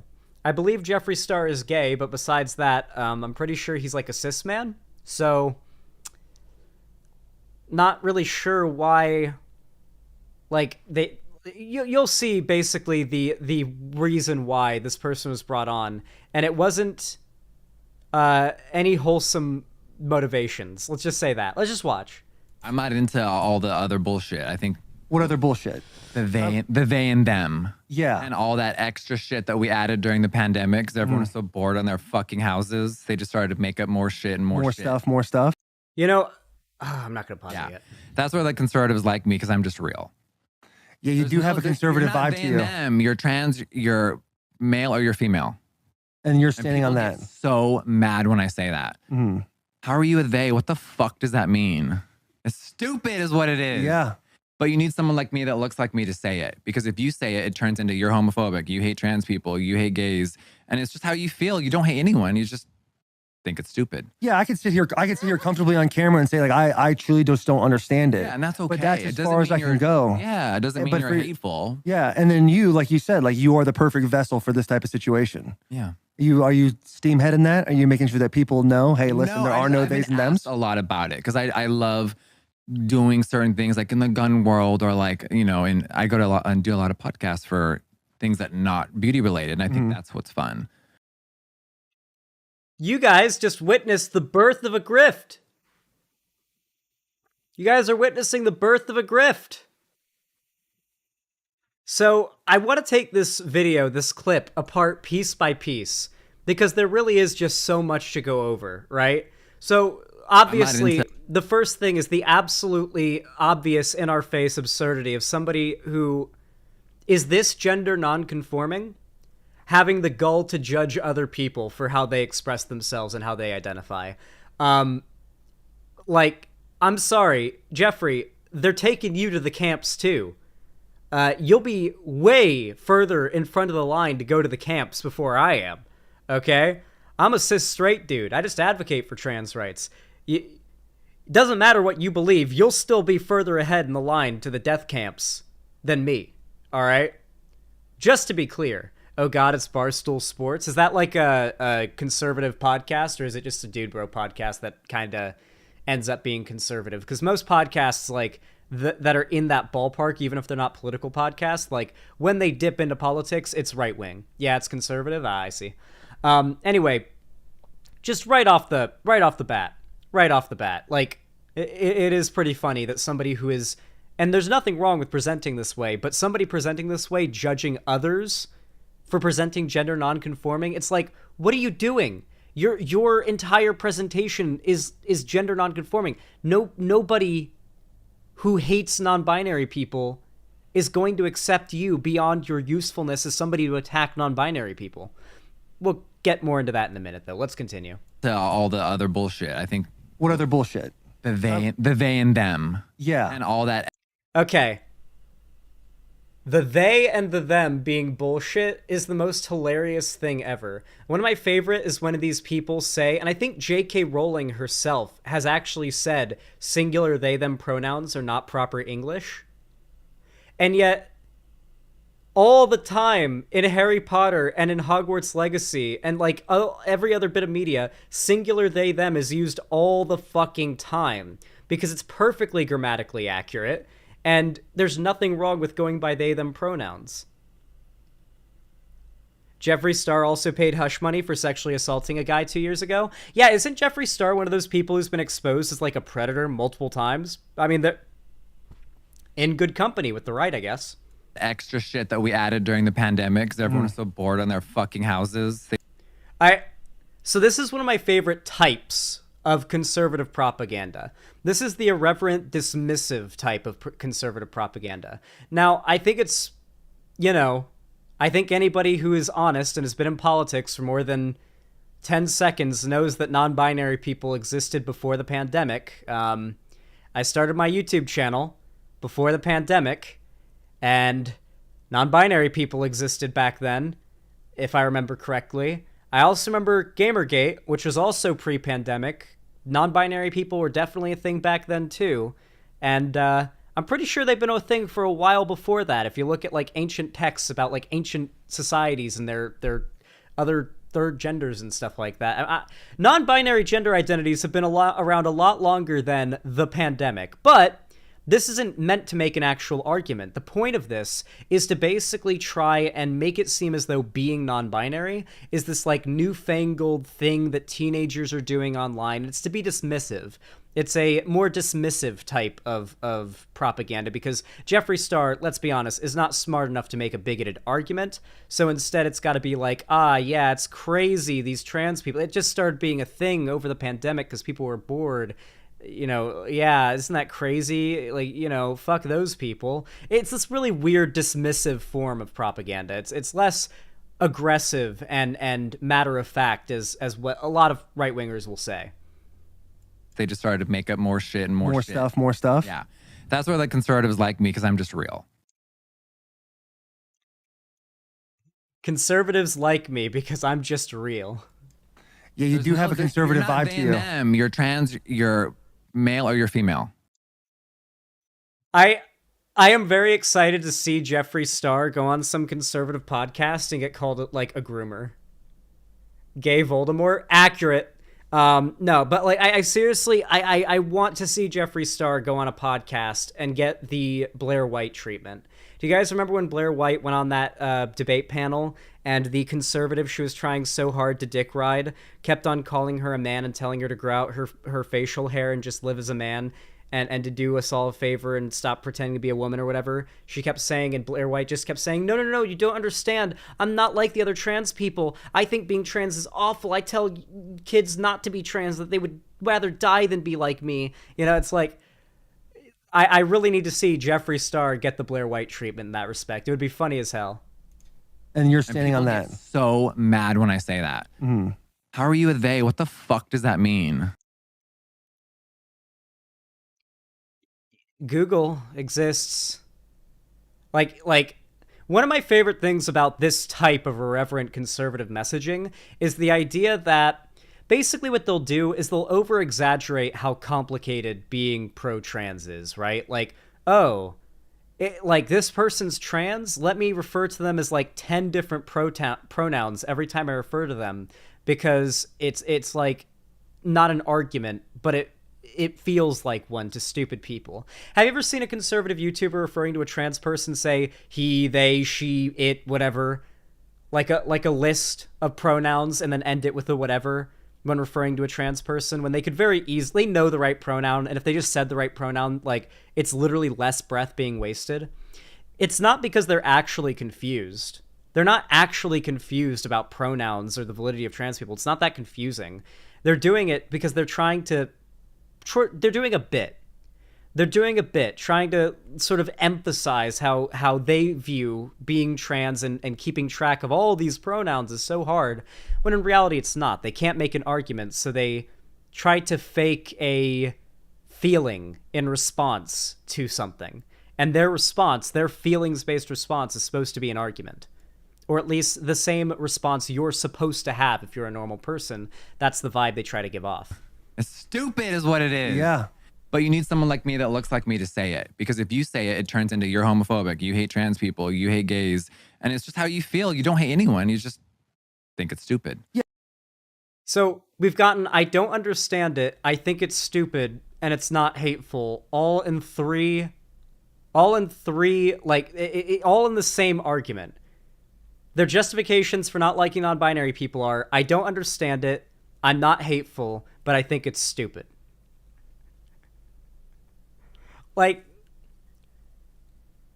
I don't really know what else to say other than they're lying. Like, Jeffree Star's lying here, or just being obtuse. Nobody goes out of their way to shit-talk to this degree an identity that they actually don't care about. This is them pretending to be disaffected and not caring and talking from a distance as if they aren't that attached to it, how ridiculous they think this group is. That's the perspective they're trying to take. Yeah, I can sit here comfortably on camera and say, like, I truly just don't understand it. Yeah, and that's okay. But that's It as doesn't far as mean I can you're- go. Yeah, it doesn't mean But you're for- hateful. Yeah, and then you, like you said, like, you are the perfect vessel for this type of situation. Yeah. Are you steamheading that? Are you making sure that people know? So we've got the, like, you are the like, literally just saying, hey, you should get into grifting, like, as, like, a token gay, like, gender non-conforming person for, like, right-wing ideas, you know? Like, you should do a Blair White. Yeah, okay, listen, I know I'm gonna get shit for it, but is it not, like, is it on purpose that, like, their way of speaking is exactly the same as Blair White's? Like, is his way of, like the whole, like, mean girl kind of way of speaking, is that, like, something that rich, snobby LGBT people who are white do? Is that a thing? Because I'm starting to think that's got to be a thing, right? IDK, he always talked like that. Yeah. Weren't they friends? They are probably friends. Yeah, that wouldn't surprise me. Like, it's bizarre to me that there are people out there that will listen to somebody who's as clearly as, like, narcissistic and drowning in wealth as this talk down to them, and then they'll, like, subscribe to that. Oh god, the makeup community is a trash fire. Are you steamheading that? Are you making sure that people know, hey, listen, there are no I've been theys and thems? asked a lot about it because I love doing certain things, like in the gun world, or, like, you know, and I go to and do a lot of podcasts for things that not beauty related, and I think that's what's fun. Yeah, I expect this person to be doing the conservative grift pretty soon. I'm excited to see how that develops. Anyway, hopefully this gives you a little bit of an insight into how the right tries to sort of recruit people that are part of marginalized groups to push their ideas, because nothing sounds better than advocating against the rights of a certain group, and that coming from the mouth of somebody who's part of that group. Like, they love that shit. They hoard on that shit. Anyway, if you enjoyed this video, I think you all know what to do. I appreciate your support. Thank you so much for watching, and have a good one.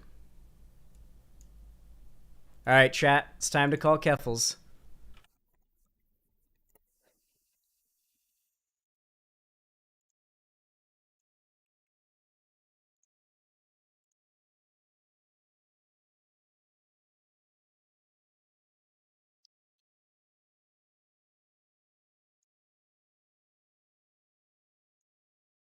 Well, I think I have the wrong... There we go.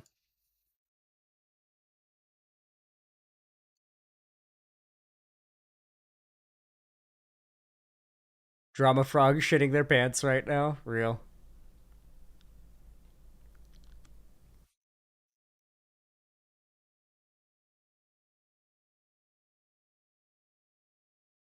Well, yeah, we've seen that happen before, Dr. Shaggy. That happens pretty often.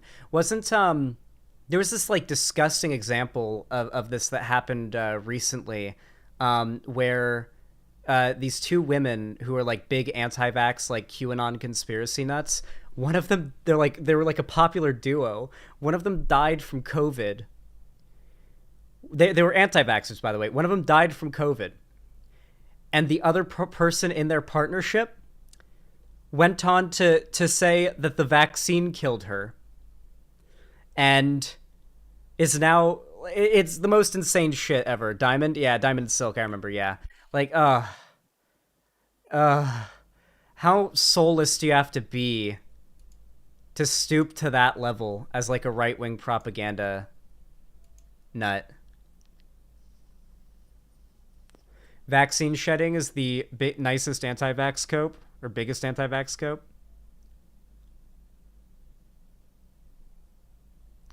Enceladus, I see a fellow KGG refugee. Wait, what happened? Did a bunch of people get banned? Oh, my water's not on.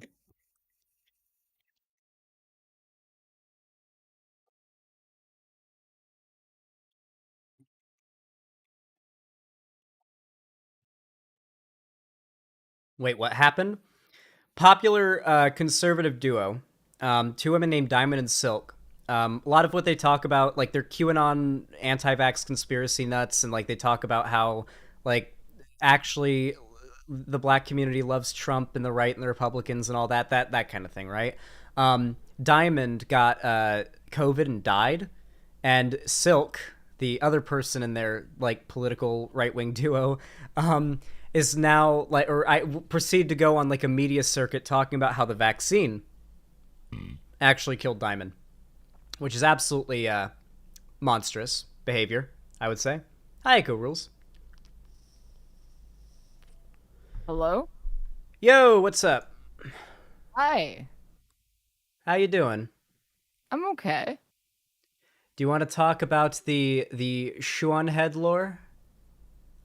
Yeah, no, for sure. I would love to hear about what this is about. Were you there when Shu apologized? No, I was not there. I don't. From what I heard in my chat, I don't think she really apologized. But what did she say? She told her fans do not pedo jacket people and do not tell people to kill themselves. That's nice. Well, I guess I'll give you the background, and I'll let you decide whether or not that apology is good. Does that sound like a good idea? That's fair. The one thing, and like I like you a lot. I want to collab with you more in the future. I cannot wait for our Space NG streams. If this conversation goes well and the bridges aren't completely entirely burned, which I'm not trying to come into this in a confrontational way. How hard is it when you already have beef with someone to take people charitably when they apologize? Because like I know like when I apologize for stuff and it's people who already don't like me, they will never accept it no matter what. I mean, like if it's like, oh, this person has had like a dumb take, for example, like, oh, this person had a really dumb take that actually offended me at some point, and I don't like them because of that, but then they sort of like were like, that's a dumb take. I'm sorry about that. Like that's definitely the kind of thing that I can look past and I can forgive, right? Like that doesn't hurt me deep down that much, especially if if it seems sincere, right? But if it's like a personal thing, like this is just me, like on a personal level, if someone's done something that really feels like an attempt to fuck me on a personal level, or fuck me over on a personal level, that's usually when I'll just kind of hit the bridge burn switch. And I've had to burn a lot of bridges with other content creators in the past, so it's just sort of become a pretty regular thing, because I've had a lot of, I think you've probably experienced this too, but like you can't really trust a lot of people in this space. True, but I don't know. After everything that I've gone through, I'm very anti-bridge burning, which is also why I ended up having this conversation with Shu, despite how much hate I got for it. Yeah, I can definitely see. I mean, for me, I came out of it more bridge burny. It seems like you came out of it with a little bit less of a desire to end friendships, I guess. But for me, that's always been my go-to. But I mean, I'm interested to see how this kind of conversation goes. I don't want to have to burn the bridge with anybody, ideally. Yeah, I mean, to be fair, like I feel like you went too harsh on Merrick. The Merrick thing is very personal, because the person who she was sort of defending the engaging with in a video that ended up being another hit piece. Can I get you on video? On video? Oh, I only have one camera. I don't have the thing to like set up. If I used the camera on Discord, I wouldn't be able to have it on my OBS. I just have one camera. I'll get a 2 camera setup eventually. I do need to do that. Okay, you know what I'll just do? I'll just get my editor to just like yoinky sploink your VOD and grab your video cam, and then we'll like combine it. Yeah. Okay, that could work. Yeah. Yeah, I guess I'll explain the Merrick thing. I guess if people don't know, so I'm blanking on names right now. I'm sorry. I've got the COVID brain fog. FD Signifier and DJ Mule, mostly DJ Mule, have really gone after me in the past. In the case of DJ Mule, he made a very bad hit piece video that basically got dunked on by half of Lefty YouTube for attempting to make out a situation I was in with my ex, who lied to me about her age. She was actually over a decade older than me, stole tens of thousands of dollars from me and spent it on a drug addiction. She was very manipulative and abusive, so on and so on. I don't know how much of that you know. And DJ Mule got massively shit on for it, right? Yeah. He still maintains this to this day, and he also admitted on Patreon that this was a blatant attempt to try to get more subs on his Patreon account so that he could get more money and pay his bills. So it was a very clear, monetarily driven hit piece on me. Now, FD Signifier is friends with DJ Mule and goes on to defend DJ Mule and some of the things that he says in that video, and has, like, for a long time been known to be in that community and to be friendly with him. And I saw I got on Twitter. You know, I was recovering from COVID, so I got on Twitter, and I see Merrick's tweet is the first thing that comes up, and it's her defending her appearance in the new video, because I'd heard about the FD Signifier video. I knew it was bad. Hadn't seen it yet. I see her pop up defending the FD Signifier video and her appearance in it, and I just respond, so you appeared in a video that, like, spread lies about me? It was a hit piece. And she got upset at this question and seemed to reply in a pretty, like, aggro way. And that kind of triggered me a little bit, because it's like, why couldn't she understand why I might be a little bit, like, she could have just said, like, oh yeah, I didn't realize that might be you know, like, it could have just ended there. But she started to get pretty aggro, and eventually she called me. I don't remember exactly what led to it. I think I'd replied to somebody else's comment who had explained it very well and very politely, like, explained why I, you know, realistically was likely feeling upset. I liked that person's comment, and then I replied to it exactly.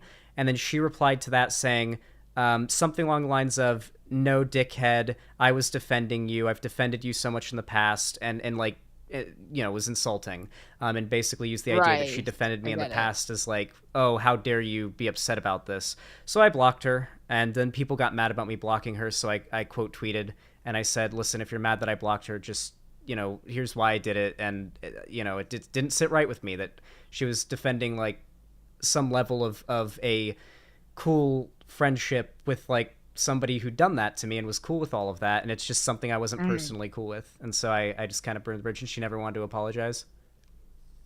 I was trying to set something up, because, like, I'm a relative outside of the space. Like, part of the thing, I don't know if you know what I've been doing recently with my stream, but I'm in a lore arc.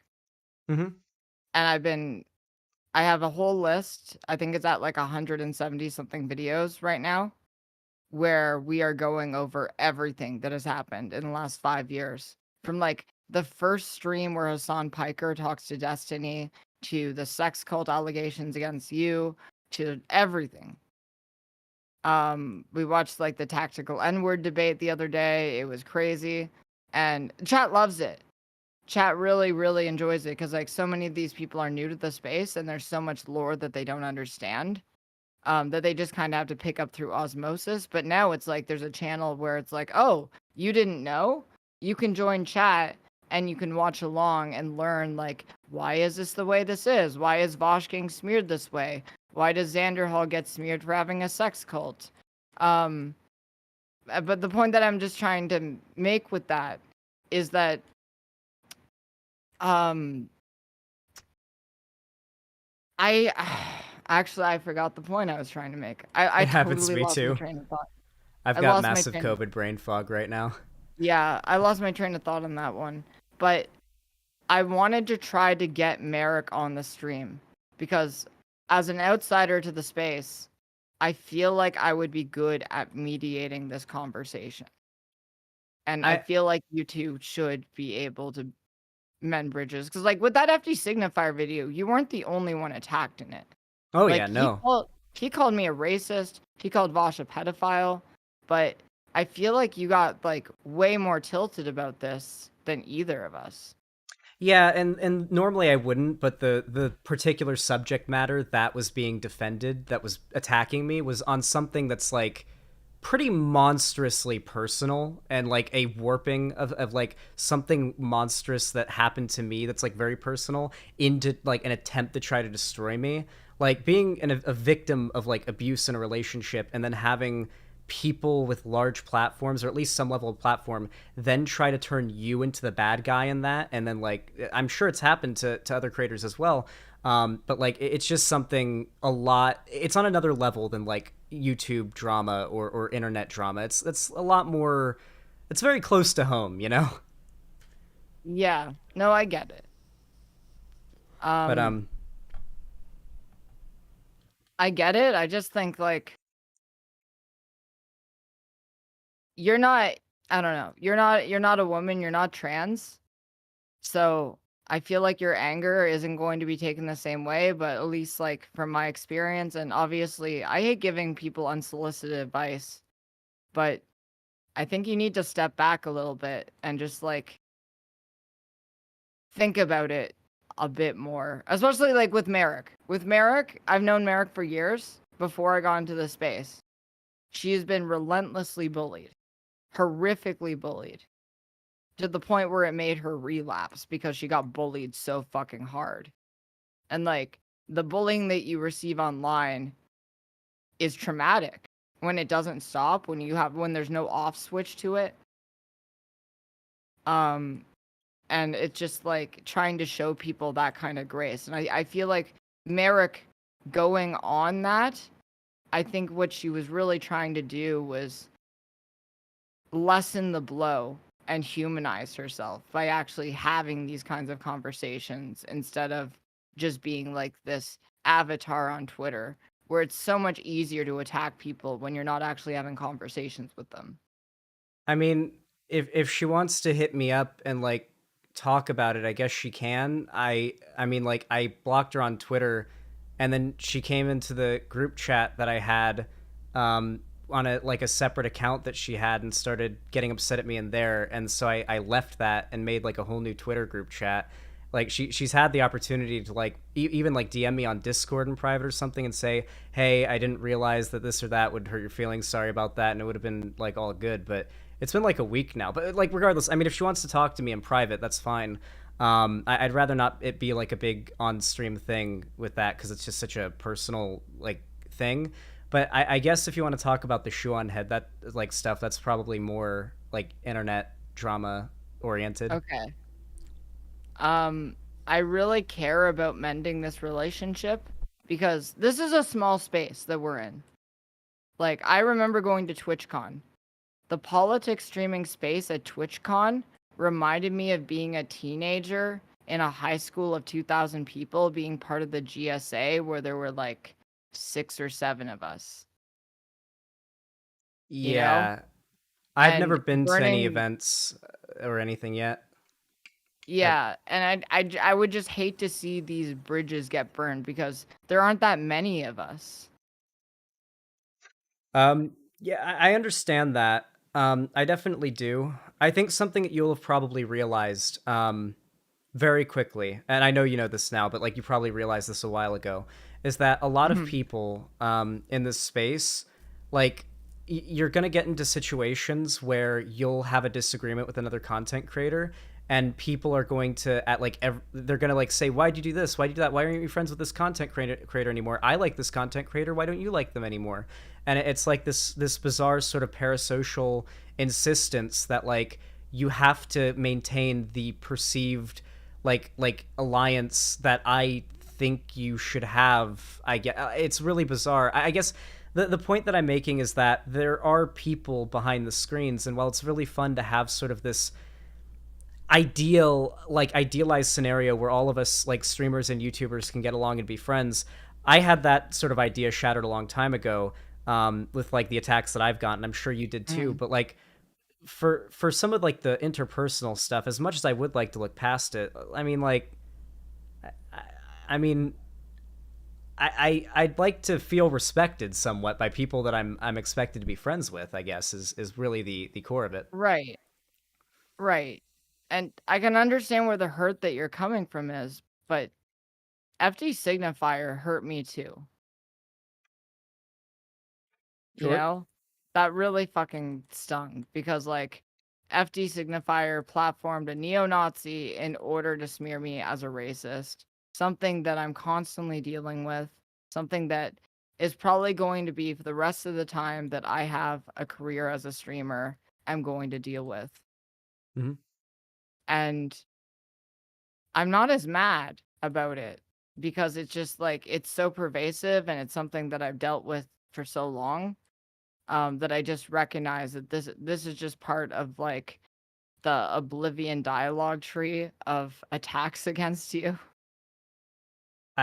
I get that, and I definitely see that. Like, yeah, I guess, you know, it's nice to know that like people who don't like me are that objectively evil, I've definitely taken some pride in that for sure.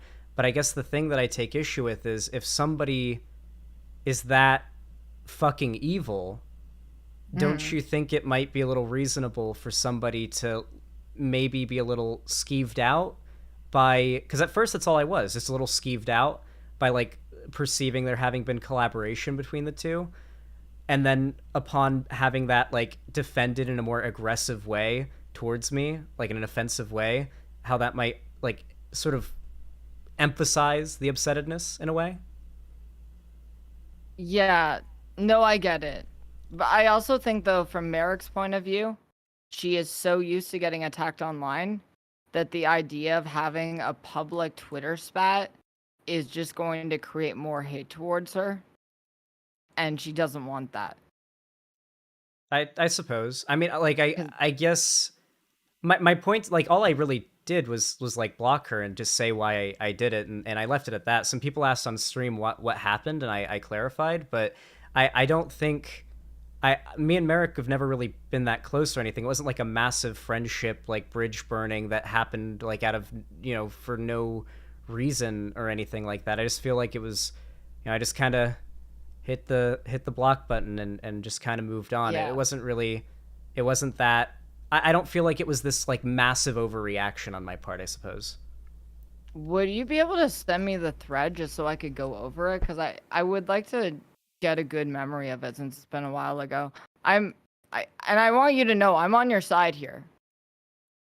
I saw your clip where you were talking about potentially burning bridges with me, which is not something I really want to do. I like you. Thank you. I definitely don't want to burn the bridge if like it's not like ideal. It's just like okay, so I guess I'll explain the shoe on head thing because it was definitely something. All right, this happened a few months ago now, so it's a little bit like hazy in my mind, but hopefully I remember all the details. Would you like to come on my raft? I don't have Raft booted up right now, and I don't have the energy for games right now. I don't think I'm actually like sweaty as fuck. I don't know if you guys can see it on stream, but my back is nice and gooey, nice and sweaty, all fucking salty. That's fair. I get it.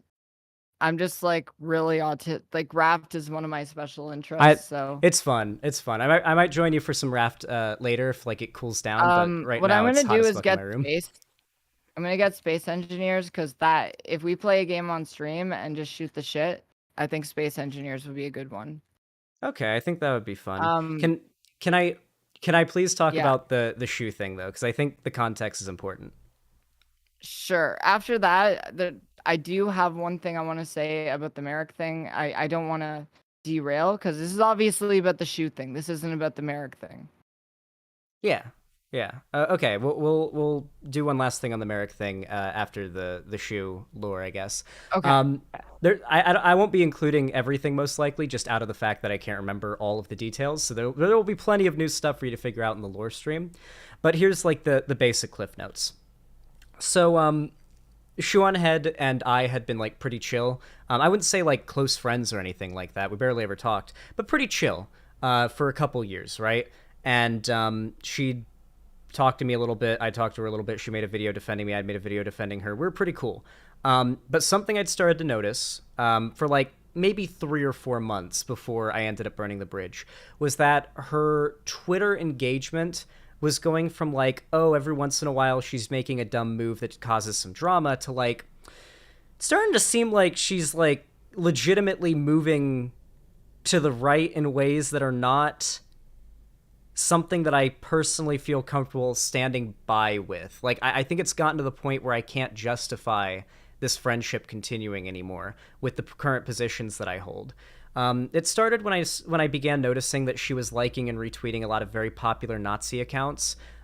She also went and tried to argue with Elon Musk to get Alex Jones unbanned during the heat of the hearings and the trials where the family of the murdered children of Sandy Hook were suing Alex Jones and all that. And she also follows like just a lot of really disgusting accounts about a certain minority group posting L's, and she's a big fan of those. And that really didn't sit right with me. It started to feel really weird when like small Nazi accounts like that have no following she would follow as well, and it just felt weird to me. And really what kind of culminated... Oh, sorry, I'll let you go for a second. Oh, I do want to defend that. Just the one part. I follow a lot of Chud accounts on Twitter because I like to keep tabs on them. Oh, she would like comment on these posts and like them and engage with them in friendly ways. She was friends with a lot of these people. It wasn't like it stopped looking like, oh, Shu likes to follow these accounts because she sees them as lolcows, which she used to do.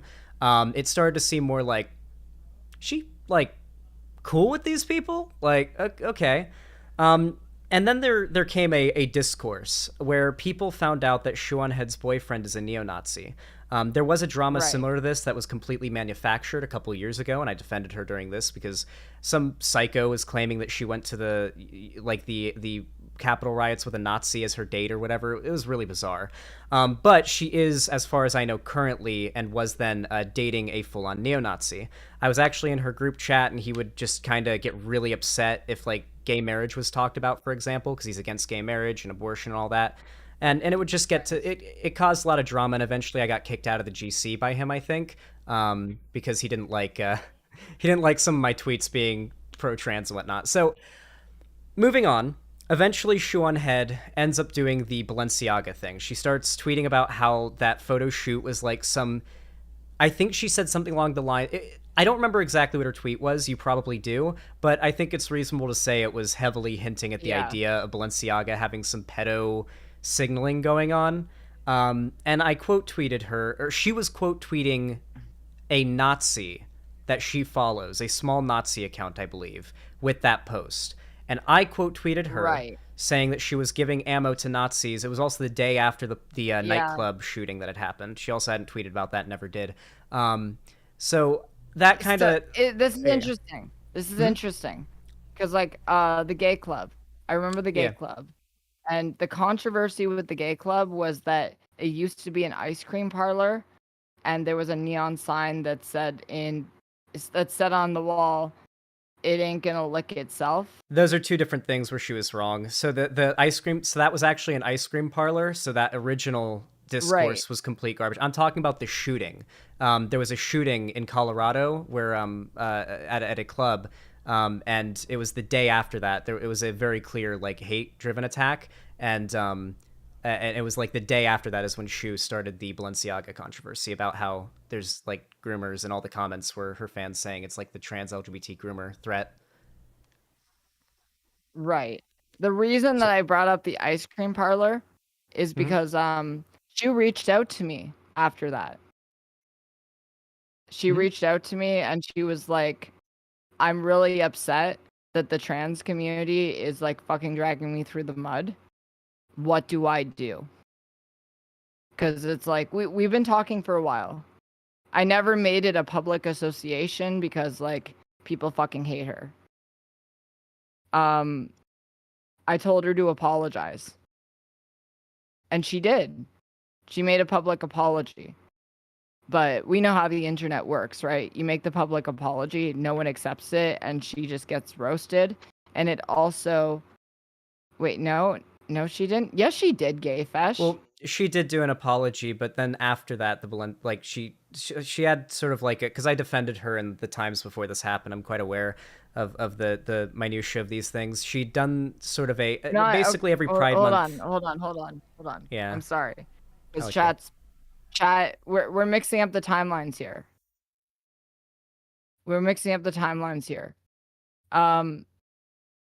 The Balenciaga stuff happened after the thing that happened with the ice cream parlor where there was the drag show.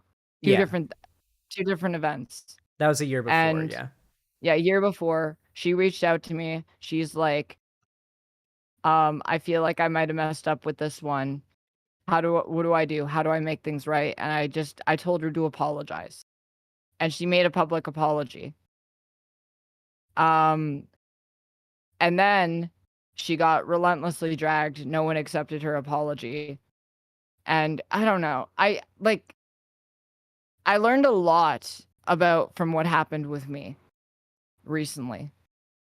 Like saying retard and then losing. I'm almost at 40,000 followers lost on Twitter. Mm-hmm. But I don't think that saying I think there. I've seen people try to compare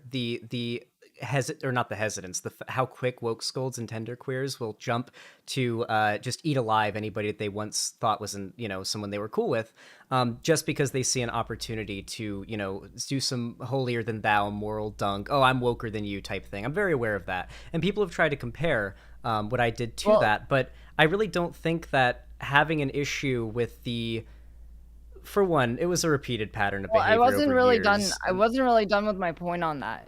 All right.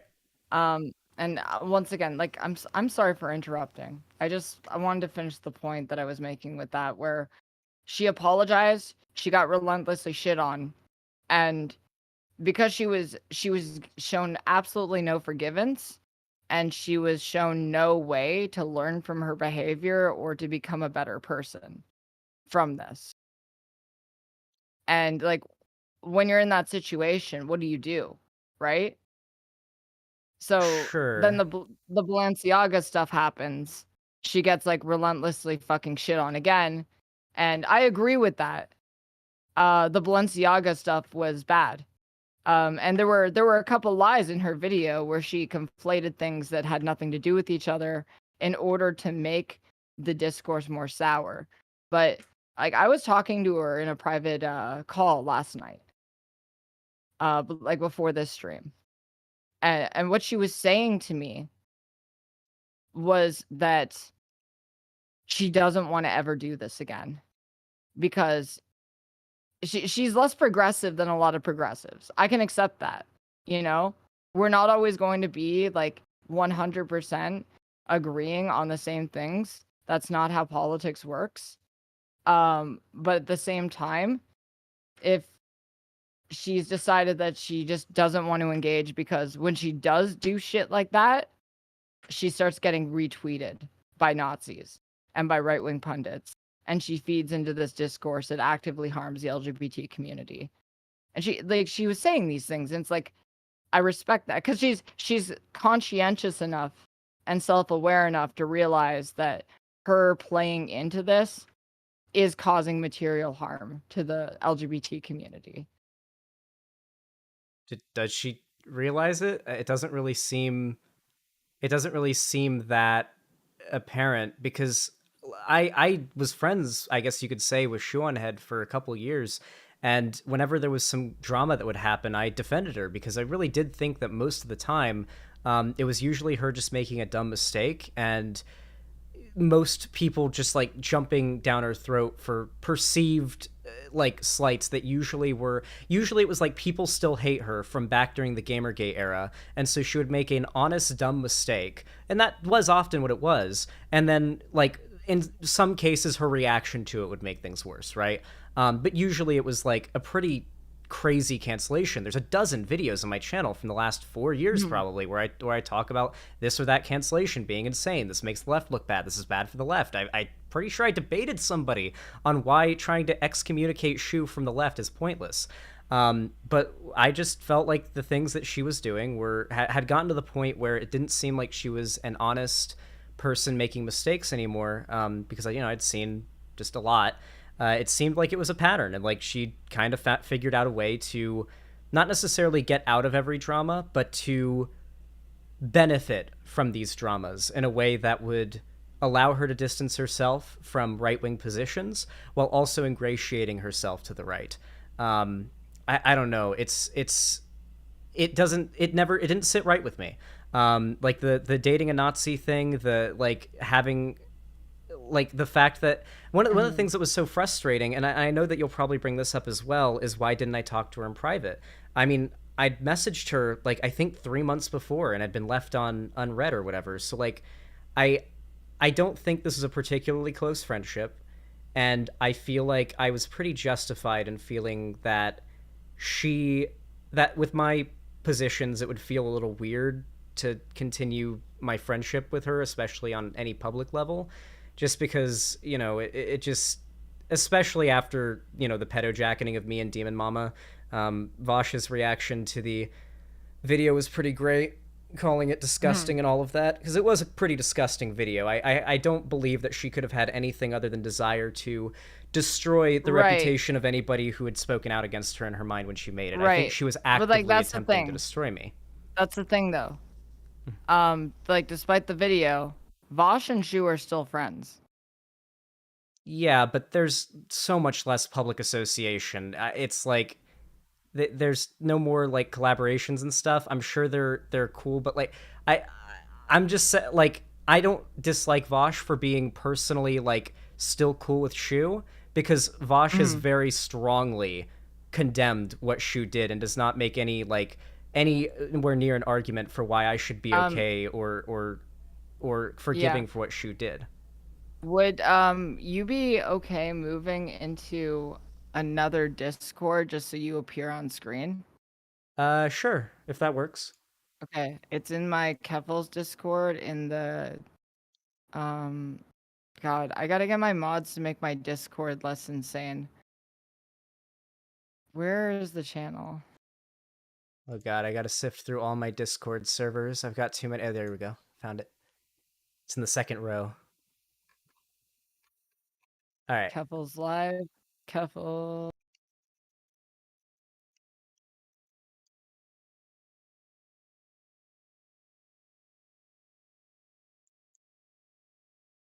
Chat says it's bait and that Shu's waiting in the call. If you want to bring Shu in, I'd happily talk to her. I'd be curious what she'd have to say about these things when confronted, but like in person.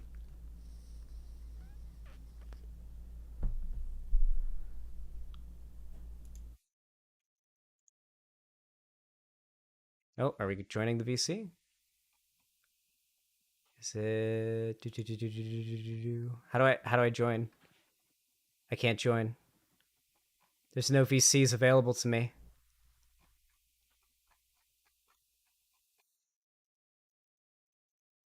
Well, I can't. There's no other VCs in here. I can't join anything. There's no VC in here to join.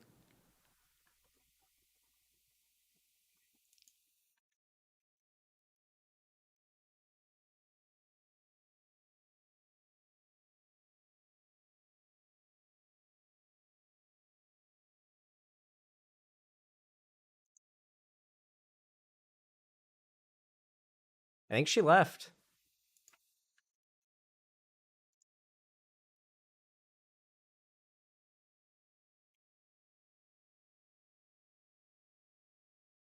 I'm just waiting in the VC. I don't have any like optional like voice chats I can join in her Discord. She's doing things in stream. Okay. Yeah, I don't know. I don't really think that I should have to like justify not being cool with like having like bad stuff done to me. Like I don't feel like I go, and I don't feel like I argue with people about why they should be okay with like, I don't know. It doesn't really seem like I should have to do that.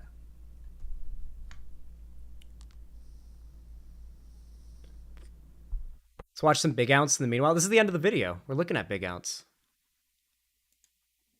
We watched the Big Ounce. We saw it. Is this the VC? I'm in the Discord. I just gotta... I don't have VC permissions. I don't have VC perms.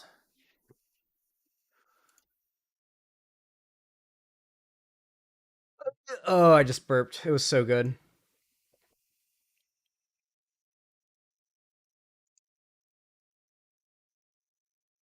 It's about the McRib. If you send me another thing about the McRib, I'm gonna just shit.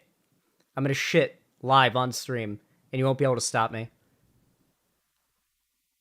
Tell her about the anti-trans bill Shu inspired with the Kink at Pride discourse. I forgot about that. She like there was some fucking Republican, I think, that like credited her as her Twitter as like bringing the trans issue to his attention, and they started pushing some anti-trans legislation or proposing it or whatever.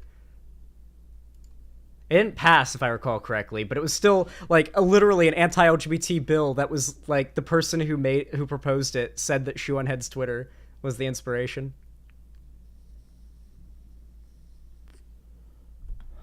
The anti-trans bills and the I'm not sorry, I would do it again. Oh yeah, she said I'm not sorry and I'd do it again. Wait, she doubled down. I forgot. Okay, thank you guys for filling me in on this, okay? I'd forgotten about these things, all right? I'd forgotten. It had become muddy in my mind. I'd forgotten these things. Thank you for the updates. I appreciate it.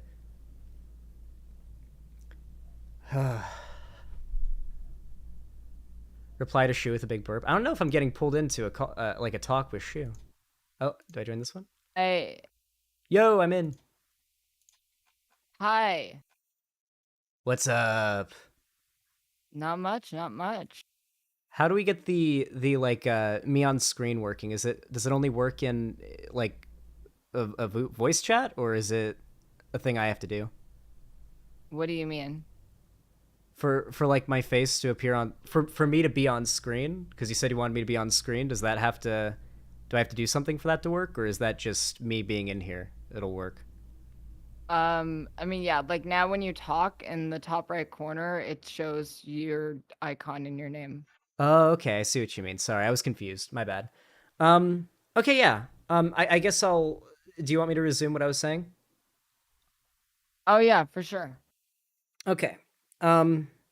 So, basically, there was just a lot that happened. I understand the idea of the left having a problem when it comes to providing an alternative to people it finds problematic to, like, actually receive some sort of, like, redemption, quote unquote. I hate that word. It's super larpy, but you know what I mean, right? Like when the left attacks somebody, demands apology, or demands like you've done something wrong. The left thinks you've done something wrong. It is always condemnation and like criticism. There's very little constructive anything you can pull from it. There is no suggestion of what you can do to alleviate the concern these people have. It's almost always just blind hatred for you. With that said, in the case of Shuanhead, obviously there was the Pride Month discourse that happened the year before the Balenciaga stuff happened. And that was a whole thing. I think she'd also done another Pride Month discourse before that. And after each one, she would apologize. I think, I don't know what the name of the politician is, and correct me if I'm wrong, but I know she apologized for it, so I assume this is true. There was something about, after one of Shuanhead's big Pride Month discourses talking about the fucking whatever at Pride, there was a Republican politician who had proposed an anti-LGBT bill and cited her Twitter as being like what brought this problem to his attention and made him realize he needed to act on it. And like after I criticized her for this, and after I blocked her and like we just like I ended whatever semblance of friendship there was there, after that people started to dig, because something she claimed was that these were just random fans of hers, and people that she followed, like they're nobodies. She doesn't actually have any type of friendship with them. and people actually found that the very Nazi account that I had quote tweeted, in reference to like all of this in the very beginning, I think his name was like Pedro something, full-on Nazi account that Shuan had followed, and they followed each other, and there were multiple instances of them having full-on conversations. In fact, I think he'd even said, from your shit posts on Twitter to Tucker Carlson, because he was a guest on Tucker Carlson and was talking about the stuff that Shuan was complaining about. So it really got to the point where I was like, I think I'm out of here. And then after all of that, she said, I'm not sorry, and I'd do it again. So I don't think she's actually sorry for the Balenciaga thing. How long ago was this? About like 3 or 4 days after everything happened, she like followed it up with, I'm not sorry, and I'd do it again. But how long ago was this? Like the drama, I would last Pride Month, I think. So like over a year ago? Less than a year ago. Less than a year ago. Like, I don't know. Like maybe I'm naive, that I really want to believe in people and their ability to change. I don't like the punitive behavior on the left. I think if you ask most leftists, they'll be like, I hate the punitive behavior on the left. But I feel like she gets that a lot. And if she's willing to say, like, I am going to stay away from this shit because it's hurting people, and I don't like it when I get quote tweeted by like Republicans and Nazis and shit. It's like, if this is true, then I want to encourage her. If it's not true, I will burn bridges with her. Yeah, I don't know. I hate to say it. I literally first started watching Shuan videos when I was 17, I think, maybe 16 years old. And when me and her were cool, it was one of my proudest achievements that somebody who I had watched on YouTube when I was a teenager was watching my videos from time to time. Like that, the idea of that blew me away and made me feel like I'd achieved something. This wasn't an association or a choice that I made lightly. I definitely thought about it for a while, and it just gotten to the point where I literally did a video. I had to scrap this segment if I recall correctly. It might have gone up, but if you want to go, if you can find it, it's embarrassing because I had so little. You could see my soul leaving me during this segment. Shuan was getting canceled for dating a Nazi, like actually dating a Nazi, and I did a segment because people wanted me to do a segment talking about how crazy people were for canceling her for this, and or like something. And so I go over it. I'm just like, yeah, so here's him saying that like he doesn't believe gay marriage should be legal, and that he thinks abortion is murder, and that women who get abortions Was he actually a Nazi? No. Shuan current boyfriend is a Nazi, a full-on Nazi. He's a tradcath. Like tradcath convert. He calls himself, I think, a paleocon is what he calls himself, like what Nick Fuentes calls himself. Is that a Nazi? Nick Fuentes calls himself a paleocon, and everything he says is Nazi. Her boyfriend says it's Nazi, so yeah, I'd say so. Okay, but I don't think that one's fair because Nick Fuentes calls himself a lot of other things, like white identitarian.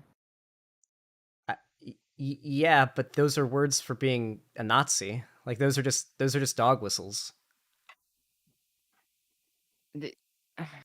Like See, I don't it seems like if she's actually dating a Nazi, like you might have a problem with that. I assure you, she's dating an actual Nazi.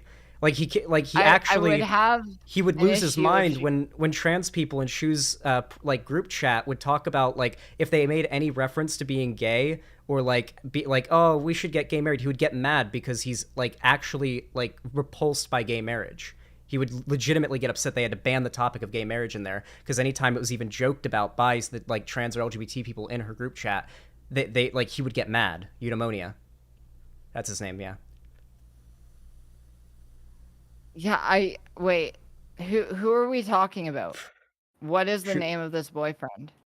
Eudaimonia. I just said it. Someone in chat reminded me. Yeah. I really like. I don't really care about like what For her fuck's sake, people are boyfriend's getting doing, mad at but- me in chat saying fuck sakes, don't defend this guy. No, I don't think that every single person who is a conservative or a trad cath is necessarily a Nazi. No, I assure you, I don't throw the word Nazi as like a label for somebody around often. Like this person is very much like So this far person right. believes in like the ethnic cleansing of minorities to create a white ethno state. I don't think he's outright said that. Most Nazis don't tend to outright say that. I don't know. I've talked to neo-Nazis. They do outright say this. Sometimes, but generally not really, because they have to, dog whistle and keep it, they have to keep it irreverent and sly.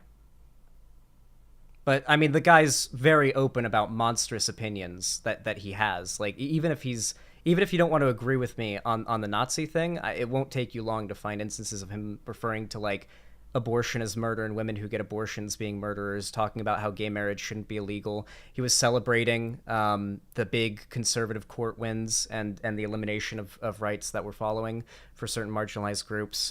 Like he is a very much like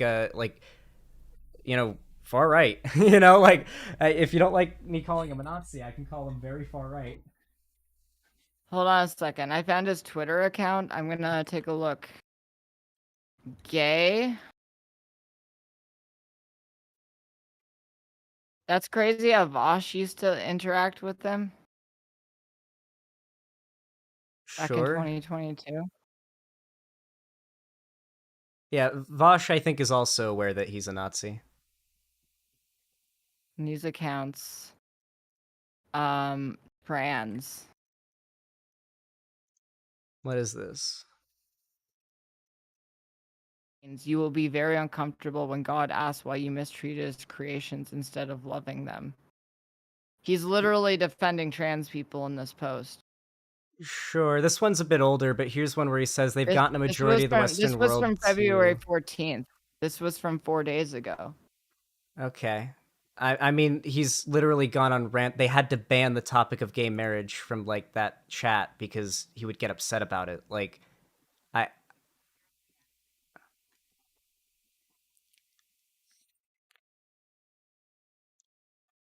Are we okay? I mean, like, I'm just pretty confident I've seen what this guy.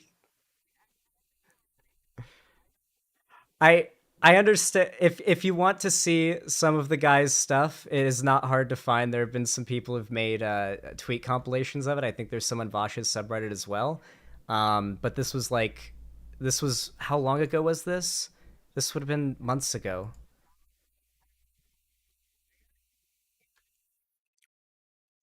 No, I completely understand that. It's a big accusation, like to be dating a Nazi, I guess. Like, yeah, I get that. It's understandable, but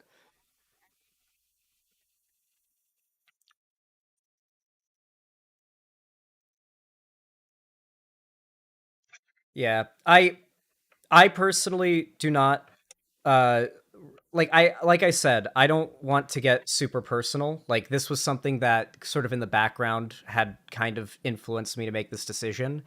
And yeah, there's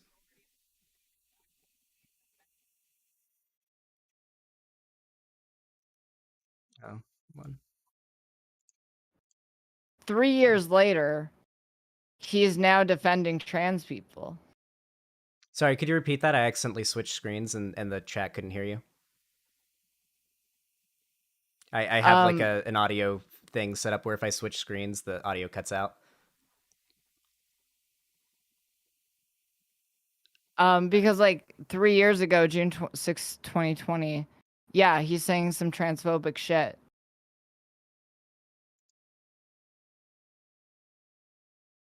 The Enlightenment is literally responsible for the opposite occurring. Something you have to do. Why am I to give the defending this Enlightenment man? credit I'm not for. defending this man. Why is it that no one can let me like go over all the tweets to try and make an informed decision?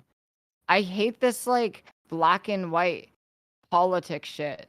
Like, can I just like part of the thing that I'm doing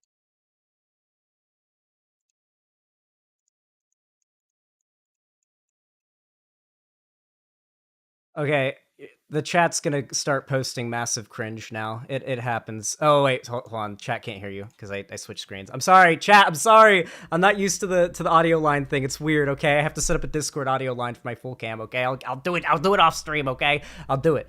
Sorry about that. I'm just like, you can understand my position, right?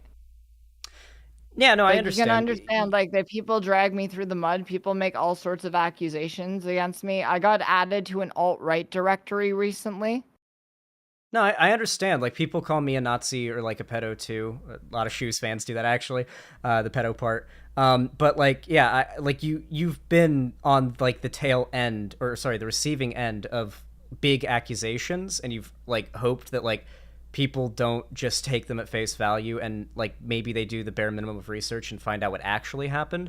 I've been there certainly, and I know what you mean, but I'll let you look into Yuta. I think you'll find some stuff. I think you find some stuff if you look hard enough. That's what I'll say on that issue. Yeah, it's just like, I understand that chat gets heated about stuff, but I want to do research. Yeah, like you've gotten shit in the past for Yeah, hearing something like, about someone and rolling with it a lot, so it makes sense. because I would like it to be like a back and forth, right? Where it's like, you say, okay, this guy's a Nazi. I pull up a tweet. It's like, okay, but this doesn't sound like what a Nazi would say. And then counterpoint, okay, well, look at this tweet where he said some Nazi shit. You know? I think that would be a better way of getting to the bottom of this for me over someone who I have absolutely no idea. I don't know who this is. Yeah, I guess what I want to say, because the chat's also listening, and I think this is important for the chat to listen to. There is a tendency for there to be two sides, or well, two relevant sides in what I'm talking about here, to any like falling out between content creators in the left, right? Let's say, but I can use as an example the Vosh and Destiny schism, right? There really wasn't a friendship there to begin with, but a lot of people kind of perceived there being one, and they like when that kind of fell apart, like whatever level of non-hatred of each other there was there, I don't know, like when that fell apart, people lost their minds and started making memes about like this being a divorce, and like, oh, we need them to reunite. Like, you know, even I was upset about it, right? And I think that's a very like bizarre tendency, I think, that occurs from watching online figures and not like you sort of form this idea of what you think is going on behind the scenes in your mind, and when reality doesn't line up with that and things don't make sense, like people's actions don't make sense with the sort of reality you've made up about these figures, it starts to feel like, why are they making this decision? Why are they not friends anymore? This doesn't make sense. Why don't they just work it out, right? I think about, I've thought about this many times about YouTubers I used to like that stopped being friends. There were plenty of YouTube duos that I watched growing up that were good friends but fell apart, and I was like, oh, why'd they fall apart? They were such good friends. Why not just continue working together to make the content? I think Smosh is a good example of this. But, there are people behind the screens, it's not all that, simple. No, absolutely. And like, I'm sorry that for whatever happened, like I'm probably going to watch your bridge burning video, and then I will probably issue a formal apology afterwards once I finally get to it on the list. Oh no, it's okay. I basically, like, what I was worried about, I should clarify, when people told me that you were talking to Shu, I was like, oh, okay. Like, I know that you aren't going to be leaving the left. I know that you're memeing on that. That's, if you look at my Twitter, you can tell that I know that's a meme. But what I was concerned about, because I didn't know if you knew about this, I thought you might have. And people in chat were telling me that you did, and that like, I didn't know if you knew about this. I thought you might have. Oh, there's a bit of echo. Yeah, there were people in chat telling me that you already knew about this, and there were people in chat telling me that there were people in chat telling me that you already knew about this, and there were people in chat telling me that there were people in chat telling me that you already knew about. It's you brought American, that's why it's echoey as hell. It is really echoey. And you brought American, that's why it's echoey. Hello? What Merrick? I think she has the stream on. Merrick, please close the stream. Here's what I'm gonna do. Here's what I'm gonna do. Is that Merrick? That doesn't sound like Merrick. I'm sorry. I'm such a boomer. I don't know anything. Okay, here's what I'm gonna do. Here is the stream chat. Okay. Okay. Because I know both of you have beef. So I Sam Cedered San into getting into a VC with Merrick. Oh, wait, he didn't know about this? I think I kind of saw it coming. Oh, hi Xander. How are you? I'm doing all right. How are you, Merrick?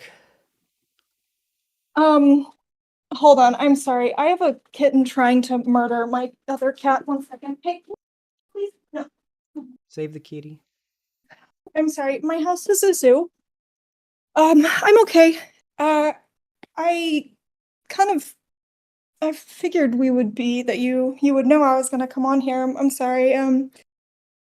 I guess, I don't know if you know or were told, but like I was trying to have people close to you like reach out and see if you had wanted to talk to me. So I've been wanting to talk to you for like a week now, I guess. Oh, okay. Yeah, I don't know if I think like the only person who told me that I should talk to you was, I think I had one person tell me that I didn't have anybody like come to me saying that you wanted to talk. I had no idea about that. But okay, I'm glad to hear that. Yeah, sure. I mean, I think that how we ended things was like pretty shitty, and like I didn't feel good about that. I felt really bad because I like both of you. This is such a small space, and I hope that we can come to a conclusion. We all got hurt by the video. Like FT Signifier boosted a Nazi op in order to call me racist to hundreds of thousands of people. So you did the same it's with Wash too. It's like into that video. I'm hurt too. I understand why Zan's hurt, but I'm also very sympathetic about Merrick's position. And I really wanted to get both of you in a chat so we could maybe work things out. Sure. I normally I like I do this in private, but I mean I'm fine with talking publicly, I guess. Is it okay if I just start with like a quick? I'll give a very quick rundown of I guess how I feel like my side of things, just because I think it'll make things a little easier. Yeah, for sure. Okay. All right. So for those that don't know, I was in a bit of an abusive relationship a little while ago for a couple years. You know, she lied to me about her age. She was actually like, she told me she was like 8 or 9 years older than me. She was actually like a bit over 10 years older than me, so she barely like lied about her age by like a couple years. It was bizarre. She was stealing from me and using the money for drugs. She was lying to me, and just very much it was a abusive relationship. I hate to admit it, but I was the victim of abuse in a relationship. And this ended up unfortunately becoming a whole public thing. I broke up with her, and I was unfortunately made homeless by all of the things that she had done, and I had to move in with my mom, and I am still here while saving up money so I can move up to Seattle. And while trying to financially recover from the money that had been stolen from me and the stuff that I'd gone through, and trying to like move to another part of the country and you know get things kind of going in somewhere else, a new setting, new environment, a YouTuber by the name of DJ Mule comes along and makes a video that he would later admit on his Patreon was a blatant attempt to get more Patreon subs to make more money. And in this video, he basically warps and twists everything that happened in such a way to try to make me out to be some sort of abusive piece of shit. The video was so bad that pretty much half the online left dunked on it. My abusive ex commented, "Yikes, this video shouldn't have gotten this many views on his video." It was that bad.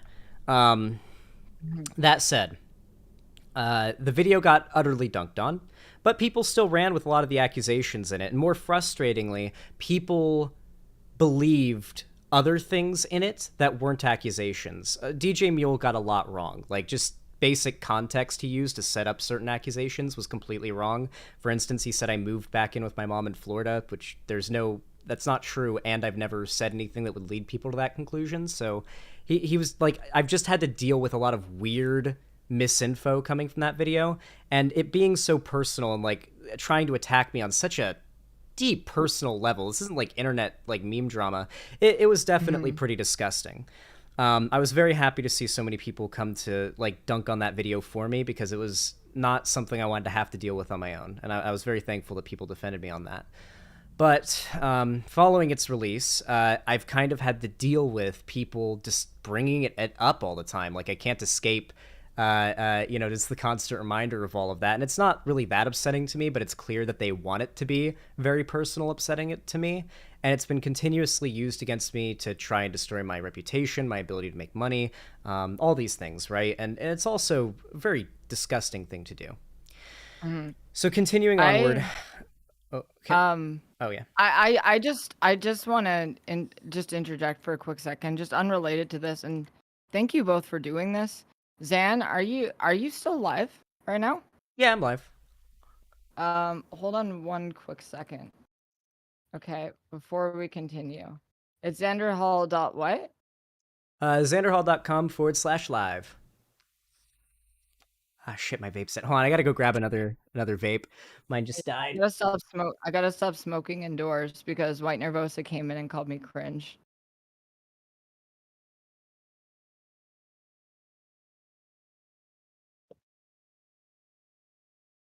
God, I'm so sweaty. Why am I so sweaty? Why is it so hot in here? I need to open up my window. I feel like I could heat a whole house in the dead of winter with just my computer while live. It's a goddamn space heater. Okay. Whew. At least I'm sweating the last bit of COVID out of my body with this. Okay. I got a new vape. Are we all good? Uh-oh. Yeah. Okay. All right. I got myself. I got myself a vape. I'm no problem. Coming on here, by the way. I remember what you just said. I don't think of myself as being a very confrontational or like not confrontational. I am pretty confrontational. I don't think of myself as like a very unforgiving or mean person. I just want to give some context behind this and like I hope that sort of hearing how it looked to me might give some background. Thank you, Keffels. Holy shit. Oh my god. Thank you for the dono. I love you too, Keffels. No worries. Thank you. That's very kind of you. Merrick, if you send me any sort of thing that I can send you, I will also send you $100. Oh, well, I don't really stream anymore, and I think I'm just happy that we have the opportunity to hash this out. But that is very generous of you. Thank you. Okay, I know I didn't need to do that, but the reason that I did do that is just because I care about both of you, and I just wanted to make sure like people know that this is out of caring, and I'm not just like I don't want this to be like a Jerry Springer blood sport thing. I think that like we're both all on the same side. I got hurt by FD's videos.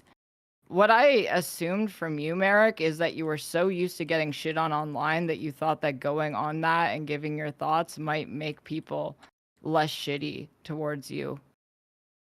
But I don't know. I can't read your mind. Yeah, and I think that I'll definitely lay all that out, but I think that the fairest thing, and really what I was going to say before even coming on here, was that I think that Xander Hall should be given the opportunity to lay out all of his thoughts first, because he was the person who I think was like hurt the most by this. So I think that it's only fair for him to explain like his thought process. Absolutely. I'm going to shut up for the most part and interject only when necessary. Thank you. Okay, I appreciate that, Merrick. Thank you, Keffels. All right. Where was I? So, yeah, the DJ Mule video came out, and pretty much half of the lefty internet like dunked on it, which was very very helpful. That was very nice because it would have sucked to have to deal with all of that alone. And it was a very nice time to have a lot of people come to my defense on that because it was a pretty disgusting thing I had to go through. Now, DJ Mule and FD Signifier are publicly friends, and I'd obviously called out FD Signifier in the past for some pretty bad takes he had. I don't remember exactly what it was. It was either pertaining to Debate Bros or to like black separatism or something like that. It was a very cringe take. And I think the famous words came out of my mouth. FD Signifier is a dumb fuck. And those words from my mouth have been quoted to like over and over again to this day. Because at the time when I beefed with FD Signifier, not many people even in the debate bro sphere disliked him. He hadn't really done as much in the eyes of people to make them realize like what his nature was yet. And so people were kind of upset at me initially when I called out FD Signifier on this take. But very quickly after, he made a video about Debate Bros that was just some of the most lie-filled, slanderous, like, drivel ever. I don't know if I responded to it, but I know that Vosh did, because a lot of it pertained to accusations against Vosh. I think some of it might have mentioned me, but it was basically like he dropped an umbrella attack on like the Debate Bro streamer sphere, right? And then he made his follow-up video. I guess I'll give a little context around this. I also know that like FD Signifier and DJ Mule are good friends. They've defended each other on Twitter and what have you. But then I get COVID and I'm sick and I'm just kind of like off the internet. And I occasionally get on Twitter, set up my computer and I get on Twitter for a little bit to check what's going on. And I get on there and I see that Merrick had tweeted about the new FD Signifier video, and I actually didn't know that you had appeared in that video yet, Merrick. But that was how I found out from your tweet. And it seemed like, if I remember correctly, you were responding to people who were upset about your appearance in the video, which like guy ended up being, because it seemed like there were some people who kind of were disappointed that despite what FD Signifier had done, you wanted to see the best in him. I think that a lot of people were upset about that. And I was definitely one of those people. It felt a little bit like, I get why you want to see the best in people, and I get why you want to be like, generous and everything, but it feels a little bit, like a questionable decision considering his past and his associations and all of that.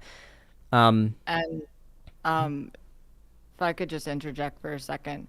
I don't know that Merrick knew this, but in that video, FD Signifier amplified an op that was made by a Mr. Mediker fan that resulted in me getting mega canceled, more canceled than I've ever been before in my entire online career.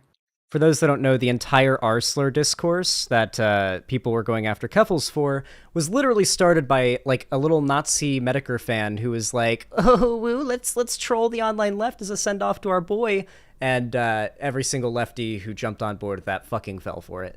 But that is what the left is best at: falling for lies made up by Nazis made towards their most popular figures.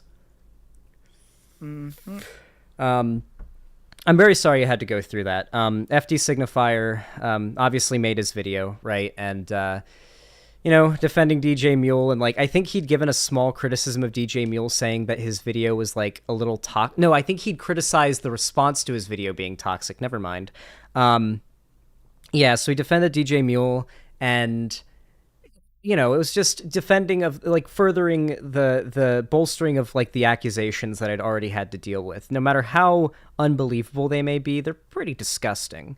And I definitely felt a little bit weird to find out that you had like taken part in that video. I obviously didn't know all the background and all the details. Like I didn't know if you collaborated or if you didn't know that you were being recorded or anything, which is why I'd commented, if I recall, it was So you took part in a video that spread lies about me, I think is what I commented. And if I recall correctly, your reply came off as very on the offensive. Like it felt like you were upset that I took issue. And somebody else replied to your comment. I think they did a pretty good job of explaining why I might be upset about it. It was more or less what I explained here.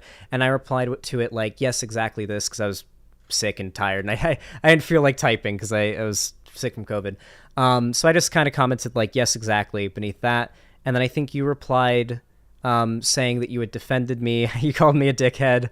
And it just felt like, what it felt like you said was, how could I take issue with what you did after you had defended me in the past and we were friends? And that felt like very, you know, it felt mean. It felt rude.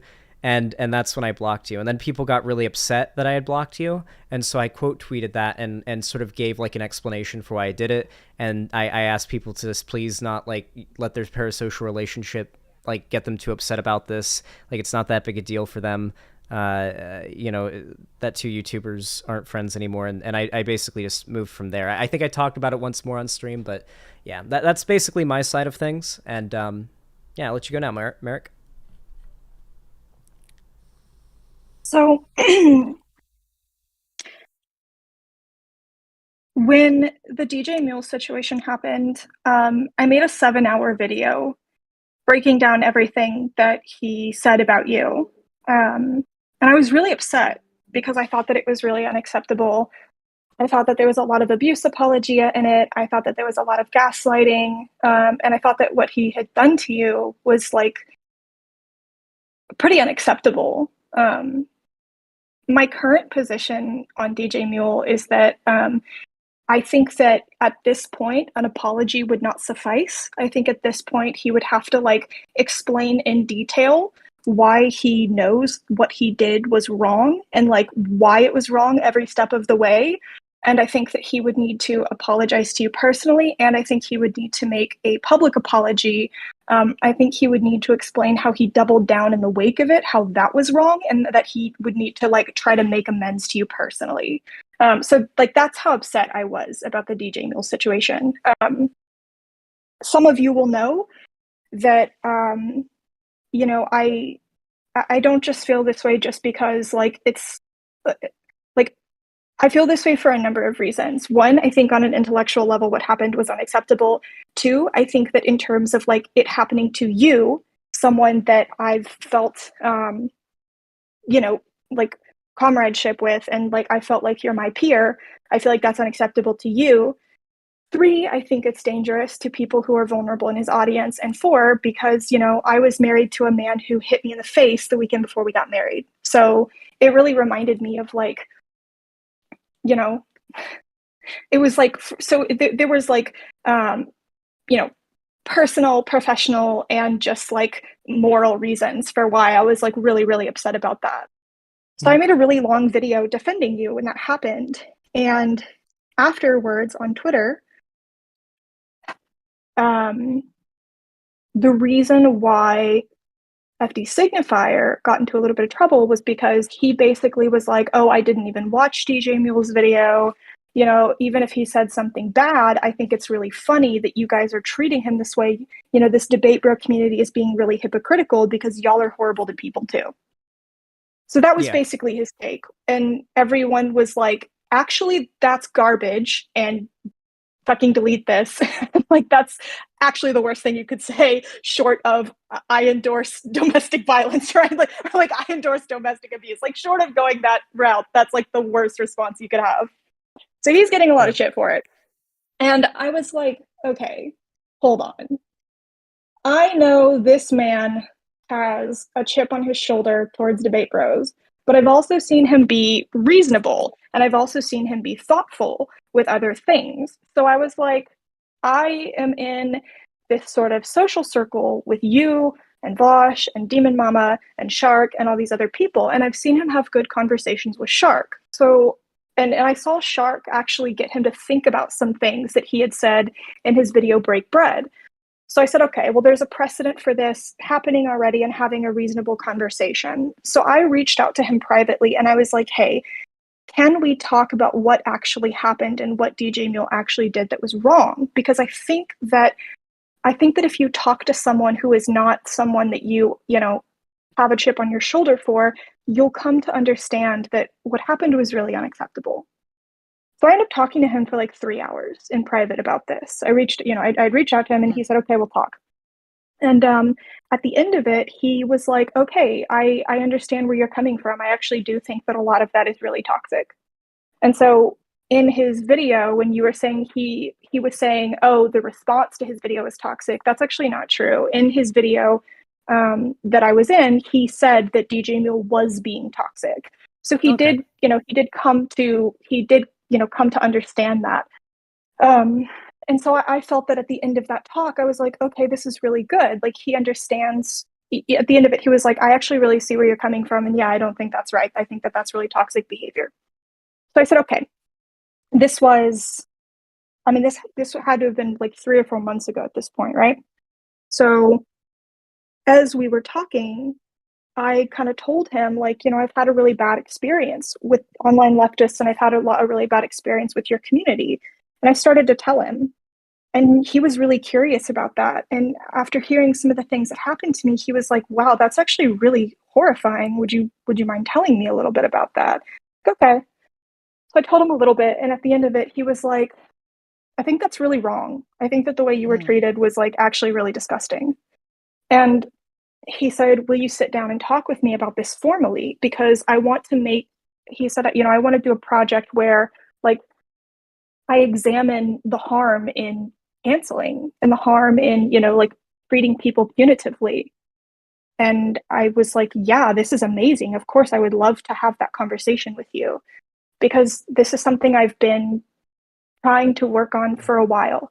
I privately reached out to Sophie from Mars, trying to talk to her a while back. She never got back to me. I guess she's really busy. I don't know.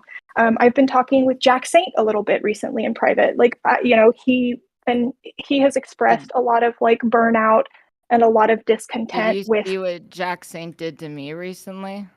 No, I don't know anything about that. But I guess what I'm trying to communicate here is that like I've been really trying in the past 6 months or so to like talk to video essayists and be like, listen, we are not monsters. We are leftists, just like you.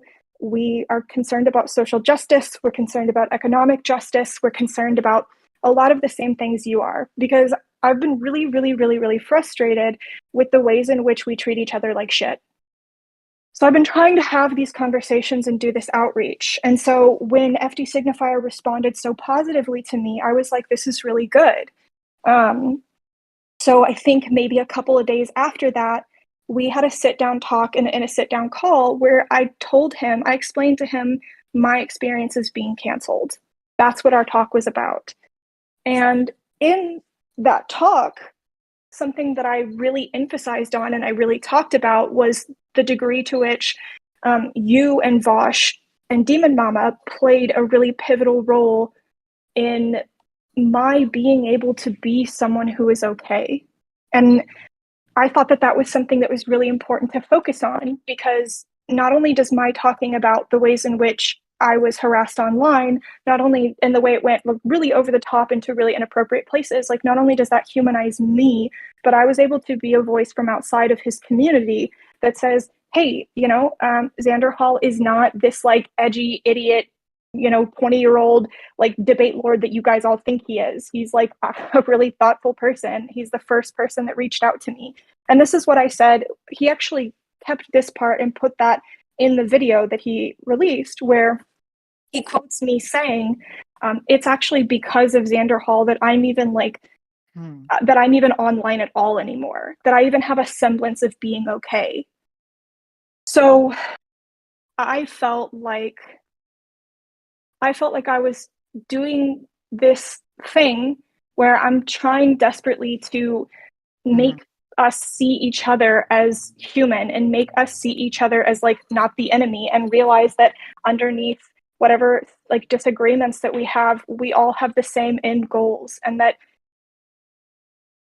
we're not really as different as we think we are. And even if we do have differences that are part of our worldview, that we can kind of work alongside each other. We don't have to work with each other. Even if that's the case, we can kind of just leave each other alone.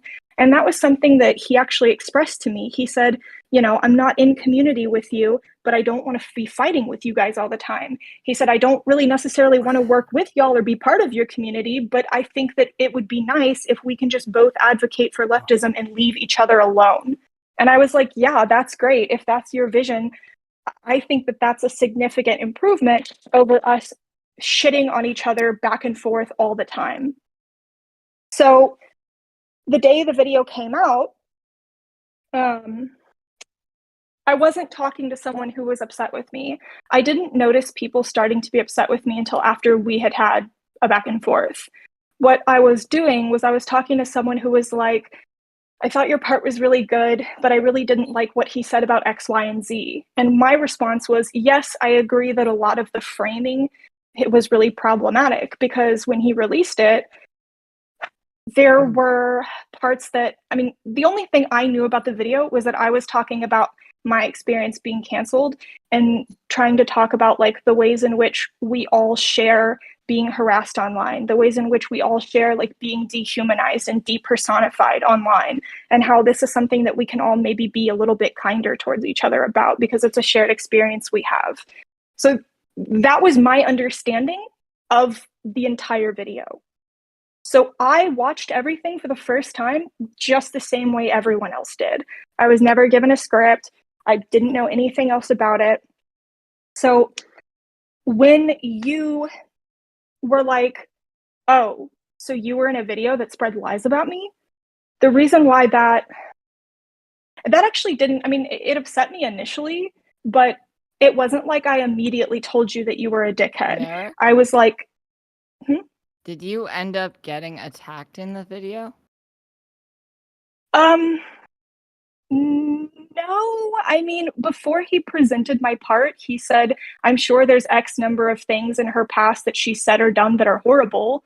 And that kind of, I didn't love that because, you know, I think he probably just could have looked into the things people were mad at me about and like made a decision. But instead it was presented as like, maybe I've probably done horrible things. And I think that kind of stings, but I don't think that that's anywhere close to like the ways in which like you or Vosh or Zan were attacked. No. I would like to add a small, I guess, aside for a moment. I think my view of what you did now is a little bit different. I think. Well, wait, you're hold on. Can I? Oh, okay. Wait, hold on. Can I actually explain like why I ended up getting upset? Mhm.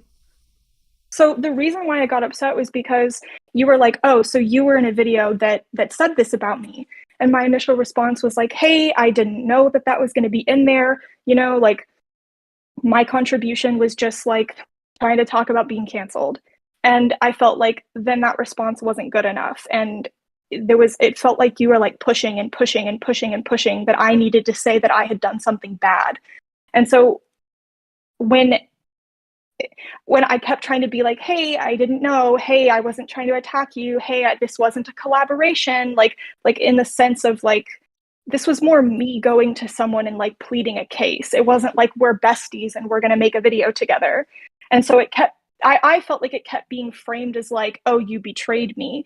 And the thing is, you're a content creator with a platform, right? Not only do you have a platform, but you have a platform with like really edgy people.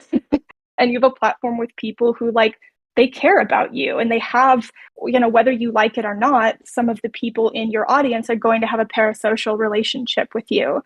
And so I felt like you didn't, instead of just DMing me, but if you were concerned, it felt like you came from my throat in public and basically like before you even knew what was in the video, before you even knew what I had done, you like your first instinct was to like stab me in the throat in public. And like that was really scary for me because I felt like I had tried to do this good thing and the response was like, I'm now on trial. Yeah, maybe, and Zan, maybe that's what you don't, maybe you're not as familiar with this. Like, I'm sure you are. I don't want to be condescending to you. But when a content creator, like especially a live streamer, because live streamers have very dedicated audiences.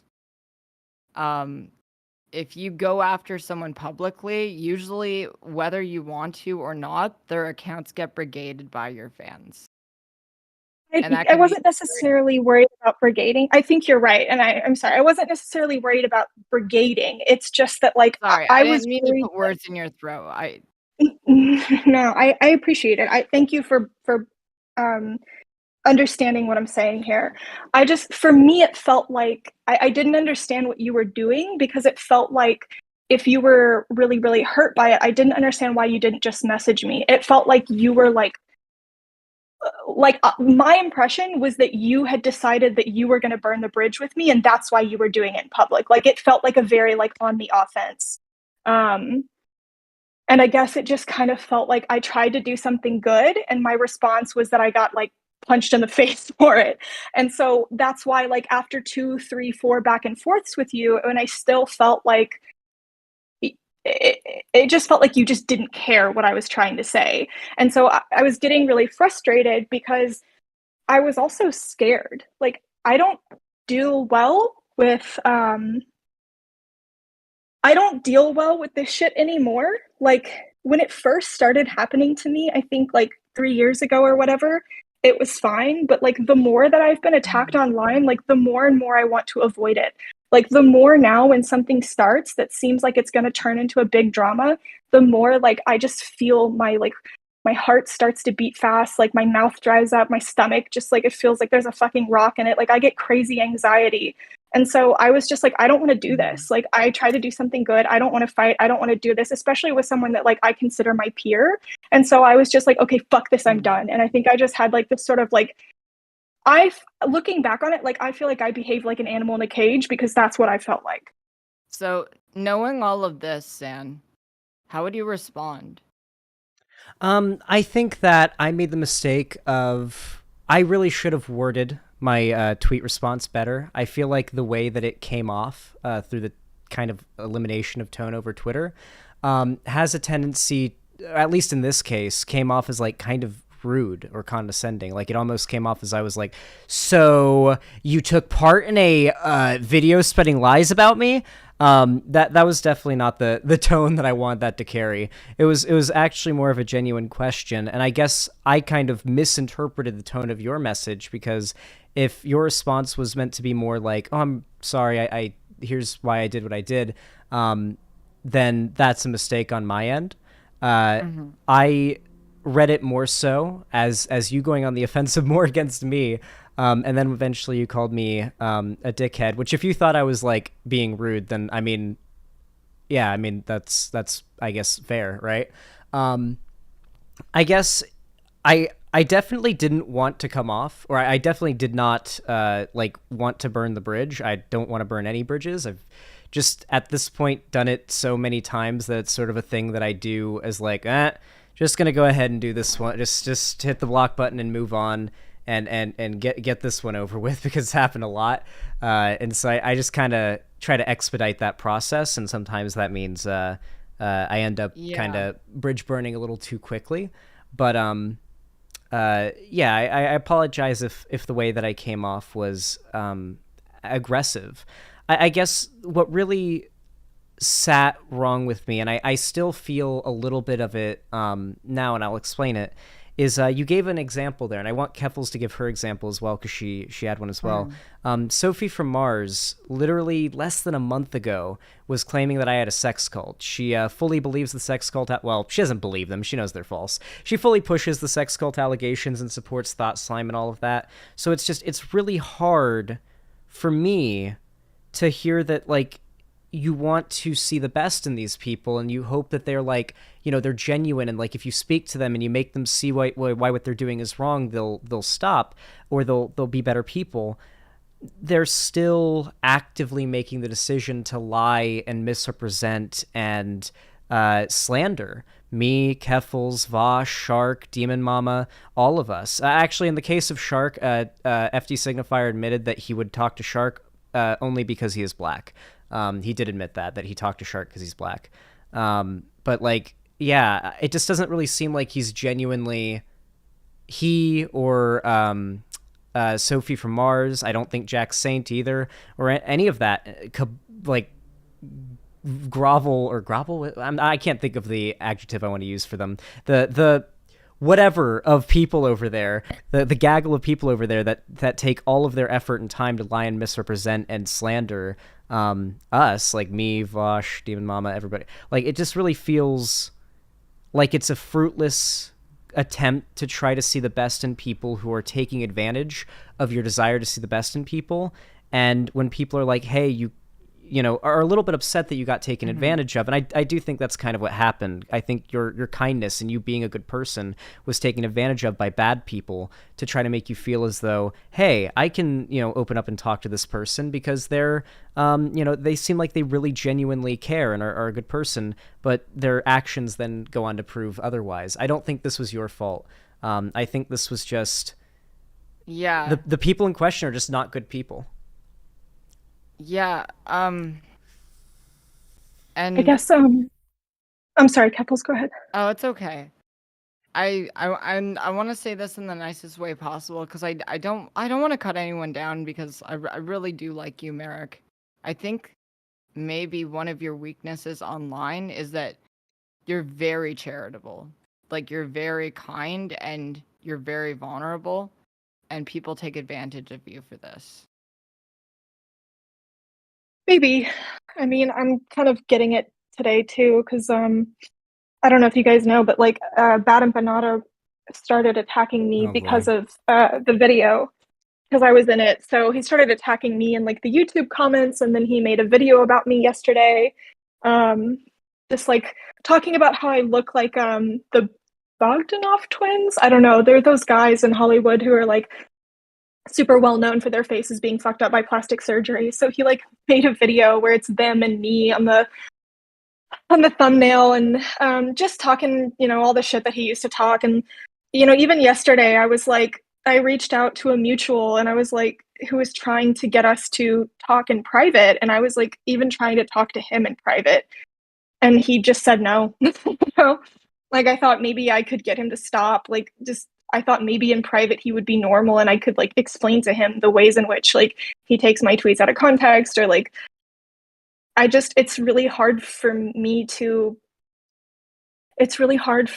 believe that they're just bad people. I guess it just seems like tribalism and I don't know, maybe misplaced self-righteousness, and maybe if someone would just sit down and talk to them from, you know, what they consider to be the other side, and I guess break their expectations, maybe they would see things differently. And I don't want that to be offensive for you. I mean, they you know, these people attack me too. I just want things to be better. I understand where you're coming from. I am firmly of the opinion that evil does exist. There are evil people. Just straight up. I grew up on the internet. Like some of the earliest videos I ever saw were like, oh, hey, who can watch this video of people getting beheaded long enough without, you know, looking away or flinching? And that was the kind of shit that like teenage boys growing up on the internet will do just to fuck with each other, just to like, you know, so like I definitely think evil exists because some of this shit that like exists online. And I think that while it's not that level of evil, I do think there are just bad people out there that are willing to just say, fuck everybody I don't like. I will do the most manipulative, evil, lying shit to get by. And I think that's what some of these people are doing. I think, Zan, I do think that you may have a blind spot with trying to analyze this. Mm-hmm. Just that, you can get a lot of shit, right? You know, Vosh gets a lot of shit. But when women get shit online, it's like you're cranking the dial way up. Sure, yeah. Like, I have never seen as many criticisms of let's say, like Vosh doing things for attention as me or Merrick. When when a lot of the times we are doing identical things or we have identical positions. Like proportionally? I definitely think I think it's pretty inarguable that like if you're a woman on the basically if you're part of any marginalized group, but yeah, particularly if you're a woman online, then you're usually going to be treated with pretty much always going to be treated with less charitability. Like maybe outside of certain spaces you won't be, but like for the most part, less charitability than like a cis straight man will be. But I do hope that none of my fans went after Merrick for like me burning the bridge. If they did, then give me names. I mean, it was only said a couple of in people. chat that, to be fair, Bosch doesn't get in the same kind of drama as me. If I were to say the N-word on the kill stream, or if I were to say that I believe people are subhuman and should kill themselves, that would be it. My career would be over entirely. There would be no coming back from that. Yeah, Like, I think that's probably there's true. a huge difference.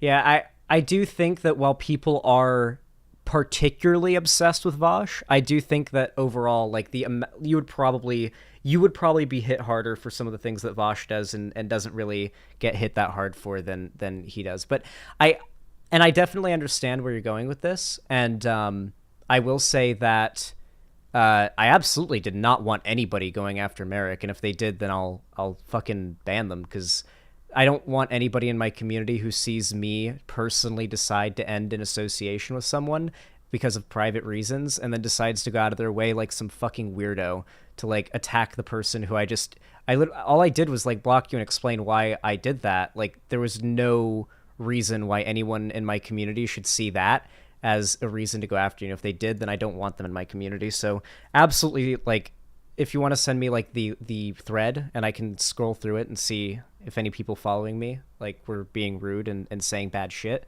especially if it was any like sexist shit, let me know, or like send that my way, or just send me the link to the thread because I'll take care of them. But there were like 2 people total that said something. One of them called me a cunt, but like considering the size of your audience, the fact that only 2 people said anything, I think like really speaks volumes. That's actually really crazy. That's basically nothing. Definitely, but I still want to take care of those 2 people. I do regular purges on my community. It's part of... I will say this is a thing that I've gotten criticized for, is that I am very much not... I try not to form too strong of like an emotional attachment to too much of like the internet stuff. So I oftentimes will do massive purges in my community.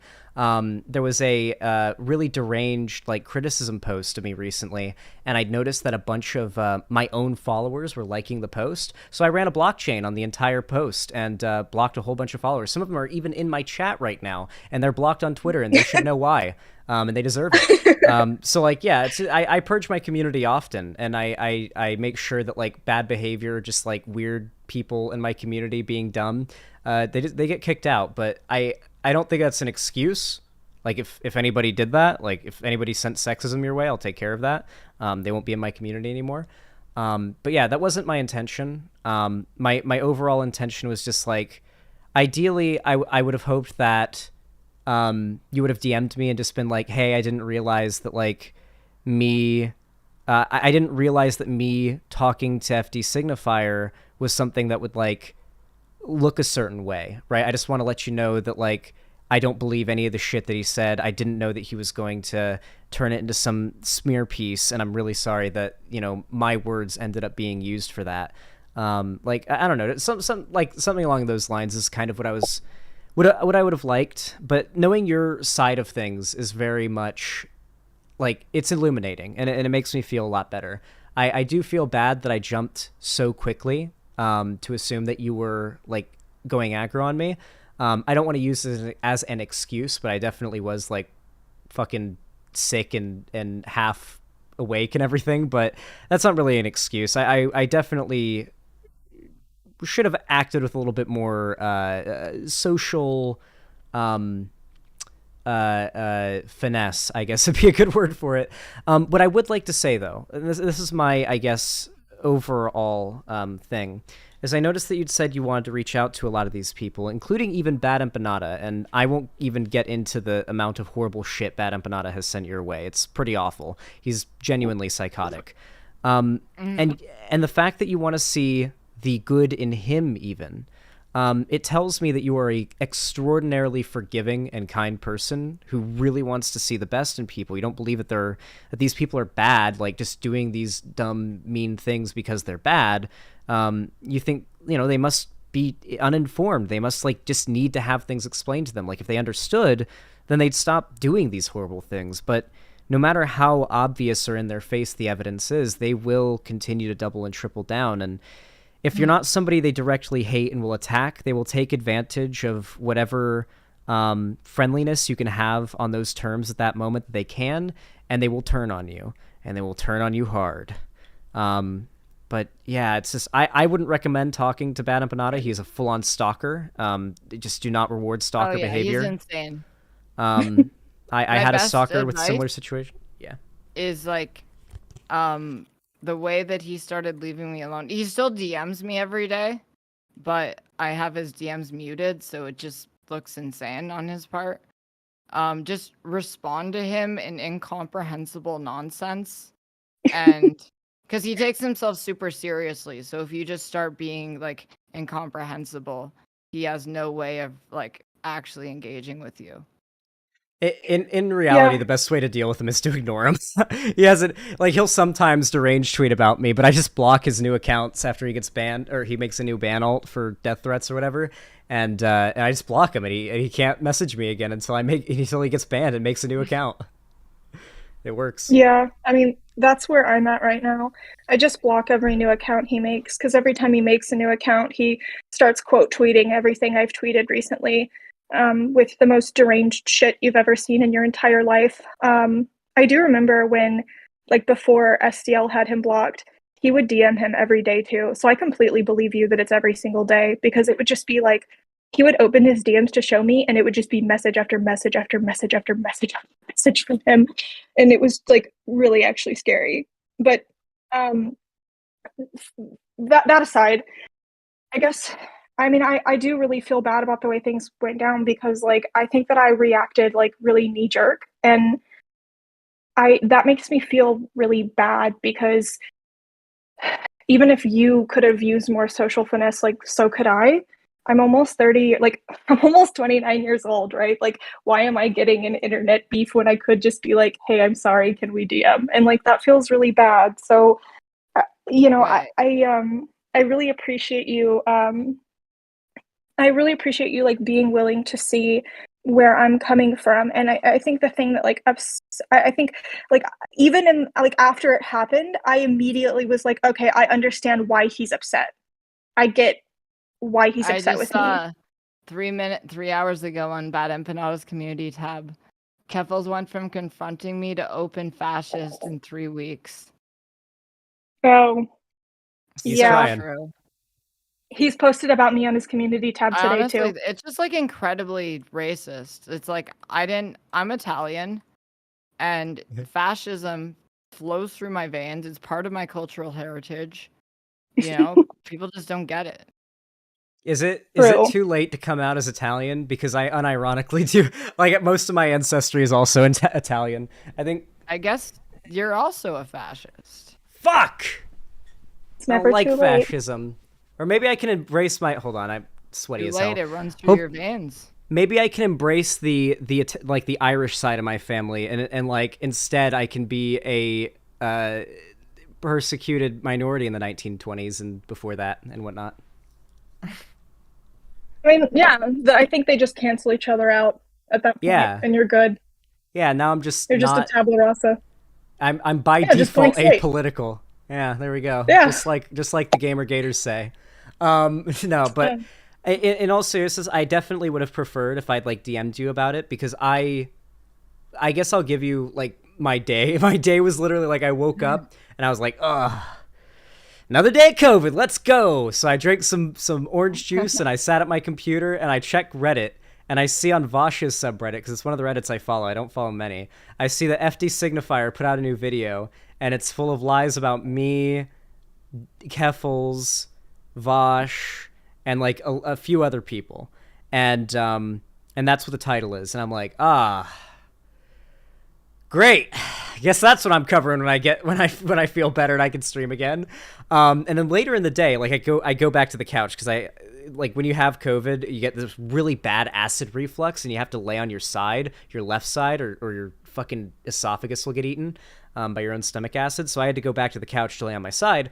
And then I got back up after I was feeling better and had some antacids, and I walked back to my computer, and the first thing I see was you tweeting about being in the video. I had kind of assumed that maybe just knowing that you're a very nice and charitable person, what I thought was likely that you'd gone on there to have a friendly conversation with him and like collab on the video about how internet harassment is bad, and that you had ended up, even if it was by accident, contributing to that video. And it felt, at the time, it felt very, like, I don't know, it felt worrying to me because, you know, I'd had situations in the past where people just kind of like, you know, flipped on certain things or just had like just end up associating or deciding that they wanted to like more so side with somebody else who'd done me. I don't want to give any examples, I'm sorry, but there have been other content creators I had to silently cut ties with because they would rather be friends with somebody who did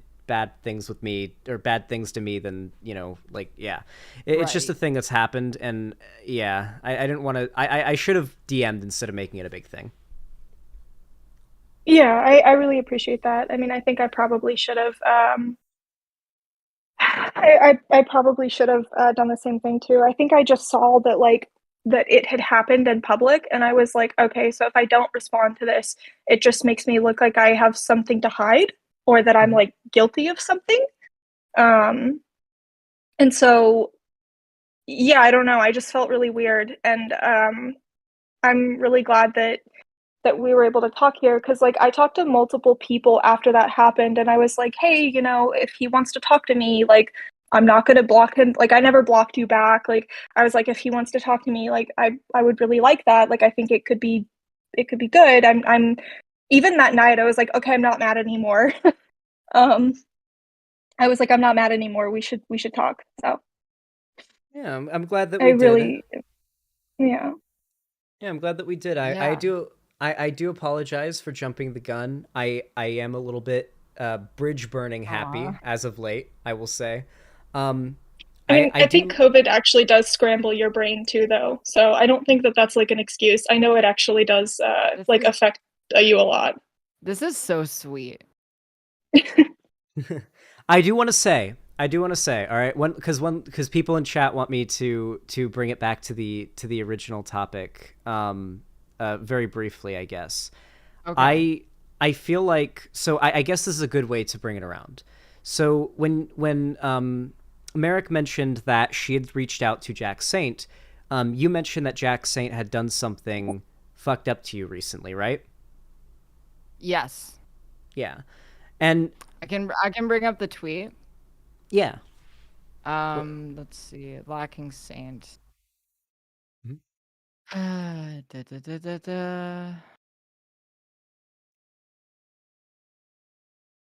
nice. He got his 10K updates. Oh, wow. He must feel so good. What a big boy. He'll be able to. And you know what the funniest part was? He said that he's stuck in the US because he can't afford to go back home to the UK. And I was considering out of the bottom of my heart giving him the money to help him go home. And then he did this shit. Well, to be fair, going back to the UK would be like a goddamn death sentence, you know? It's like, America's great. Why go back to that shitty made-up European country? Or fake, not European anymore that's country. Where his family is. I know, I had to take an opportunity to shit on British people, okay? Okay. Yeah, so, no. So, wait, hold on. Let me screen share, not the chat. I'll just screen share my OBS screen.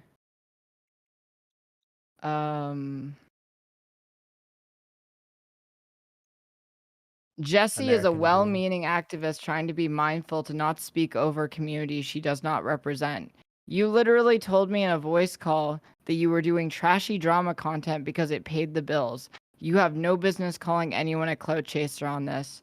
I raised $250,000 for trans charities, and I almost died trying to take down a doxing and harassing site that predominantly targets trans people. Jesse makes video essays. But it keeps going. Would not normally disclose this as in a public post, but seeing as I was publicly put on blast by Keffels when I tried to reach out privately, I think it's pretty justified. If she wants to now target people like Jesse, I don't give a fuck.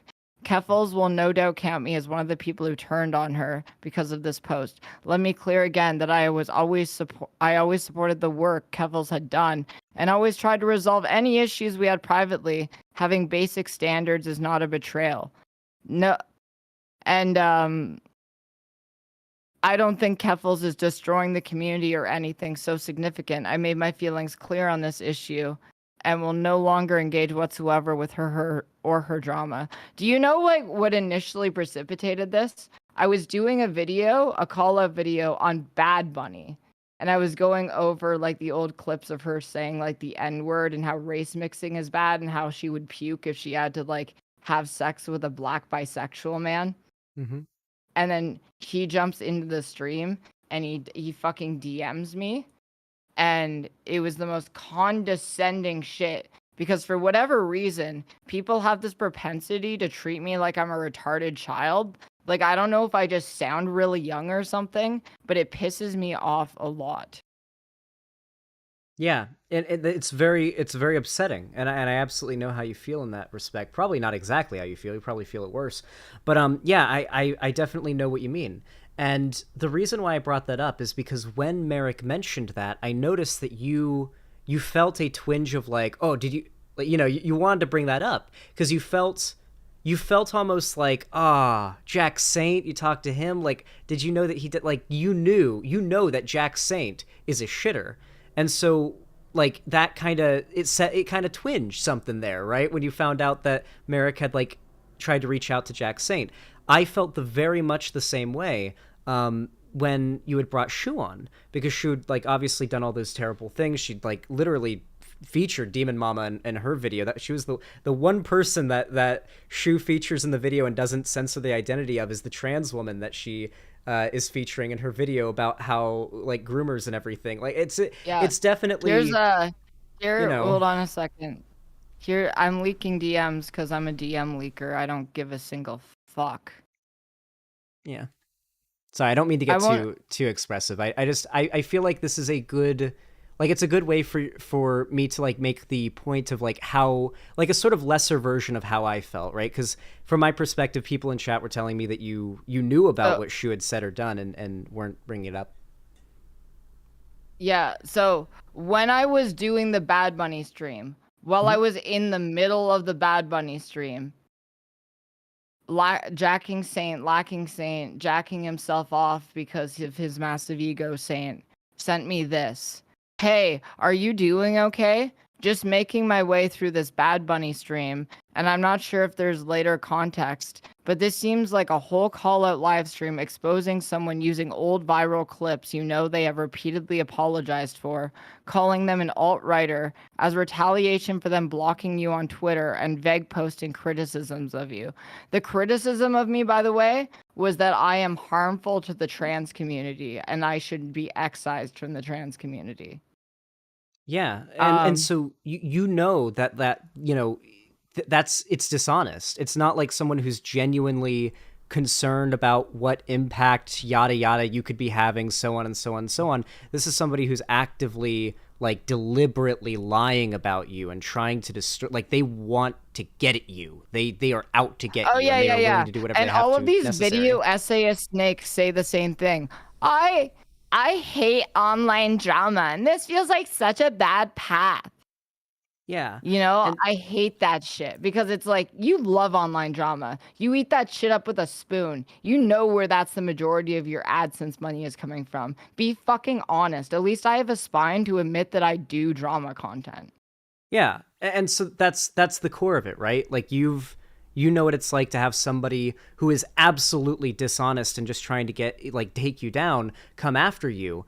and they're like, people are telling you, oh, you should listen to their criticism, you should, like, they mean well, and it's like, you know, they don't mean well, you know that they're just coming after you, but everybody else can't see it, everybody else can't feel what you feel or know what you know. They don't have all the context, they can't see the look in that person's eyes when they lie about something that you know they're lying about, right? And that is basically what happened with me and Seanhead. In her response video in particular, the amount of lying she did to try to make herself look better was downright... Vosh had to call it out so many times it got to the point where he started swearing at her and yelling. You know, like, she...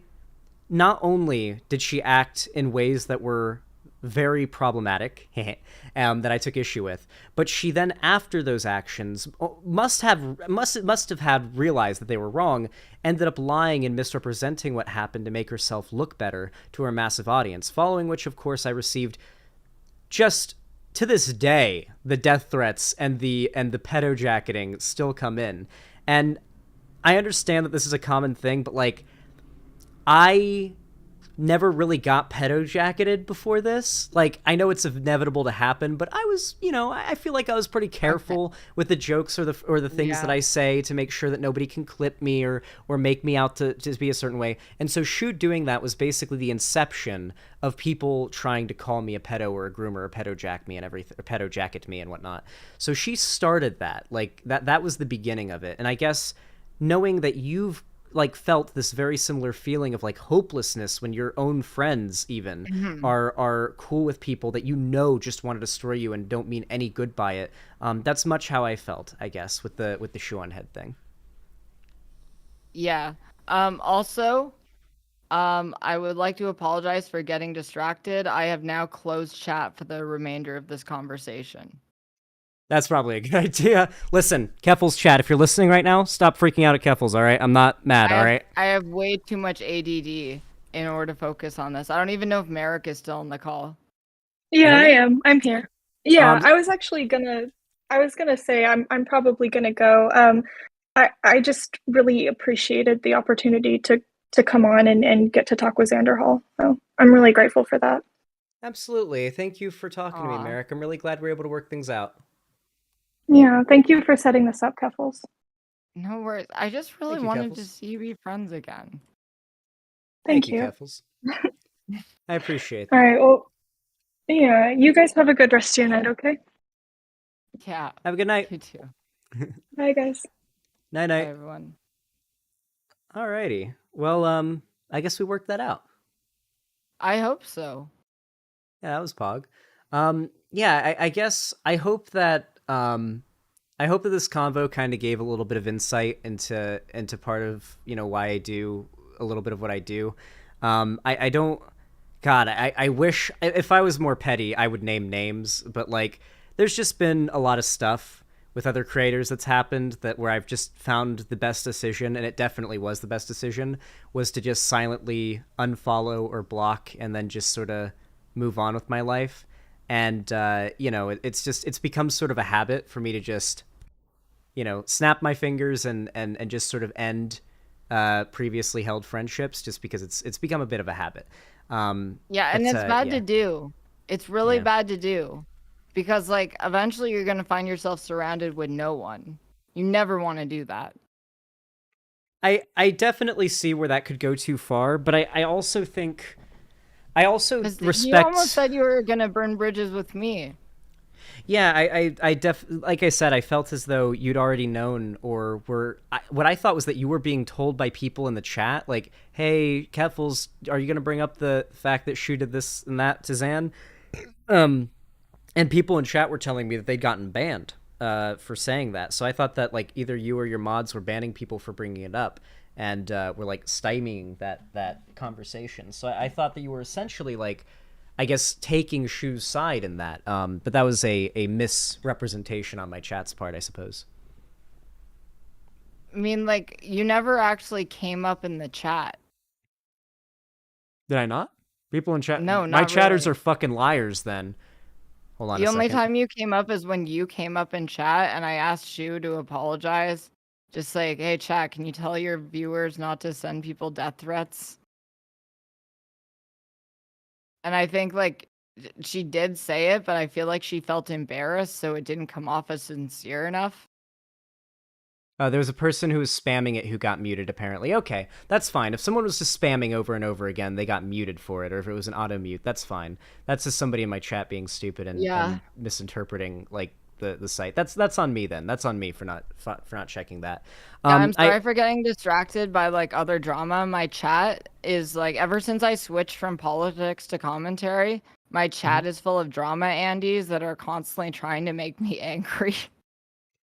Yeah, that's definitely a big issue. I generally just sort of like, I try to ignore it, but usually I end up having to drop bans because it can be hard to ignore chatters. Like, it really is hard. Like, when you've got those messages scrolling across the screen, live reacting to everything you say, usually not waiting for you to finish before saying what they have to say, it can be frustrating. But like, from my perspective, I thought you knew about this, and like I only did partially. I remember Demon Mama burning bridges. I remember you burning bridges. Demon Mama said that she would be cool if I did this because like I want to be Shu's friend. Yeah, I guess I'll say this. You've been in situations where you were friends with content creators for long amounts of time, and then you saw their true colors. That's what happened with me and Shu. Yeah. That's really, if she ever does anything like super fucked up in the time, like if she lied to me in that private convo where she's saying like if she goes back to the groomer shit, I'm done. Yeah. I mean, hopefully she doesn't, because I think that like the next worst logical step for what she does is she inspires some actual hate crime. And that would be fucking horrifying, because there was a point in her video where she was like she certainly wasn't condemning the people that were spraying hashtag pedophile factory or whatever on the side of Balenciaga buildings, which tagging buildings as being full of pedophiles, that are just actually full of minimum wage workers working a retail job. I don't know if that's a good move. And then she, as I said she'd do it again. She's not sorry. This also might be skeevy. You can agree with me if it's skeevy. I'm an entertainer. That's how I view myself now. I'm an entertainer more than I'm an activist. I still follow Keemstar. I still talk to Keemstar. If there is a situation where it would be incredibly fucking funny to get Keemstar on a stream, I would invite him to the stream. Yeah.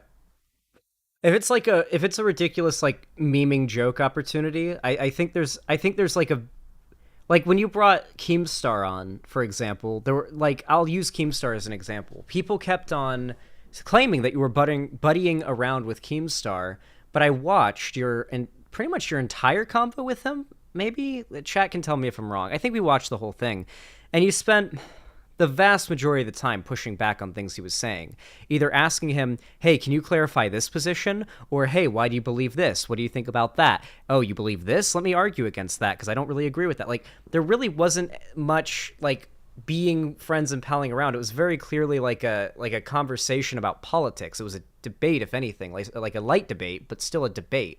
I think there's a pretty big difference between, like, bringing someone on to debate in the way that you did Keemstar, and even if the memes around it were like, Keemstar and I are friends, it was very clearly not the case. Also, I don't know. I'm gonna run and grab water while you talk. I'm sorry? Sorry, I'm just running to grab water while you talk. I've got Bluetooth headphones. I can still hear. Okay. I hope it did not come off as manipulative that I gave you a $100 dono, like right as that conversation started.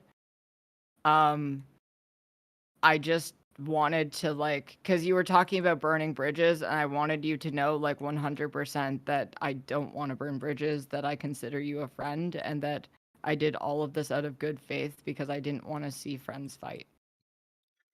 No, I absolutely understand that, and I think that's... Oh, hold on a second. Sorry, I feel nauseous because of I didn't have water for a long time. I also offered Merrick $100 too for this conversation. I completely... She turned it down. People in chat are being a little bit uncharitable towards you on my end as well. I just want to say that, guys, I could have left the call at any time, all right? And I knew that I knew that like Merrick was probably going to get pulled into the VC when Kevils asked me to do a VC. I was pretty sure what was gonna happen. I could have just kind of like left if I was upset about what was happening. I don't take issue with anything. This don't worry about it. Yeah, I'm glad that that we were able to work that out with Merrick, and I hope that that you indulge in the lore arc when it comes to like Shuan Head and me, because I will just say that like I feel like I was very charitable to Shu for a very long time, and I really just kind of ran out of charitability, I guess. And I think that inevitably you will too, I guess. It's just yeah. I was happy to have that conversation with Shu. I hope that the comment didn't chase her away. But like we riffed. It was a fun conversation. What I'm hoping for is like what I want to build on stream is sort of like that streamer cinematic universe where I have like a bunch of streamer friends and it's like, oh, this crazy drama is happening. Let me bring on like 2 other streamers. Let's go over this crazy fucking shit that's going on. Yeah, I'll give a little story. It's very short, but when I first started doing this lefty streamer thing, I'd come right out of being really into the right-wing politics. I was a chud. And when I was a chud, I watched all these massive conservative channels, ranging everywhere from like, you had Shu's channel, which was more in like the liberal but still kind of culturally conservative side of things, and then you had all the way like Sargon, and then eventually you had like your Lawrence Southern types, right? And I was super into that entire like area of YouTube. And if you notice, like during that era, during like the Gamergate era, right-wing YouTube, like it was a tight-knit community, all things considered. Like Shuan Head was like probably on the end of like least radical to the right on all of that in terms of like positions held, and yet she was still friends and cool with like Lauren Southern, right? So you had like your middle of the road sort of barely right-wing figures, if you could even call them that, who were cool with like neo-Nazis. And I'm not saying this is a criticism point. I'm saying this is like when I came out of the right and got into the left, I'd assumed we were going to have like a polar opposite left-wing version of that. I thought it was going to be like, oh, okay, well, even if some of us don't like each other or get along in everything, like we still realize that like the right is the big enemy and we have to like unite to fight them because they're so strong, right? Like that's just like the logical conclusion. That's what BreadTube is. That's where this is all going. And I started my channel thinking that was what this was all leading to. I was very naive 18-year-old. And, I started doing politics on my channel back in 2019 thinking, I'm going to be able to make, a difference, be part of this like big, like united push, right? And very quickly, like within 6 months, I started to have that sort of fantasy shattered. And I want it so bad to be real. To this day, I wish that fantasy could be real, but it's almost always, actually pretty much always, the video essayist, tender queer woke scold side of things that tends to go on the offensive. I'm so glad. I don't know if you know this, but I'm the person who brought Tenderqueer back. Yeah, I noticed that. I learned the word from you. I used woke scold and like sometimes wokelet before that. I was talking to Vosh in like Signal chat, and I started using Tenderqueer because like originally Tenderqueer was a word from Tumblr back in like 2011, 2012, 2013. That described like a queer person that was overly sensitive. And no one used it anymore. And I started using it again, and I started using it in conversations with Vosh. And after that, he used it in some tweets, and then he started using it on stream. And then I heard Hassan say tenderqueer, and I'm like, dude, what have I done? We've made it. It's definitely good that I think one of the things, and people in chat are still deranged, but like, listen, guys, chill out, all right? One of the things that you've done a very good job of is you've brought a lot more attention in like communities that otherwise would have not been in the favor of like the woke skull types, but would have been unaware of the problems there, right? Like, how many of your fans do you think, because they saw what you went through, now know like that the left has some problems when it comes to, you know, the way that they do some things, right? And I think that's important. And I know that you lost a lot of people for that, but it's worth it in the end. Trust me. One thing that I find interesting, I lost a lot. I'm still losing followers. However, my chat is faster than before. Oh yeah, because you don't want to know. Sorry, I chat- kind of fumbled. No, it's okay. My chat is faster than it used to be. People are more like dedicated. Mhm. And I have more people on Twitter in my replies defending me over this bullshit. And I really appreciate that. I keep having like trans people reaching out to me in DMs being like, I'm scared to say the shit you're saying, but I agree with you. And I'm like, comrade, join KGG. We're on a war. We're in a war. We're on the war path against woke scolds. We need you, comrade. Yeah, I definitely think that's a good meme. I don't know. I've got the COVID brain fog setting in. The symptoms apparently it takes like 28 days for your body to stop shedding cells, and the symptoms get worse at night. So it's just a little foggy right now. I was gonna say, no, I think that's based, and I've liked the Keffels memes, and I like that you popularized the genderqueer phrase, because I think it's like a good label for like people on the left that are. They don't even need to be LGBT. That's the thing. Like, it's not even like a reference to being LGBT. It's just people on the left who are very vitriolically on attack mode against anybody they don't like. And I think that's good. Yeah, I don't know. I definitely see where you're coming from on the shoe thing, particularly because I know that you have been on the receiving end of like really bad accusations where people expect. You should read Velvet, if Velvet's in chat. I don't know if Velvet's in chat. Velvet might be able to send you a clip where Vosh said a lot of people reached out to Vosh and apologized to Vosh after I went through all the Kiwi Farm shit, because a lot of people then realized how easy it is to make up false accusations for the purpose of life ruination against someone. And going through all of that stuff has made me a lot more patient, a lot more skeptical, and a lot more understanding of other people, especially when they start lashing out at people. Because it's like, if you're getting lied about on a day-to-day basis, like, you can't do anything about it. And at a certain point, the only thing you can do is laugh about it. It's like, I like that it's like, I'll be in Vosh's chat, and I'll do the Voosh emote with a pointing arrow and say racist pedophile, and his chat will just be all like, true. And it's like, he doesn't give a shit. Because he's been called it so many times at this point, it's funny. Yeah, I definitely see that. I think there's... I guess maybe this is more of like a concern for me, is that my streaming and YouTube career is not... It's not very set in stone. I will say that, like, it's not something that necessarily bothers me. You know, I grow at my own pace, but, like, my channel's been pretty slow growing. And because of that, you know, even though I'm very happy for what I've achieved, I don't really have a very strong foundation. I mean, something bad could happen to my channel tomorrow that ends my YouTube career. A good 2 strikes that keeps me from streaming for a month, and my career is done. I don't think I have, like, enough to, like, take a month off streaming and still have a career when I come back. Like, that's how unsure I am. So what I worry about is any day my channel could get nuked off of YouTube. This could happen to you, it could happen to me, it could happen to Vosh. And when you then go... can I finish this point? Just 'cause it's really important. I'm sorry. Yeah.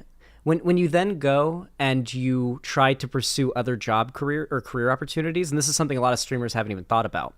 If streaming doesn't work out, if YouTube doesn't work out, and you have to like get a normal wagey cagey job, and you want to get like a good job, they're gonna do a background check on you, and they're gonna check your name, and they're gonna look all around the internet, and they're gonna find, at least in the case of me, at least at some point, they're going to find a giant fucking shoe on head video, or at least one of those big posts from a shoe on head fan calling me a pedophile. And the same's going to happen to any other of these streamers who have these accusations sent their way. This isn't just like attempts to try to destroy someone's political career online or whatever. It's an attempt to destroy their life. It's an attempt to make it so that even if they do get kicked off of YouTube and this destroys their career, they can't get a normal wagey cagey job anymore, because any respectable job is going to run a background check and find out that like half the shit about you online is in the darkest way possible. If I went through all that Kiwi Farm shit and it made me lose my entire audience and my financial support system, I would fucking kill myself. This is not a joke. I definitely think a lot of streamers are in the same position. But they did not get there. They weren't able to. They tried their hardest, and all it did was make a community support me harder. That's true. But you got to remember, we're YouTubers. We're streamers. Our like you do have Twitch and you do have Twitter where you have a massive platform, so like you probably can move people over. But most of my platform's on YouTube, and they just got a new CEO. We just got a new CEO who's behind the removal of the dislike button and the guy who pushed for NFT integration on YouTube. Not only that, but like false strikes hit my channel around twice a year, and only sometimes am I able to get rid of them. I live every day assuming that I'll wake up the next morning to YouTube for no reason, having deleted my entire channel and destroyed my livelihood. If that happens, and that could happen any day to either of us, and YouTube just does it for no reason.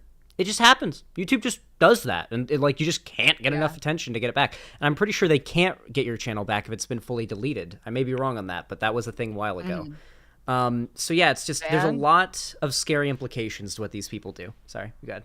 I want to keep going, but I didn't expect to do the Merrick Xanderhall reunion segment, nor did I expect to go over a bunch of this. I don't even remember what I've gone over today, but I still have to go through some of the lore stuff, which I have not done yet. So I need to boot you off. You are now canceled from the Keffel stream. I'm gonna go take 5 to 10 and eat something, and then okay, wait, what am I doing today? What was it today? Okay, it was Vosh versus Ethan Ralph. Well, he's drunk. Oh, we're going all the way back. I was there live for that one. We're doing it all. Zan versus C Space. Okay, we'll do Zan versus C Space as the next one. I don't even remember that one. It was probably funny though. I think I know the C-Space guy Vosh debated, and it was really funny. I don't know. I don't think I debated him. If I did, then it was probably funny. You debated C-Space. Demon Mama debated C-Space. Vosh debates. See, this is what I mean. I'm gonna be the lore master. I don't even remember my own lore. Yeah, maybe the COVID did scramble my brains. Holy shit. All right. Okay. I'm gonna boot you off. I gotta take like 5 to 10 minutes because my body feels like a piece of shit. I need to walk around for a bit. Same. All right, I'll talk to you later. Have a good night, okay? Okay, night. Night. I'd say that went pretty well. You guys in chat were so mad about like Keffel's wanting to talk at any point. I get that like some of you in chat were saying this is supposed to be about Zan. Just chill out, okay? Conversations aren't one-sided. I think they were unfair to you at a few points. Merrick or Keffels? No, I saw the Merrick thing coming. I didn't. That wasn't like a unironic Sam Cedar like pop like Merrick in out of nowhere thing. I saw what was happening. I have social skills. I can pick on social. I can pick up on social cues like that. Keffels and Merrick didn't properly address their grievances at a couple points. I think the part that I'll say I did feel a little iffy about was when Keffels said that I don't have the perspective of being a woman online and like dealing with harassment. I get the point that was being made there, but I don't think it's really relevant. You know, like it felt a little out of nowhere, I guess.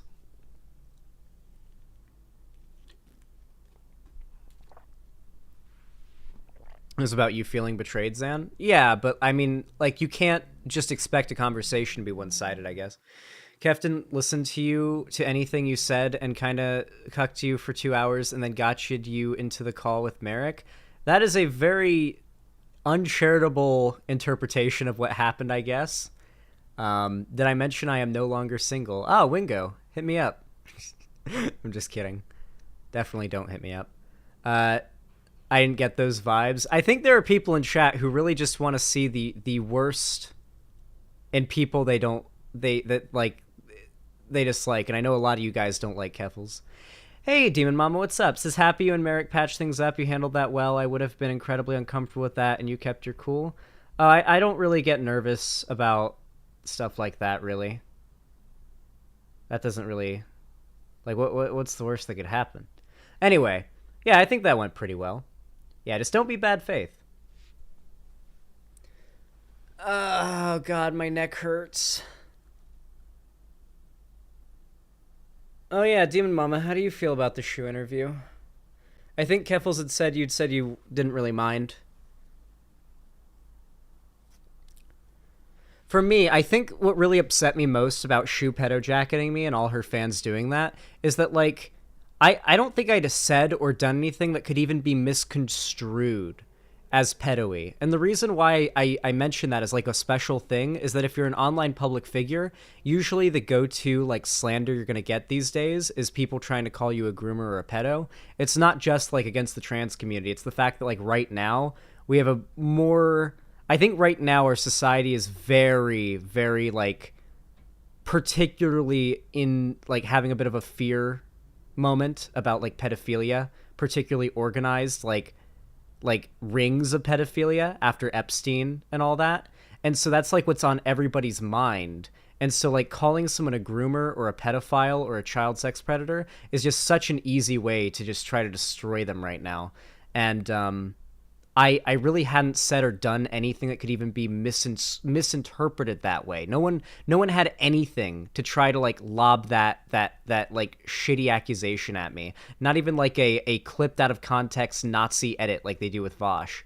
And then Shuonhead decided to, like, somehow turn what I said, what I was criticizing her for, into me defending pedo shit. And that's directly what she said, was that I was defending pedo shit. So, and it wasn't pedo shit to begin with, by the way. Like you can say it was creepy and weird, but it wasn't pedo shit. Like, yeah, it was all just a big fuckaloo. Though I am happy with how the Merrick thing went. Also, Xander Holiday K, if you saw earlier, but Merrick wanted to let you know she is sorry for what she... No, I saw she said she was sorry, yeah. Hopefully, Shu walks back one day... at a minimum. No, I don't think that, like, any apology at this point would be honest from Shu, because she did apologize, quote unquote, on Keffel's stream, but, like, what was it, a week after all that shit had happened, Shu said something along the lines of, I'm not sorry and I'd do it again. Yeah, I don't know about that. I don't know if she actually meant that apology on Keffel's stream. I don't know if she actually meant that one. Anyway, if she DM'd me an apology, though, that would probably be a little bit more believable. Dark Excalibur 42, thank you for the tier 1 gift sub to Dagmar. I really appreciate that. Holy crap, you guys have been so supportive today. Thank you for the $5. Jade Monkey, thank you for the tier. Is disavowal an apology? Wait, did she just say she disavows and not an apology? Did she unironically just say I disavow? Because that would have been that. Because I disavow, quote unquote, is literally a Nazi meme, by the way. It would have been funny if that was actually what she said. Just I disavow. Wait, did she actually just say I disavow? Wait, she said the Nazi meme? Oh shit! Is it? You guys don't know that I disavow is a Nazi meme? She did a little more than that. Okay, guys, you have to. Okay, you got to be honest here. If it was all she said was I disavow, that's literally I disavow any death threats while doing the DreamWorks face, San. Oh, okay. That's not the same as literally saying I disavow, because the words I disavow, just that, in response to a like that kind of question, is a meme that Nazis do, is like, yeah, I disavow. Like, it's a known thing. Also, Xander Hall, should we call her boyfriend a Nazi still? What do you think? You know, he's definitely a Nazi. Like some of the tweet arguments I think I'd gotten into him on were literally about like the concept of democracy being good, and he disagreed. Like, yeah, it's not a good look. Okay, it's just not a good look. Hopefully, he changes and becomes a better person. Unironically, I don't mean like the lefty version of that, which is like, yeah.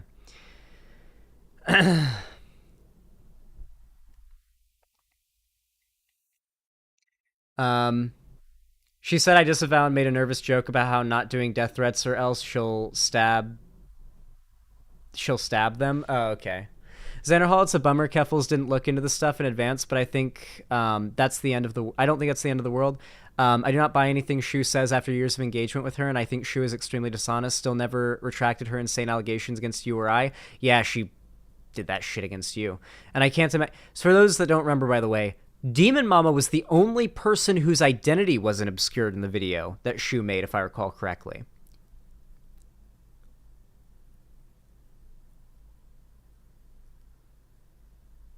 Yeah. Yeah. It's you and I can't imagine trying to build a bridge with someone who actively pushes pedojacketing disinfo while wanting to build bridges. Yeah, it's definitely frustrating. I think that what's probably going to happen, because you know, like Keffels has been through the whole thing already before with other people. Do you guys remember how like it was like it's always been a meme where it's like, hey, I call out lefty figure or I call out figure and I get shit for calling them out or having that take, but then eventually everyone agrees with me and I'm proven right in the end. It's just one of those things, I think. Like the same thing happened with Bad Bunny when I had a falling out with her. So like I think it's really just going to be a situation where Keffels, assuming like Shuan Head is like just completely deletes her Twitter presence and all of her online presence and doesn't post cringe again, then maybe nothing does happen. But most likely, if Shu just continues to be Shu, then Keffels will just kind of have the veil lifted and be like, oh, okay, Zan was right. So yeah, we'll just see what happens. Many people are saying, ah, shit, yeah, Zan was right. Many people have said this. Many people have had to say this. Jade Monkey, thank you for the tier 1 sub. I really appreciate that. Said, so I just rejoined. What the fuck is that? And why does it have one eye and one tooth? That is a prairie dog. Why would you say such a cruel thing about little big ounce? No, he's a good boy. He's a good little prairie dog. Thank you for the tier 1 sub. I appreciate that, Jade Monkey.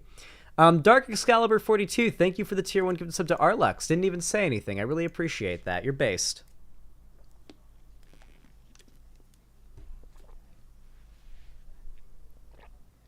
She reinstated her Twitter to let people know she was going on Keffels' stream and then deleted it again. Well, on the bright side, the only person who benefits from that is Keffels, right? Like, technically, Keffels isn't really platforming Shu.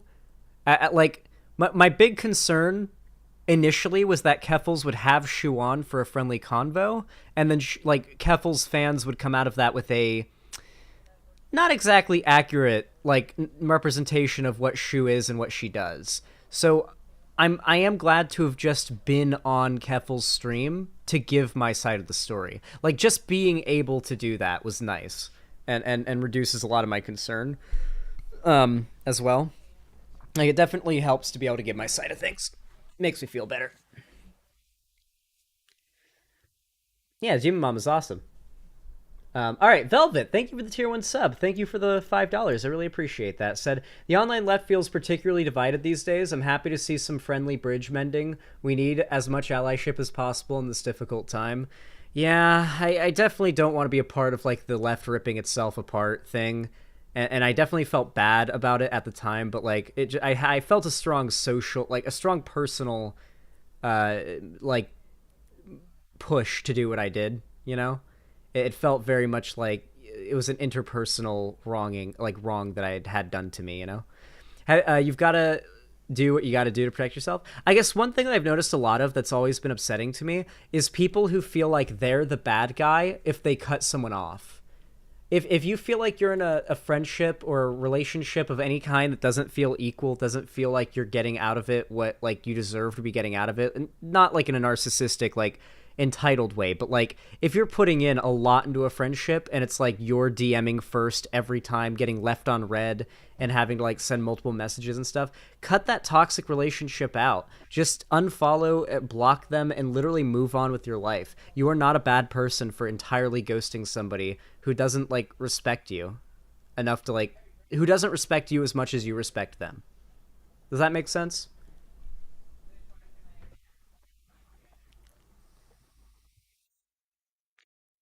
All right, Dark Excalibur 42, thank you for the tier 1 gifted sub to Lettuce B3. I really appreciate that. It's very, very kind of you. Didn't even say anything. How base. And then Dark Excalibur with another tier 1 sub, but just for yourself. Not even a message along with it. Thank you so fucking much. That is so kind of you. Avalon of Babylon, thank you for the tier 1 gifted sub to Lunella. I really appreciate that. Thank you for the $5. Very kind and based of you. Said, good point, have a sub. Oh, thank you. Darcel Saber, thank you for the $5. I really appreciate that. Very kind of you. Says, I'm sorry, Zan, but for me personally, Keffel's really fucked up here by putting you on the spot and forcing you and Merrick to talk things out in public while you express you wanted to be private. I mean, I prefer to do it in private just because it's less, like, drama fuel for people, but I just went about that in a way that wouldn't provide drama fuel to people. Like, I don't really think anybody would find any, like negative towards me derived enjoyment from like watching that, you know, in the same way that maybe like in the same way that if I'd gone through it a different way, they might, you know. Did Zan accidentally end stream? No, I'm still live, right? Marco, I think we're still good. Larry Banks, thank you for the $5. Says, if you had to choose who was better, who has a better chance to mend the bridge with you, Seanhead or people like Jack Saint? Probably people like Jack Saint, because as far as I can tell, Shu's positions aren't accurate with what she says. I don't know if I actually believe Shu when she says she's... Well, actually, she doesn't say she's progressive. She admitted that she's not a progressive. So I don't know if I believe Shu when she says that she is not a tool of the right, I guess I will say. Because she doesn't even argue that she's not, like, conservative-leaning anymore. She actually has admitted that she's more right-leaning now. So yeah, I don't know. She said she was a socialist in her last video, didn't she? She outright said she wasn't a progressive on Twitter during the drama. Is she going back and forth whenever it looks nice now? Do you know who it's actually Jake is, or who actually Jake is? Yeah, I know who actual Jake is, or actual Jake. A right-wing socialist nationalist. I wonder what that's called. Yeah, I don't know. Like, listen. I don't know if I could date a Nazi, all right? I don't know if I don't even know if it was a girl who was like literally like 10 out of 10 in every checkbox, but she's a Nazi. I don't know if I could look past that. I don't know if I could look past like if she was a conservative, like just a chuddy, weird conservative, if I could look past that. I feel like it would just actually eat away at me with guilt and like shame. I would actually feel such a level of shame and guilt that I'd probably like have a hard time sleeping at night. You know, like I just maybe I don't know. It would feel so wrong to me that I'd feel like a bad person.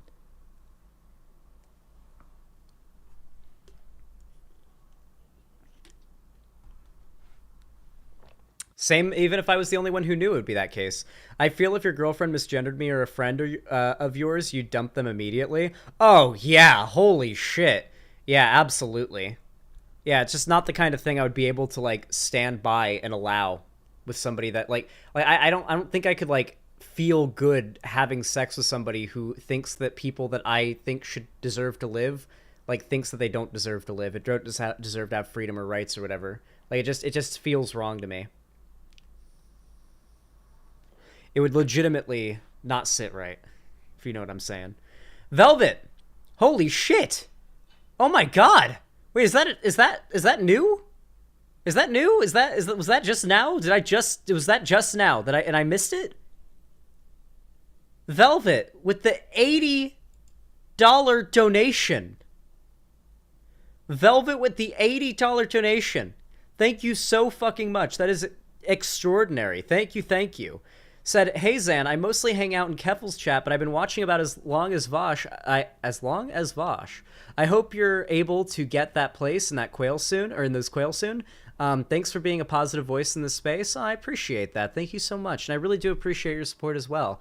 I'm really excited for the move. It's going to be exciting as fuck, and the quail are going to be awesome. I just, oh, the amount of eggs I'm going to be eating. Oh God, I'm going to bulk the fuck up. I'm so excited."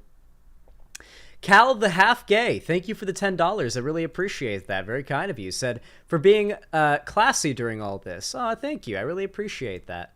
Tesseraction, thank you for the tier 2 gifted sub to Ico Rules. That's very kind of you. I assume that's a 1-monther?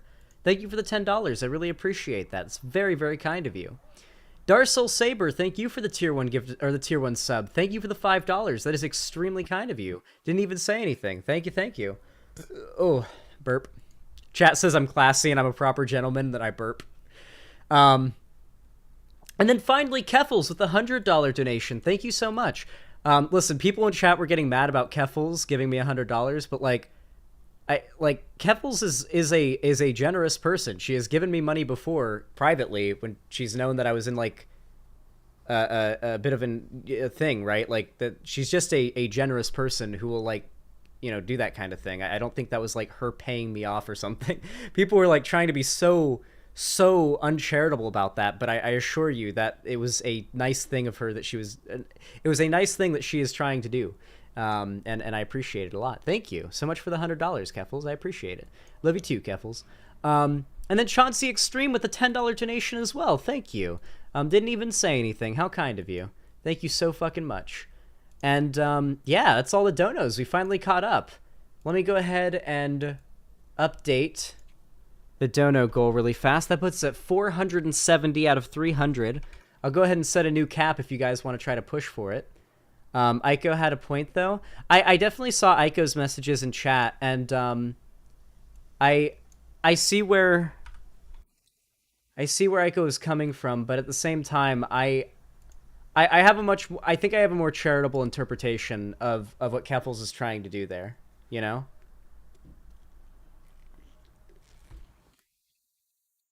And it worked out. It worked out well. Is this the end of stream? Oh, I'm tempted to end stream. I'm so fucking tired, but I have 2 more segments I was supposed to cover. Yeah, I definitely have some other stuff that I wanted to cover, but I'm so fucking tired, and my COVID symptoms came back because it started to get late. I don't know if you guys have had this, like, the same thing, but, like, after you start to feel better from COVID, you feel better during the day. But when nighttime comes around, you just get hit by the fucking train. And that's what happened to me a little while ago. I started to feel really nauseous, and I had to run and grab a water to stop from vomiting.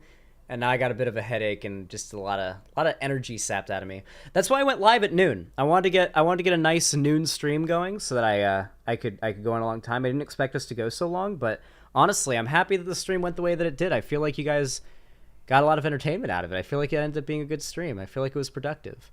It's horrible. I've had COVID twice. Yeah, then you know what it's like. It doesn't, like, you think it's gone, and it's gone during the day, but at night, when it starts getting dark and you start to get like normal tired, that's when it hits you like a goddamn train. Holy fuck. It could be, it's literally like a fucking Russian roulette wheel of symptoms too. Like it could be tonight, it's going to be acid reflux. Tonight, it's going to be a fever. Tonight, it's going to be intense muscle soreness or like shakes. Or tonight, it's going to be just brain fog and you literally can't like walk to the kitchen and get a glass of water without forgetting what you were doing halfway there. You know, like it sucks. Any fellow COVID sufferers gone through the same thing in chat?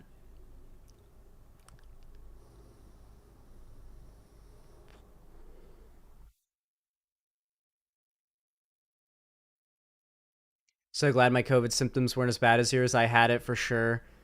I deal with the brain fog every day. Never had COVID. Yes, nodders. My brain doesn't work good. Shu and Kevels for sure both got shit, but Shu earned hers. Yeah, that's basically my position. I couldn't stand up most of the time with COVID. It's hell. Oh, yeah. I was fine standing up, and I'm still fine standing up with COVID. But since I got COVID, I have to sleep on my left side because the acid reflux. It's not fully take B12. Oh yeah, I've been taking vitamins. You got to take those zinc and iron supplements particularly, and B12 and basically vitamin D supplements are always good. But yeah, it's something. I still have brain fog. It sticks around a while apparently. Try elevating your head. The first 4 nights, 3 to 4 nights I had COVID, I couldn't sleep in my bed. Because laying down, like, literally started, like, I couldn't breathe because my lungs and my chest and my back would get really tight. Like, they get really tight and they get really sharp. Like, there was this sharp pain, almost like I had twine, like spools of twine wrapped around my chest, and they were digging in deep whenever I breathed in certain ways.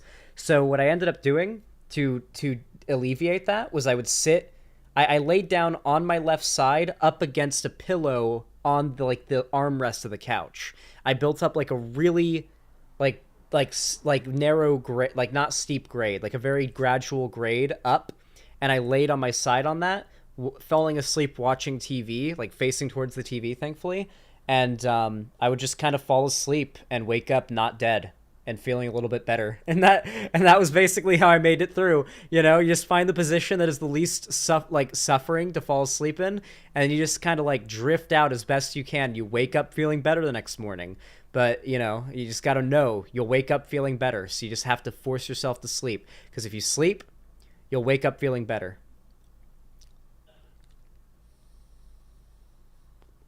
I got lucky that my family skipped COVID. Y'all are talking about it like you're out of the park. Y'all are talking about it like you're out of the woods. You're not out of the woods.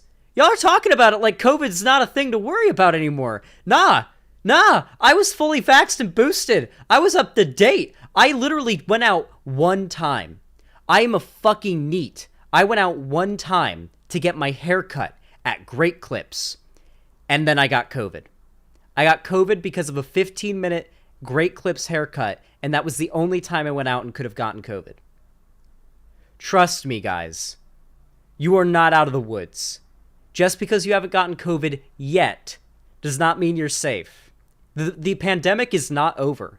It is not fucking over. Stay vaxxed and boosted. Getting COVID is not worth the laziness of putting off the vaccine. I swear to God. Even the vaccine I would take the vaccine side effects, and the vaccine side effects for me hit me like a train. I couldn't get out of bed for a day because of how bad the J&J first vaccine hit me with its symptoms. I was bedridden for a day. I would take that for a week over what COVID actually was.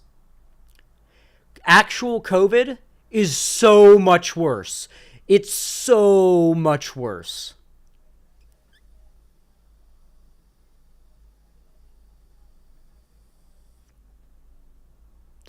Okay, obviously if you have an immune disorder, you rely on herd immunity, so you rely on people who are healthy getting vaccinated. So, yeah, obviously I'm not talking to you. I'm talking to everybody else who needs to go and get fucking vaccinated to protect you.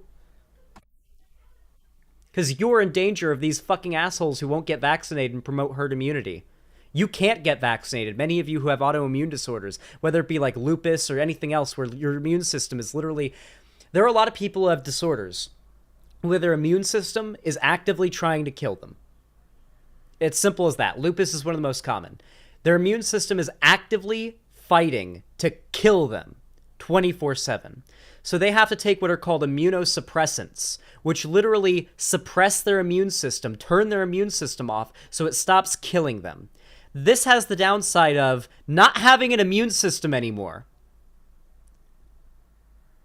You can't, people without an immune system many times can't even get vaccinated because they don't have the immune system there to work. The vaccine programs your actually existing immune system to handle the virus when you have an actual real infection. People who don't have an immune system to speak of can't get that. They rely on us healthy people getting vaccinated so they don't have to worry about dying. They can die from a common cold. Getting your flu vaccine each season is a fucking civil duty you have to protect people in your population who can't get vaccinated against it and could literally die from a common cold. You have a moral responsibility to do this. I realized this while sick with COVID. I'm getting every fucking flu shot now. Flu season, I'm getting the fucking flu shot. I'm I'm gonna be a goddamn productive member of society when it comes to pandemics. Like I've experienced it myself. I know how serious it is firsthand. I don't want other people getting it because it can be potentially life ruining depending on how bad it hits you.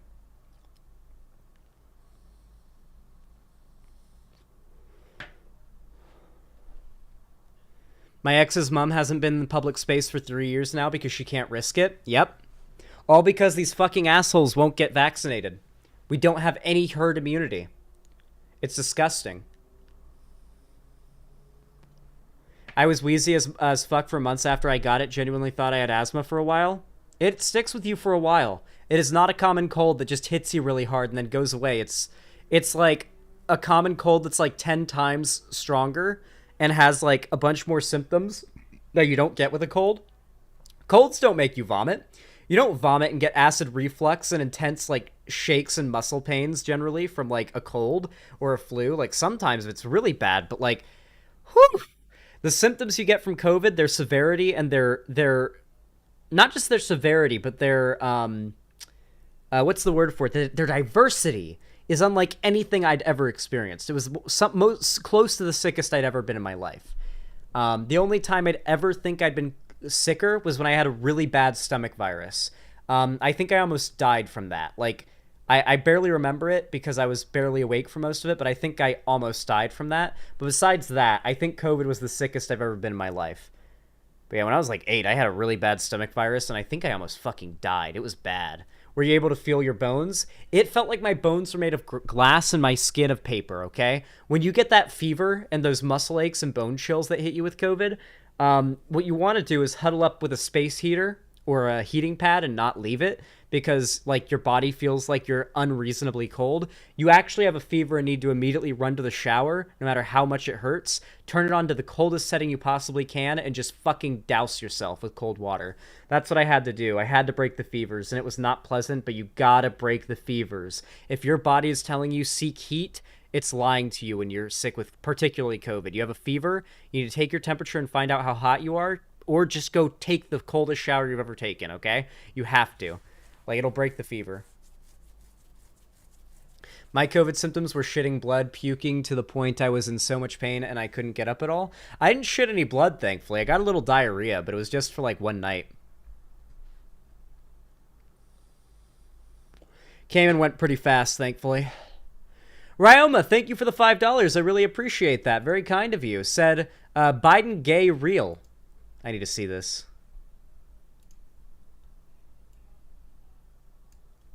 We'll watch this in a second.